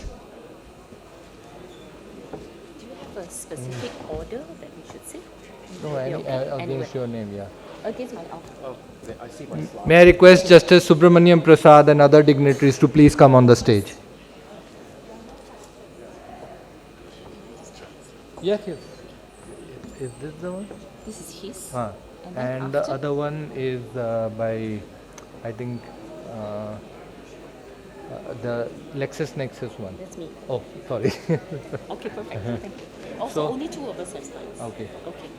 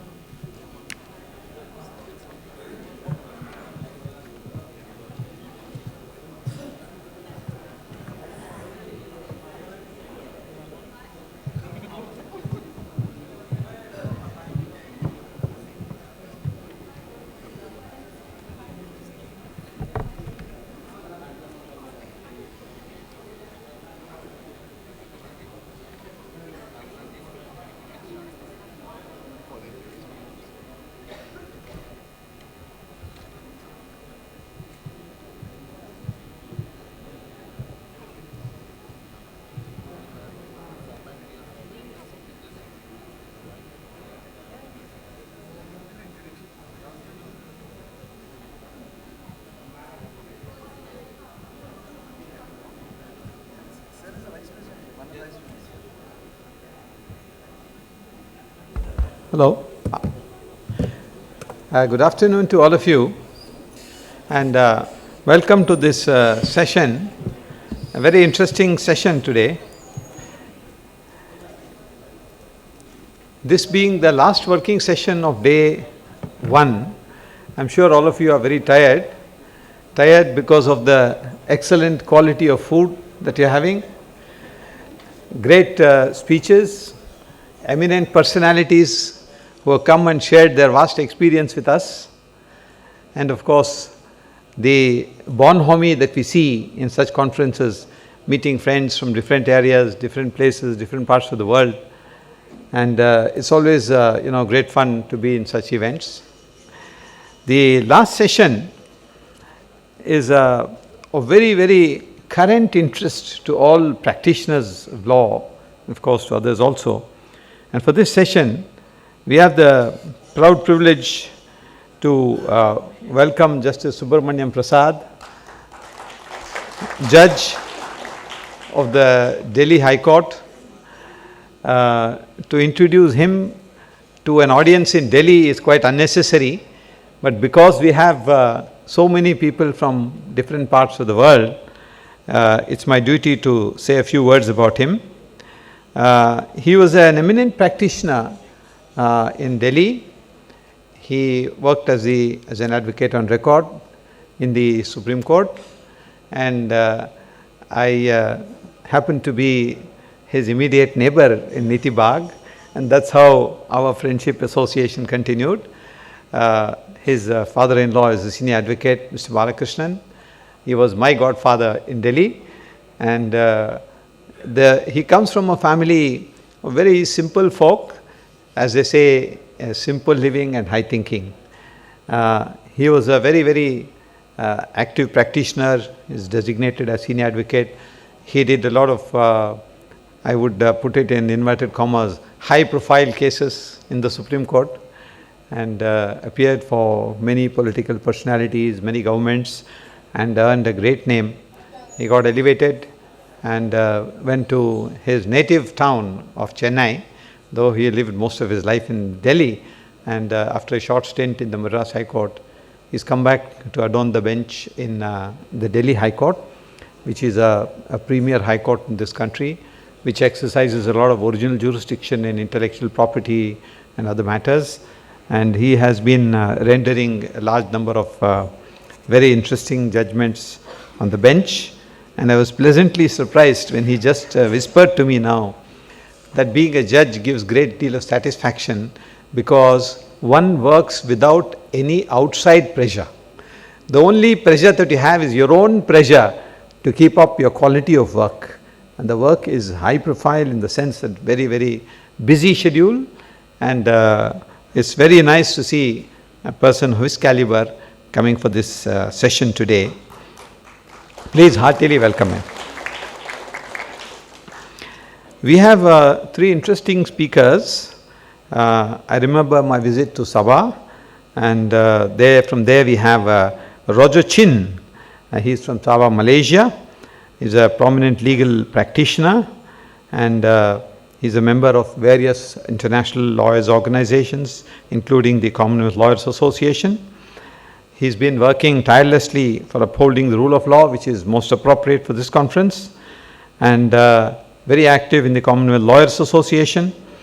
He's sought after in many, many capacities in Sabah with government and quasi-judicial departments. His experience in international trade, missions, with vast legal experience. And it's nice that somebody of his caliber has been able to find the time to be here.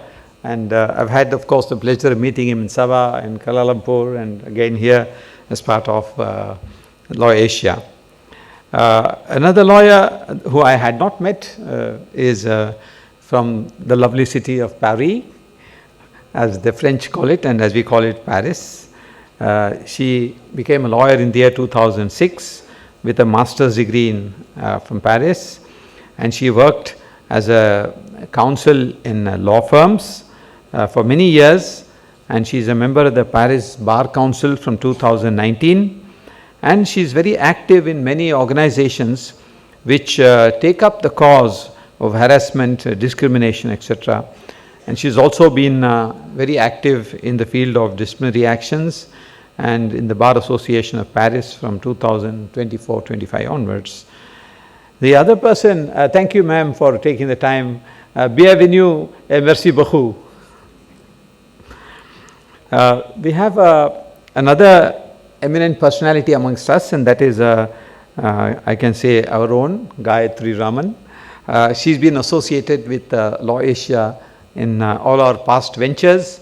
And as all of you might know, the Law Asia, we have instituted a Human Rights Award, and LexisNexis, whom she represents in Southeast Asia, as the sponsors of that award for the next 5 years.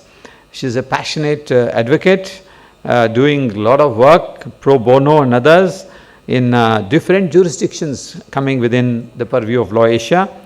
She is a member of the Rule of Law Steering Committee, an initiative of the United Nations Global Compact. She worked on creation of a framework for business to support rule of law. She is engaged in many educational activities locally and globally. And prior to coming to head the Southeast Asia business, she trained as a lawyer, and she's been working with LexisNexis from 2001 in various fields. The last gentleman there is someone you've seen on stage, off stage, in the dining room, in the coffee room, everywhere else, as they say, Sarvantaryami, because as the General Secretary of Bar Association of India, I was wondering how his white turban has remained white. It should have been wet by now with sweat. But he is ever smiling Amarjit Singh Bedi, the gold medalist, advocate on record, partner in a law firm, regularly appearing in the Supreme Court and various other high courts, practicing in the field of commercial law, security law, and most of all, he is the backbone of Bar Association of India, an able support for our President Prashant Kumar. Thank you, Amarjit ji, for this contribution you are going to make. After introducing the guests, I'll just focus a minute on what the subject is today. Now, just now I was online. I excused myself from this meeting. I went down and opened my computer, and I was able to log into the Executive Committee meeting of Law Asia, which is taking place right at this moment. And the President and 3 other officers who travelled from here to join the meeting from the office, new office of the Bar Association of India, got caught in traffic. So the meeting was to start at 2:30. At 2:25, the President logged in from the car, and then he said, sorry, we are still on the way, and would you give us 10 minutes time to reach the venue, and then we'll continue. So I was jokingly telling him, you're catching up fast with me, because most of the times, whenever I join Law Asia meetings, I'm in the car traveling from one place to the other. And the day they see that I'm not in the car, they say, oh, Mr. Naganand, you're not in the car. So, I mean, you're sitting somewhere at home. So this is the digital age in which we have come. So how does this digital age work? What exactly does it do for us? And is it good? Is it bad? Is it something which enables you to cross the time zones? Because most of our meetings, there's somebody from America. In fact, we're just joking, our Secretary General is now somewhere in Europe, and he said, it's a good time for me, 11 a.m. in the morning.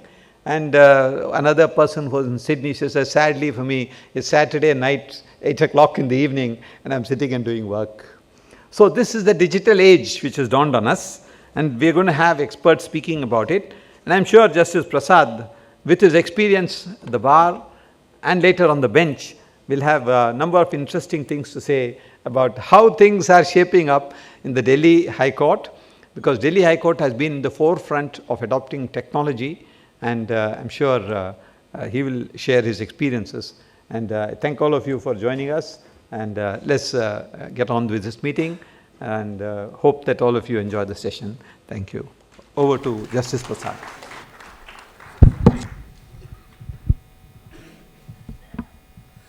Thank you, Naganand sir, for this, for your kind words about me. Good afternoon to all of you. So as sir said that this is the last session, and we are the night watchmen. And it's not our job just to take the day through, but to score some good runs also. Well, as Naganand sir introduced the topic, we are in a digital age. When we started practice in 1990, and many contemporaries are there, Subhash sir is there, Rachna is there, when we used to get packets from the state, from a local lawyer in any state in the country, and we would draft our special leave petition. So we give a first dictation, we get the first draft, we correct it. The whole thing is typed again with corrections. Then a third draft, the same thing typed all over again. And then when the draft is approved, we used to get stencils cut for it to be cyclo-styled, because you had to file 4 copies in the registry, plus a few copies for us, for the office, some copies for the process, and if there are a number of respondents, then we'll preserve the stencils so that we don't have to cut the stencil again. And that's how the filing took place in the Supreme Court. And the same was there for other places also, where it's get 1+3 or 1+2 typed manually, which was corrected 3 or 4 times. People had to stand in queues to get their petitions filed. After getting a favorable order, we had to again stand in a queue to get our order copies. We got on with it. 8-9 years passed, and suddenly the computers came. The benefit of computers was that we didn't have to retype the whole thing again. We could carry out corrections straight away on the monitor. Things developed further. The registry started getting computerized. We got more confident about the lists being made. Life became much more easier that way. And then we stopped getting the lists, because we used to get a manual list of about 600 pages, about 500 pages. We used to check it manually, see which all cases are there for the particular office. And if we miss it, we miss it. Matter dismissed in default. And then the list started coming in computer, where with a find button, we could find out whether the client's case is there or the advocate and records case name is mentioned in the list. It became easier still. As far as courts were concerned, we had to be in the court. If you are out somewhere, we had to take an adjournment. And then came the problems of adjusting your board, depending on if you have to take an outstation brief. As time has gone, and because of COVID, things took a sudden U-turn. People could access courts even though they were not in the city. A client could log in into the hearing to see whether his points are being canvassed properly or not. A lawyer could join the proceedings from wherever he is. So access to justice became easier and faster. With that, many other things happened. For example, the orders started getting uploaded immediately. You could access to the order, get the access to the a court copy of the order, not the certified copy, immediately. Messages could be sent to the jail so that a person who has got bail is able to be released, because every moment after a bail order is passed in his favor is illegal detention. You can now see your court board and the position of every board sitting at your house. Every high court started getting linked, so you can get an order copy or a copy of any order in any high court, now for that matter, in any court now, at any place, without asking an advocate there to get you the copy.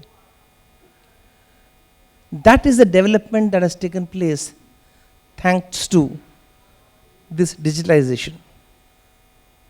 Now, as far as the governance is concerned, the purpose is to ensure proper services are given to the citizens of the country, and use of technology. Start from your income tax returns, all your licenses and permissions, your municipal taxes, your building permissions, submission of plans, ease of business, which has now become the mantra. Use of technology for the development, for the ease of people, for the benefit of the people is now the present day mantra, as I say. But with that has come challenges also. We've seen cyber frauds, we've seen the entire bank accounts being emptied because of a wrong click. We've seen invasion into privacy. Of course, all of us, we will be discussing Puttaswamy later on. To what effect? And the second problem is that access to this digital transformation is limited only to a few. Its reach has not yet, as far as India is concerned, it's not yet reached various parts of the country where the people are predominantly poor. People, for entering into a contract, we are having problems as to which will be the jurisdiction.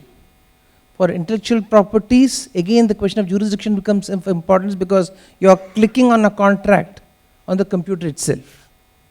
So these are a few facets for which we need a much more robust cybersecurity system. We need more legislations which will help in developing technology and at the same time not infringe into the privacy and other rights of persons. So with that, I'd request Naganan sir to start. I propose that we'll go as per the order. Thank you, Justice Prasad. Roger, a few minutes you can take, and at the end of it, if there is some time, maybe I will pose some questions, Justice Prasad may pose some questions to all of you and see how you react to it, so that it will make it a little more interactive.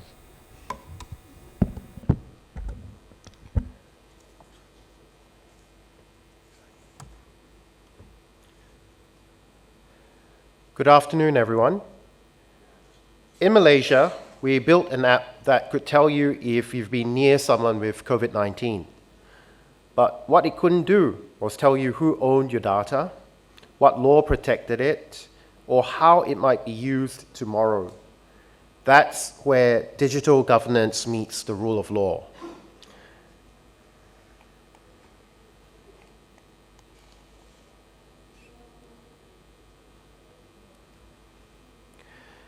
Digital tools aren't add-ons anymore.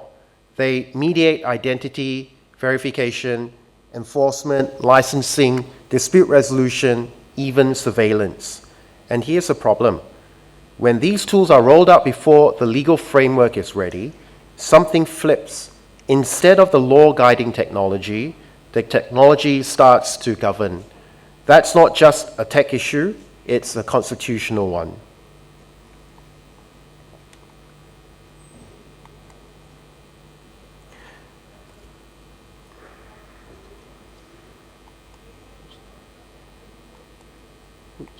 Sorry, just trying to get, okay.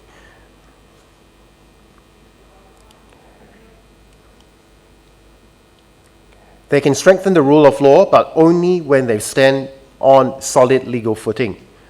We've seen the benefits. Malaysia's e-Kehakiman system, which is an e-filing system, sped up filings and kept hearings running throughout the pandemic. But in parts of Sabah and Sarawak, weak broadband meant that only online courts could be locked out rural communities out of justice. In 2019, fixed broadband penetration in Sabah was just 2.7%, the lowest in the country. Even today, only about 20.9% of premises are connected. Mobile broadband is better at 78.5%, but that still lags far behind the national average of over 127%. We've also seen how digitization can make things faster, like land office applications in Sabah, but a faster decision made without legal authority is still a bad decision. And yes, digital tools can improve oversight through audit trails in procurement and licensing, but storing data isn't enough. True transparency is about the public's right to see and challenge it. Still, in Malaysia, the same legal problems keep showing up. First, There is no legal basis. Too often, systems are launched by policy directive or executive orders, not by legislation. Take the National Digital Identity System. It could transform how we verify identity nationwide, but there's no comprehensive enabling law.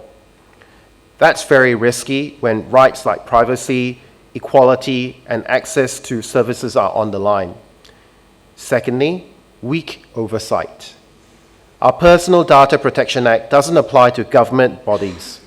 This means no independent authority checks how the state collects or uses our data.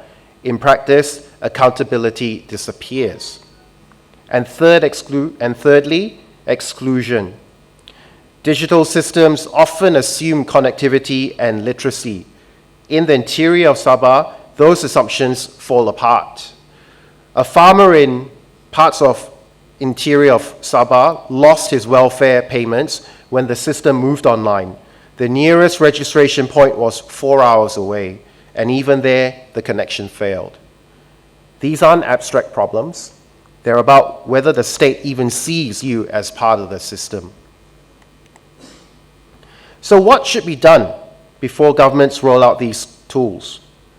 First, legislation must come before deployment, with clear rules on scope, oversight, and remedies. Secondly, there has to be an independent oversight, a statutory body with power to audit, investigate, and act. Thirdly, we need mandatory published impact assessments covering human rights and data protection. And fourth, inclusion must be a legal obligation, not just a policy aspiration, with language options, offline access, and systems built through consultations. This matters even more in plural legal systems. In Sabah, our native courts resolve customary disputes for indigenous people and are now being digitized. Done right, this can preserve culture and improve fairness. Done wrong, it risks distorting traditions and deepening marginalization. Digitization doesn't erase the obligation to respect legal pluralism. It makes it more urgent. And we can't stop what's in front of us. The next wave will be AI-driven decision-making in welfare eligibility, immigration control, even criminal sentencing. If we don't set the legal boundaries now, these systems will start writing their own rules before we notice. Digital tools are here to stay, but if we care about the rule of law, we cannot let them operate outside it. Every system the state builds must meet the same constitutional standards as any law or public act: legality, transparency, accountability, and inclusivity. Technology should not lead the law. Law must always lead technology, and we must insist on that. Thank you.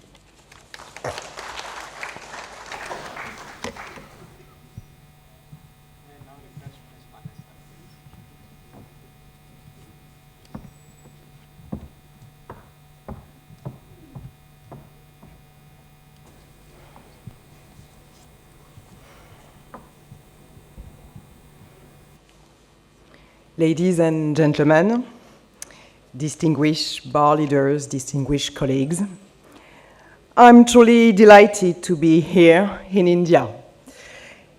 It's my first visit, and I must confess that I'm enjoying it a lot. It's also the first time in 11 years that a president or vice president of the Paris Bar has made the journey. A personal pleasure, of course, but above all, a meaningful gesture. And I'm especially pleased to be here together with Marion Couffignal, member of the Council of the Paris Bar, whose presence underlines the importance we attach to this moment, to international dialogue among lawyers, and to the shared responsibility we bear in defending the rule of law across borders and legal traditions. And I would like to sincerely thank the Bar Association of India for organizing such an important convention, and above all, for your warm welcome. New technologies are a promise. They mark an important change in human history. We see it every day. Digital governance tools are already transforming the way we work. In France, for example, the civil case management, what we call mise en état, is now fully digitalized. In some cases, parties may also appear by video conference. But hearings themselves are not yet fully dematerialized because the courtroom remains an essential place for justice, especially for criminal cases.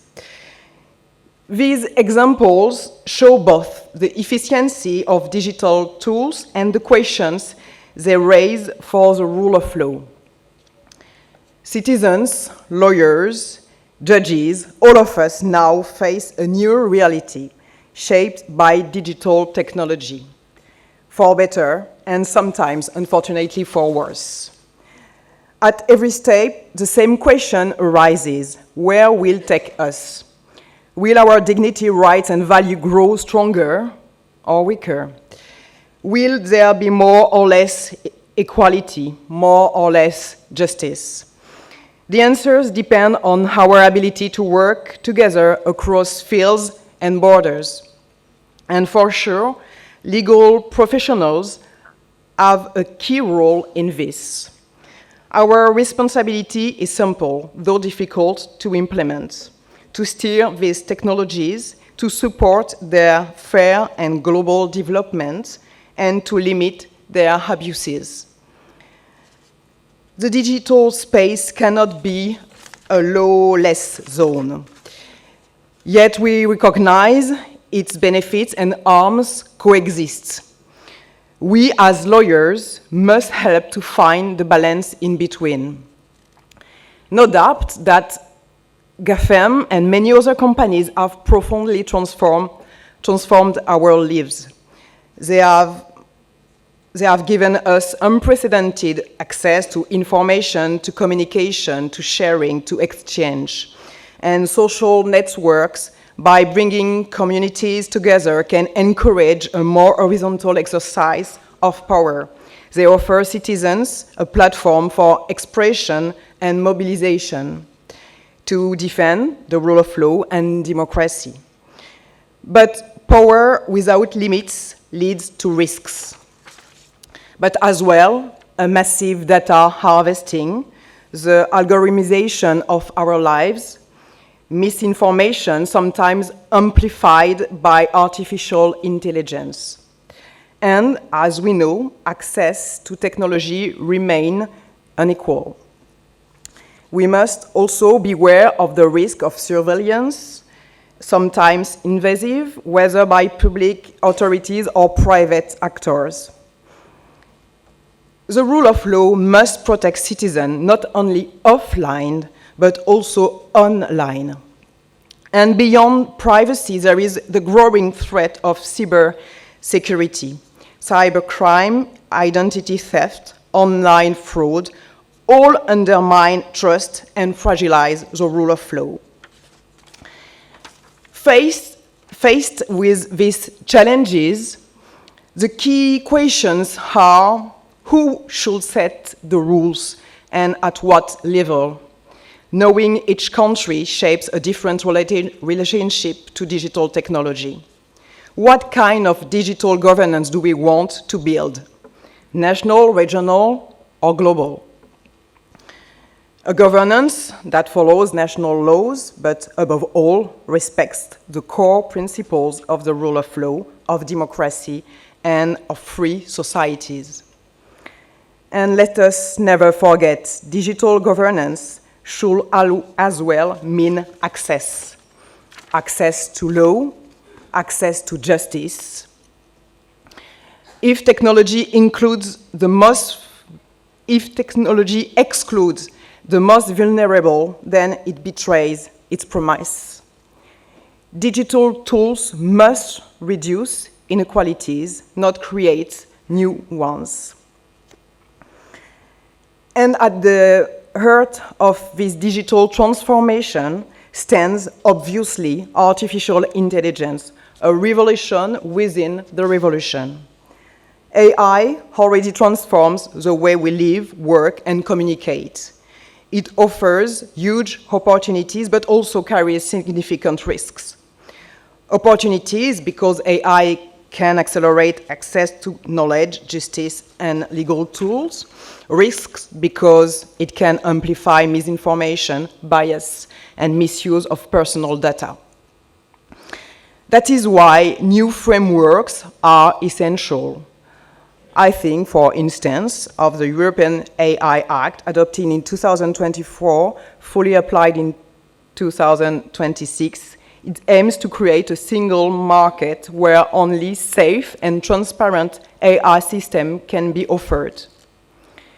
It is a first step to protect users and a model that may inspire others. But AI, like digital technology itself, is global by nature. No national or regional framework will ever be enough. Reflection on AI cannot stop at borders. Again, it must be global. And the debate on AI cannot be only technical or economic.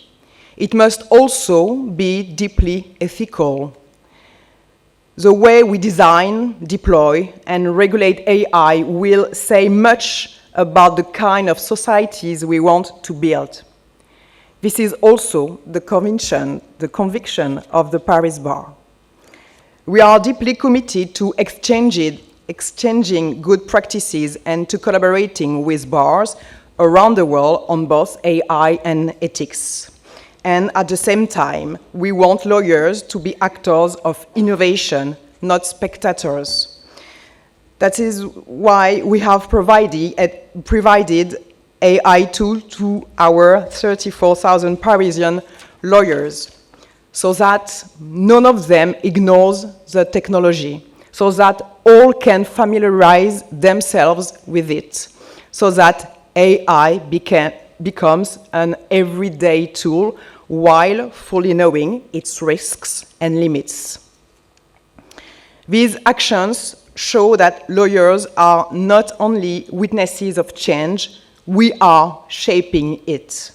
Lawyers are not only guardians of the law, we are also actors of change, ready to shape the digital future.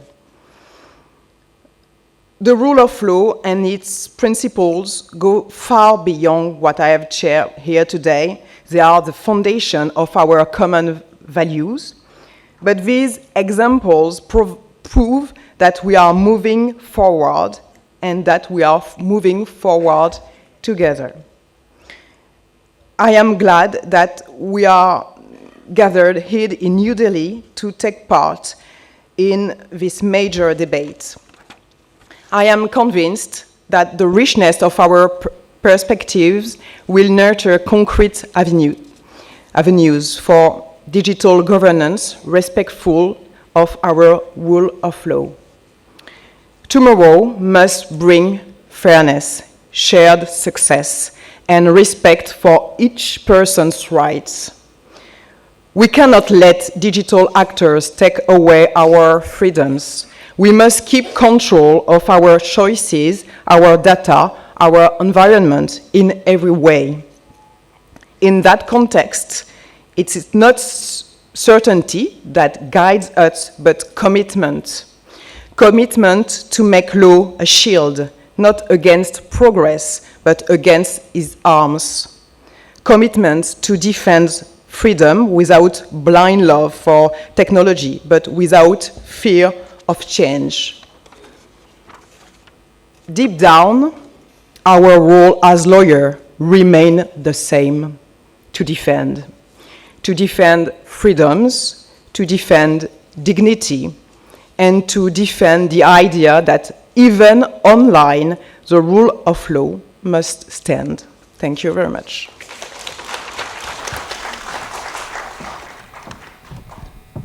Thank you, Madam, for a very insightful presentation which focused on the need to use new technologies, but how to ring fence it with proper safeguards to ensure that rule of law is maintained and individual rights and freedoms are preserved. Thank you very much. Now call upon Ms. Gayatri Raman to tell us, she comes from another perspective of what AI they can offer to us. Thank you very much. Honorable Justice Prasad, distinguished panelists, fellow panelists, and everyone at the audience. Before I start, I'd like to record my sincere appreciation to the President of the Bar Association of India for inviting me to this conference and for your hospitality. And special thanks to Law Asia President as well and the rest of the Law Asia Exco for your continued friendship and hospitality. Thank you very much. Definitely, my perspective today is going to be a little bit different. To give you a little bit of context, LexisNexis is a legal and technology expert, which means we combine legal content, the laws, with technology and provide that into a platform that provides accessibility and transparency. These are very big words. So today I have a few examples to share just to show all of us how this can work if done in the right way. Why do we do it? And you know, why are we so passionate about this? That's because it's our corporate mission, it's our corporate purpose. We have our own rule of law equation: equality under the law, transparency of the law, independent judiciary, and accessible legal remedy. We talk about it all the time, and at the senior leadership level, we have this as our yearly, annual deliverables. We also lead the way in business for rule of law. We are very, very passionate about SDG 16, and we do a lot of work because we know this is where our strength is to support the rule of law. Okay. I think in the earlier panel, this was discussed as well. One of the honorable justices talked about it. 5 billion people globally, and so many of them live below the rule of law on a scale of 0 to 1, with countries like Denmark at highest and then Venezuela at the bottom. Our rule of law projects and our rule of law priorities focus on applying technology to law-related information. Okay? These are some of the examples. I list them down. We advise judiciaries on technology adoption, develop online systems, manage data as much as possible, and from a content perspective, laws. We work on managing laws, and we work on how to produce laws in a more consumable and digestible format to regular citizens, not just lawyers. First example, this is a simple one first, and everybody would know about it. We partnered with the International Bar Association. So we created together the Eyewitness of Atrocities is an app. It is downloadable in mobile devices, and it timestamps and GPS stamps all images and videos that are captured, specifically designed for war crimes. So once that is captured, it is transferred directly into the LexisNexis secure databases. And then it is processed for possible evidence to support prosecution of war crimes. To date, we have captured tens of thousands of images. Ukraine is an example. Myanmar is also another example. I think it's really important to understand that we can't just create an app and then expect people to use it. We need to also teach people to use it as well. And one of the impacts is that a military tribunal in the Democratic Republic of Congo found 2 commanders of Democratic Forces for Liberation of Rwanda guilty of murder and torture. And because they had access to photos and video evidence acquired by the app. That's how technology can advance the rule of law. That's one of our projects. The second project is a more simple one. This is the ADAM program. This is one of the projects of the LexisNexis Risk Solutions team. If you are aware, some of you might be aware, in the US, every time a child is missing or a child is suspected to be kidnapped, an Amber Alert is raised. And when that Amber Alert is raised, then you have a lot of authorities looking for the child across different jurisdictions, cross boundaries, state boundaries as well. ADAM uses fax technology. There are many, many small sheriffs in the US. The federal may not be talking immediately to the state law enforcement agencies. So it uses fax technology. It distributes missing child posters, information of missing children to the police, news media, everybody, as fast as possible so that people can find the child. And to date, this particular program has successfully recovered 155 missing children. Now, on to my personal favorite, because I was involved in it myself. I'm just going to describe a situation in Myanmar for you. This was 2013, 2014. If you landed in Myanmar, you would see people selling laws on the streets. They would be selling laws for $3 US, $4 US, and these would be paper, stapled haphazardly, and they would say this is the new law. You wouldn't know whether this was a legitimate law or not, you wouldn't know, but at that particular time, people were really, really invested in looking at the law, treating the law seriously. But they didn't know how to do it. They just, sold these for $2. On the other hand, from a digital perspective, for the longest time in Myanmar, if you used Facebook, you did not have to pay the fees required for data, connectivity, etc. So Facebook was free. Google wasn't. So the Myanmar citizens would use Facebook to do their research. That was the most bizarre thing that I experienced, because they would be going into Facebook to research everything under the sun. And can you imagine, Vanessa just talked about misinformation. Can you just imagine how dangerous that would have been, because you're looking through for information, maybe sometimes about the latest laws that were passed, and you're going to Facebook to do it, right? So that was a phenomenon at that time. That was what was happening at that time.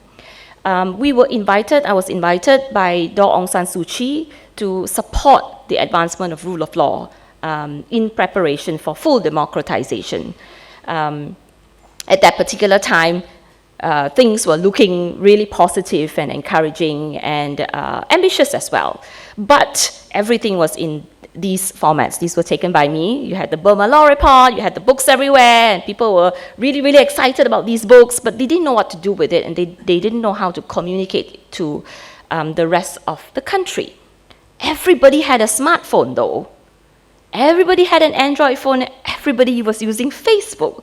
So do you see the contradictory situation happening here? So where do we come in? Well, that's where our expertise is, right? So we started step by step. We had many, many projects that we worked on. What I would like to share is this particular one, which is because it's going to make the most impact. At that particular time, the Supreme Court did not have a proper online website or tool that hosts their case law, right? So we worked with them. We developed a judgment writing template, because you can have technology, but if you don't have the knowledge of how to use technology, then technology wins and you don't. So we had to create a judgment writing template. We trained 520 judges across one full year on how to use judgment writing templates. And we consulted on an online publishing process for the Supreme Court of Myanmar. And we also developed a framework for continued digitization of old court records. Why was that? Because they wanted to improve their ranking in the Ease of Doing Business Index. And I'll show you a few examples here. I don't know whether it's very visible, but you can see that at that point in time, this is how data was organized. I can't make sense of it. You have a civil appeal, you have no idea what these cases are. You cannot find anything. But of course, this was online, right? Technically you can, but it wasn't really helpful at this time. So what we did was we worked with them, and we created a way for the judges to upload their judgments in a specific format that people would be able to understand. The ratio decidendi would be clear, the holding would be clear, the parties' names would be clear, the judges' names would be clear. These are things that we do on a day-to-day basis. We just applied it to support the country at that time. And we did it in the Myanmar language. And until today, despite the fact that the coup happened, this site is still live. The judiciary is still uploading case law up there, and people can still access it, and lawyers can still access that as well. So it's really important for us to think about, yes, we have technology, but we also need the guardrails. Yes, data can be out there and can be made available to everyone, but data needs to be true data, factual, checkable, protected, and not necessarily open to misinformation and disinformation also. And of course, it's a work in progress. We do see that in many jurisdictions and many different countries, there are various levels of needs. And where we can, we believe passionately that technology is the way forward to make it accessible to more people. And we will protect the way we produce that as much as we can. These are some of our partners. We work together with multiple partners in Asia, this is us in particular in Asia, to bring rule of law to fruition in the specific jurisdictions. Thank you. Thank you, Gayatri. I think that was a wonderful presentation, and I'm sure many of us in the audience, including me, is not aware of what you can achieve by using digital technology in the form of protection of human rights for vulnerable sections of society. I think it's a great initiative, and I congratulate LexisNexis for taking that up. Last but not the least, I request Amarjit Jing, Bedi ji, to please come and enlighten us.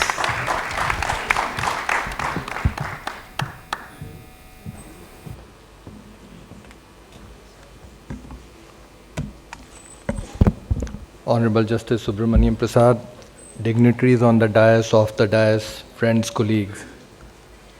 I'm not going to read from all the pages. I am the last man standing, as the President said, before lunch, between now and dinner. So, and after my predecessors, the erudite speakers, what they have explained, I don't think I have much to contribute, except from Indian context, because a lot of friends have come from abroad. Explain some of the aspects of digital governance tools available in India, which has an impact in our daily lives, both in the courts and outside the courts. So I'll give you some examples. I don't want to read about it, but how it has made a difference in our lives and how law has affected us positively, negatively, because as just like in coins, there are two sides to it. So some of the digital governance tools available off the court are things like Aadhaar. I don't know if you have heard of Aadhaar, which is a 12-digit unique identification number for anybody in India who wants to access any of these services in the government or otherwise, banking, etc., has to have an Aadhaar. Now, I don't know if you know, India's population is probably 1.45 billion. But can you guess how many Aadhaars have been issued so far? It is 1.35 or 38 billion as of 2025. So virtually 95% of our population, I don't know if this data is accurate because there are probably few million children also, and children don't get Aadhaar when they're born. So the data may be skewed, that is some of the downside, but about 1.3 billion Aadhaar has been distributed, and you need iris scan, that is eye scan, and you need fingerprinting to get an Aadhaar. So everybody is uniquely identified. And the benefit of an Aadhaar is that if I want to open a bank account, I want to do a KYC, know your client. eKYC, you want to open a stockbroking account. You want to transfer your assets. You want to sell, purchase. Everywhere Aadhaar is the common denominator. It links you. So the benefit of Aadhaar is that I don't have to, every citizen in India doesn't have a passport. Now passport is a valid form of identification. But since everybody doesn't have and there are rigors to getting a passport, Aadhaar is much easier to get and it is treated as de facto identification. Now we may use it for day-to-day activities, and the benefit of using it is that everything is online. Virtually I can open a bank account without going to a bank physically, just using my Aadhaar by doing eKYC. So my mobile phone is linked, my Aadhaar is linked, I can use it. Now what's the flip side to it? So much of convenience, so much of ease. The biggest flip side to it is that our entire data is now accessible in a server, both with my iris, iScan, and somebody else can, if a data is hacked, it can be used, misused. There have been reports that last year some Chinese hacker was able to hack our Aadhaar data. Now what are the ramifications? We don't know, but all our data is lying in a cloud, in a third-party database, which if misused can have a complete effect in our life. We have been hearing, I don't know if you have read about digital arrest. There have been cases of people who have been digitally means virtually on phone calls, on WhatsApp, on FaceTime, on telephone, normal calls. They have been threatened that they have been arrested, and there is information which the police has, which is verifiable information, based on which an impression is given that a person who is sitting at home is arrested and he has to transfer X amount of money to get out of that arrest. Now, where are they getting all this information before they make, suppose I receive a phone call, I will not believe anybody if he says that you are under arrest because you have been, you have been transferring X amount of drugs in through this Blue Dart service.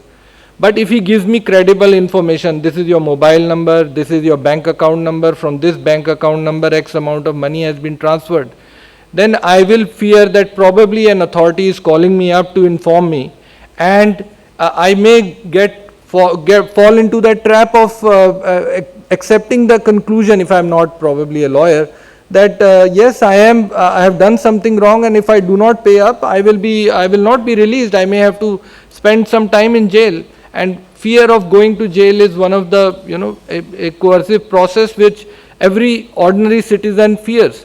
So he or she may, under that apprehension, pay up some amount to get out of it.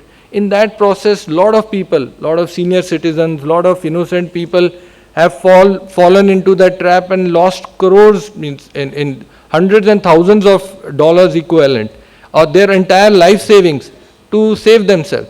So this data, which is now available everywhere, if misused, has a huge impact in our lives. We become digital, isolated, in all our life earnings get vanished into it. Similarly, another digital governance tool which we have become so accustomed to is UPI. I don't know if you have heard of UPI, Unified Payment Interface. You go to a Kirana stop, you go to a street vendor, you want to pay him the money. If it is in few rupees, you do not have a change, you can just use a QR code and you can transfer it. It doesn't matter which bank account your money is lying, which bank account his account does he have, he will get the money. Even if it is few rupees, even if it is 10 rupees, 20 rupees, you can do a transaction. Now that kind of convenience has revolutionized our whole country. Now, I don't know, billions of transactions are taking place every day. We are so lucky to have that system. But again, the advantages of having UPI is again that easily our amounts are then transferred out, our bank accounts, as Justice Prasad was saying, your entire bank account can be wiped out because it's so easy to get the money in and transfer the money out. We have Digi Yatra. If anybody is traveling from within India, from one airport to another, you don't need to print out a boarding pass. You don't need to stand in a queue to get inside the airport. if you are enrolled in DigiYatra and you have downloaded your boarding pass, just like Apple Wallet, you can go to the airport, outside the airport. There are face scanning machines there. You can show the QR code of your boarding pass and you can enter seamlessly. It saves so much time. Earlier we used to stand outside the airport to get to our chance when physically they verify your document and then let you inside the airport. Probably 15, 20 minutes, half an hour standing outside the airport depending on how busy that day is. But with now DigiYatra, it is so convenient that you can go, you can seamlessly enter the airport and you can exit, enter. It's very, very convenient. But what's the flip side? Your entire data of which day you are traveling from wherever you are based, to which airport you are going, which aircraft you are flying in, which seat you are sitting in, how many times a month you travel, all that data is now accessible in that portal, DigiYatra. Now, if somebody uses that technology positively, he can probably curate for you, knowing your preference that, oh, you like to travel in, let's say, Air India. Next time you want to travel again to, let's say you're going to Calcutta, it will populate or it will give you that kind of recommendation that Air India flight is available for such and such date, knowing your habit because you are frequently traveling, all the data is available in the app. But unfortunately, that same data can be then misused if not properly regulated or not properly kept in that store. Is somebody actually knows when are those days when you are not in town, and maybe when you come back there is nothing in your house because he knows you are not in town. So these are some of the digital governance tools which have positive and negative. Now talking about courts, I must say our Delhi High Court is most advanced as far as implementation of e-courts, e-filing, electronic hearing, that is virtual hearing, e-inspection. Earlier we used to go and do inspection physically. We had to wait whole day. Sometimes the person would not be able to trace the file. We had to come back because we couldn't get the file. Now you just online you apply for e-inspection and you are sent the link of the entire court file, and you can download the file in your convenience of your office in the middle of the night. You have access to the file and you are prepared to argue next day. Your court file is matching exactly with the file what the honorable judge is reading. So there is no confusion, you are well prepared, it is access to justice, it is easier, court's time is not wasted. You know exactly which documents are on record, which are not on record, you are better prepared. Similarly, you have e-filing. We had an issue, we earlier used to have an issue of limitation. If you don't file by such and such time, the registry closes, you miss the bus, you are delayed, and sometimes your petition, your case is rejected because of limitation.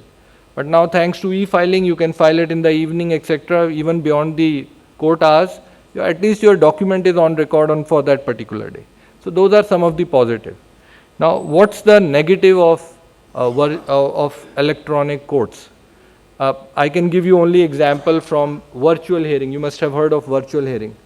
Lockdown was the reason why everybody adapted virtual hearing so efficiently and quickly in the entire system in India. We all became used to it. We didn't need to go to the court physically when the whole country was under a lockdown. We could we could appear in the court. Thanks to it, we could still run our homes because we were not having any work during those few months when everything was under lockdown. But thanks to access to virtual hearing, we were getting opportunity to argue, to present our case and represent our clients who needed our help most at that point of time. Now, that also led to other advantages. For example, if you are doing 2 cases in a day and one court is physically 20 kilometers away, so sometimes you don't need to go to that court. You save your time by virtually appearing from a different location wherever you are. And you still get to defend your case, you still get to represent your client. And it also saves the court's time because court is not giving adjournment or it's not passing over the matter for you to reach from A destination to B destination. But what's the flip side to virtual hearing? Flip side is we started taking it for granted, we misused it. There have been cases, I am very sorry to say, but there have been cases where people have been appearing from washroom while they were answering nature's call. There have been cases They have been answering when they were having a drink in their hand. They were appearing virtually when they were sitting in the car. So the tools which were given to assist us have been misused, and therefore, as my predecessors have said, that there has to be guardrails, there has to be regulations. It has to be used judiciously. It has to be used in a way that it benefits the system and not is abused by people. So with these few words, I like to thank you. There is so much to make progress, but tools are helping us. Thank you. Thank you, Manjit. We have just 3 or 4 minutes. I don't think there's much discussion possible. But I thought just a couple of things that occurred to me is because we are now talking about rule of law as a vis-a-vis the digital transformation that has taken place in our respective lives. There are just questions which often arise as to what is the enforcement mechanism we have for this.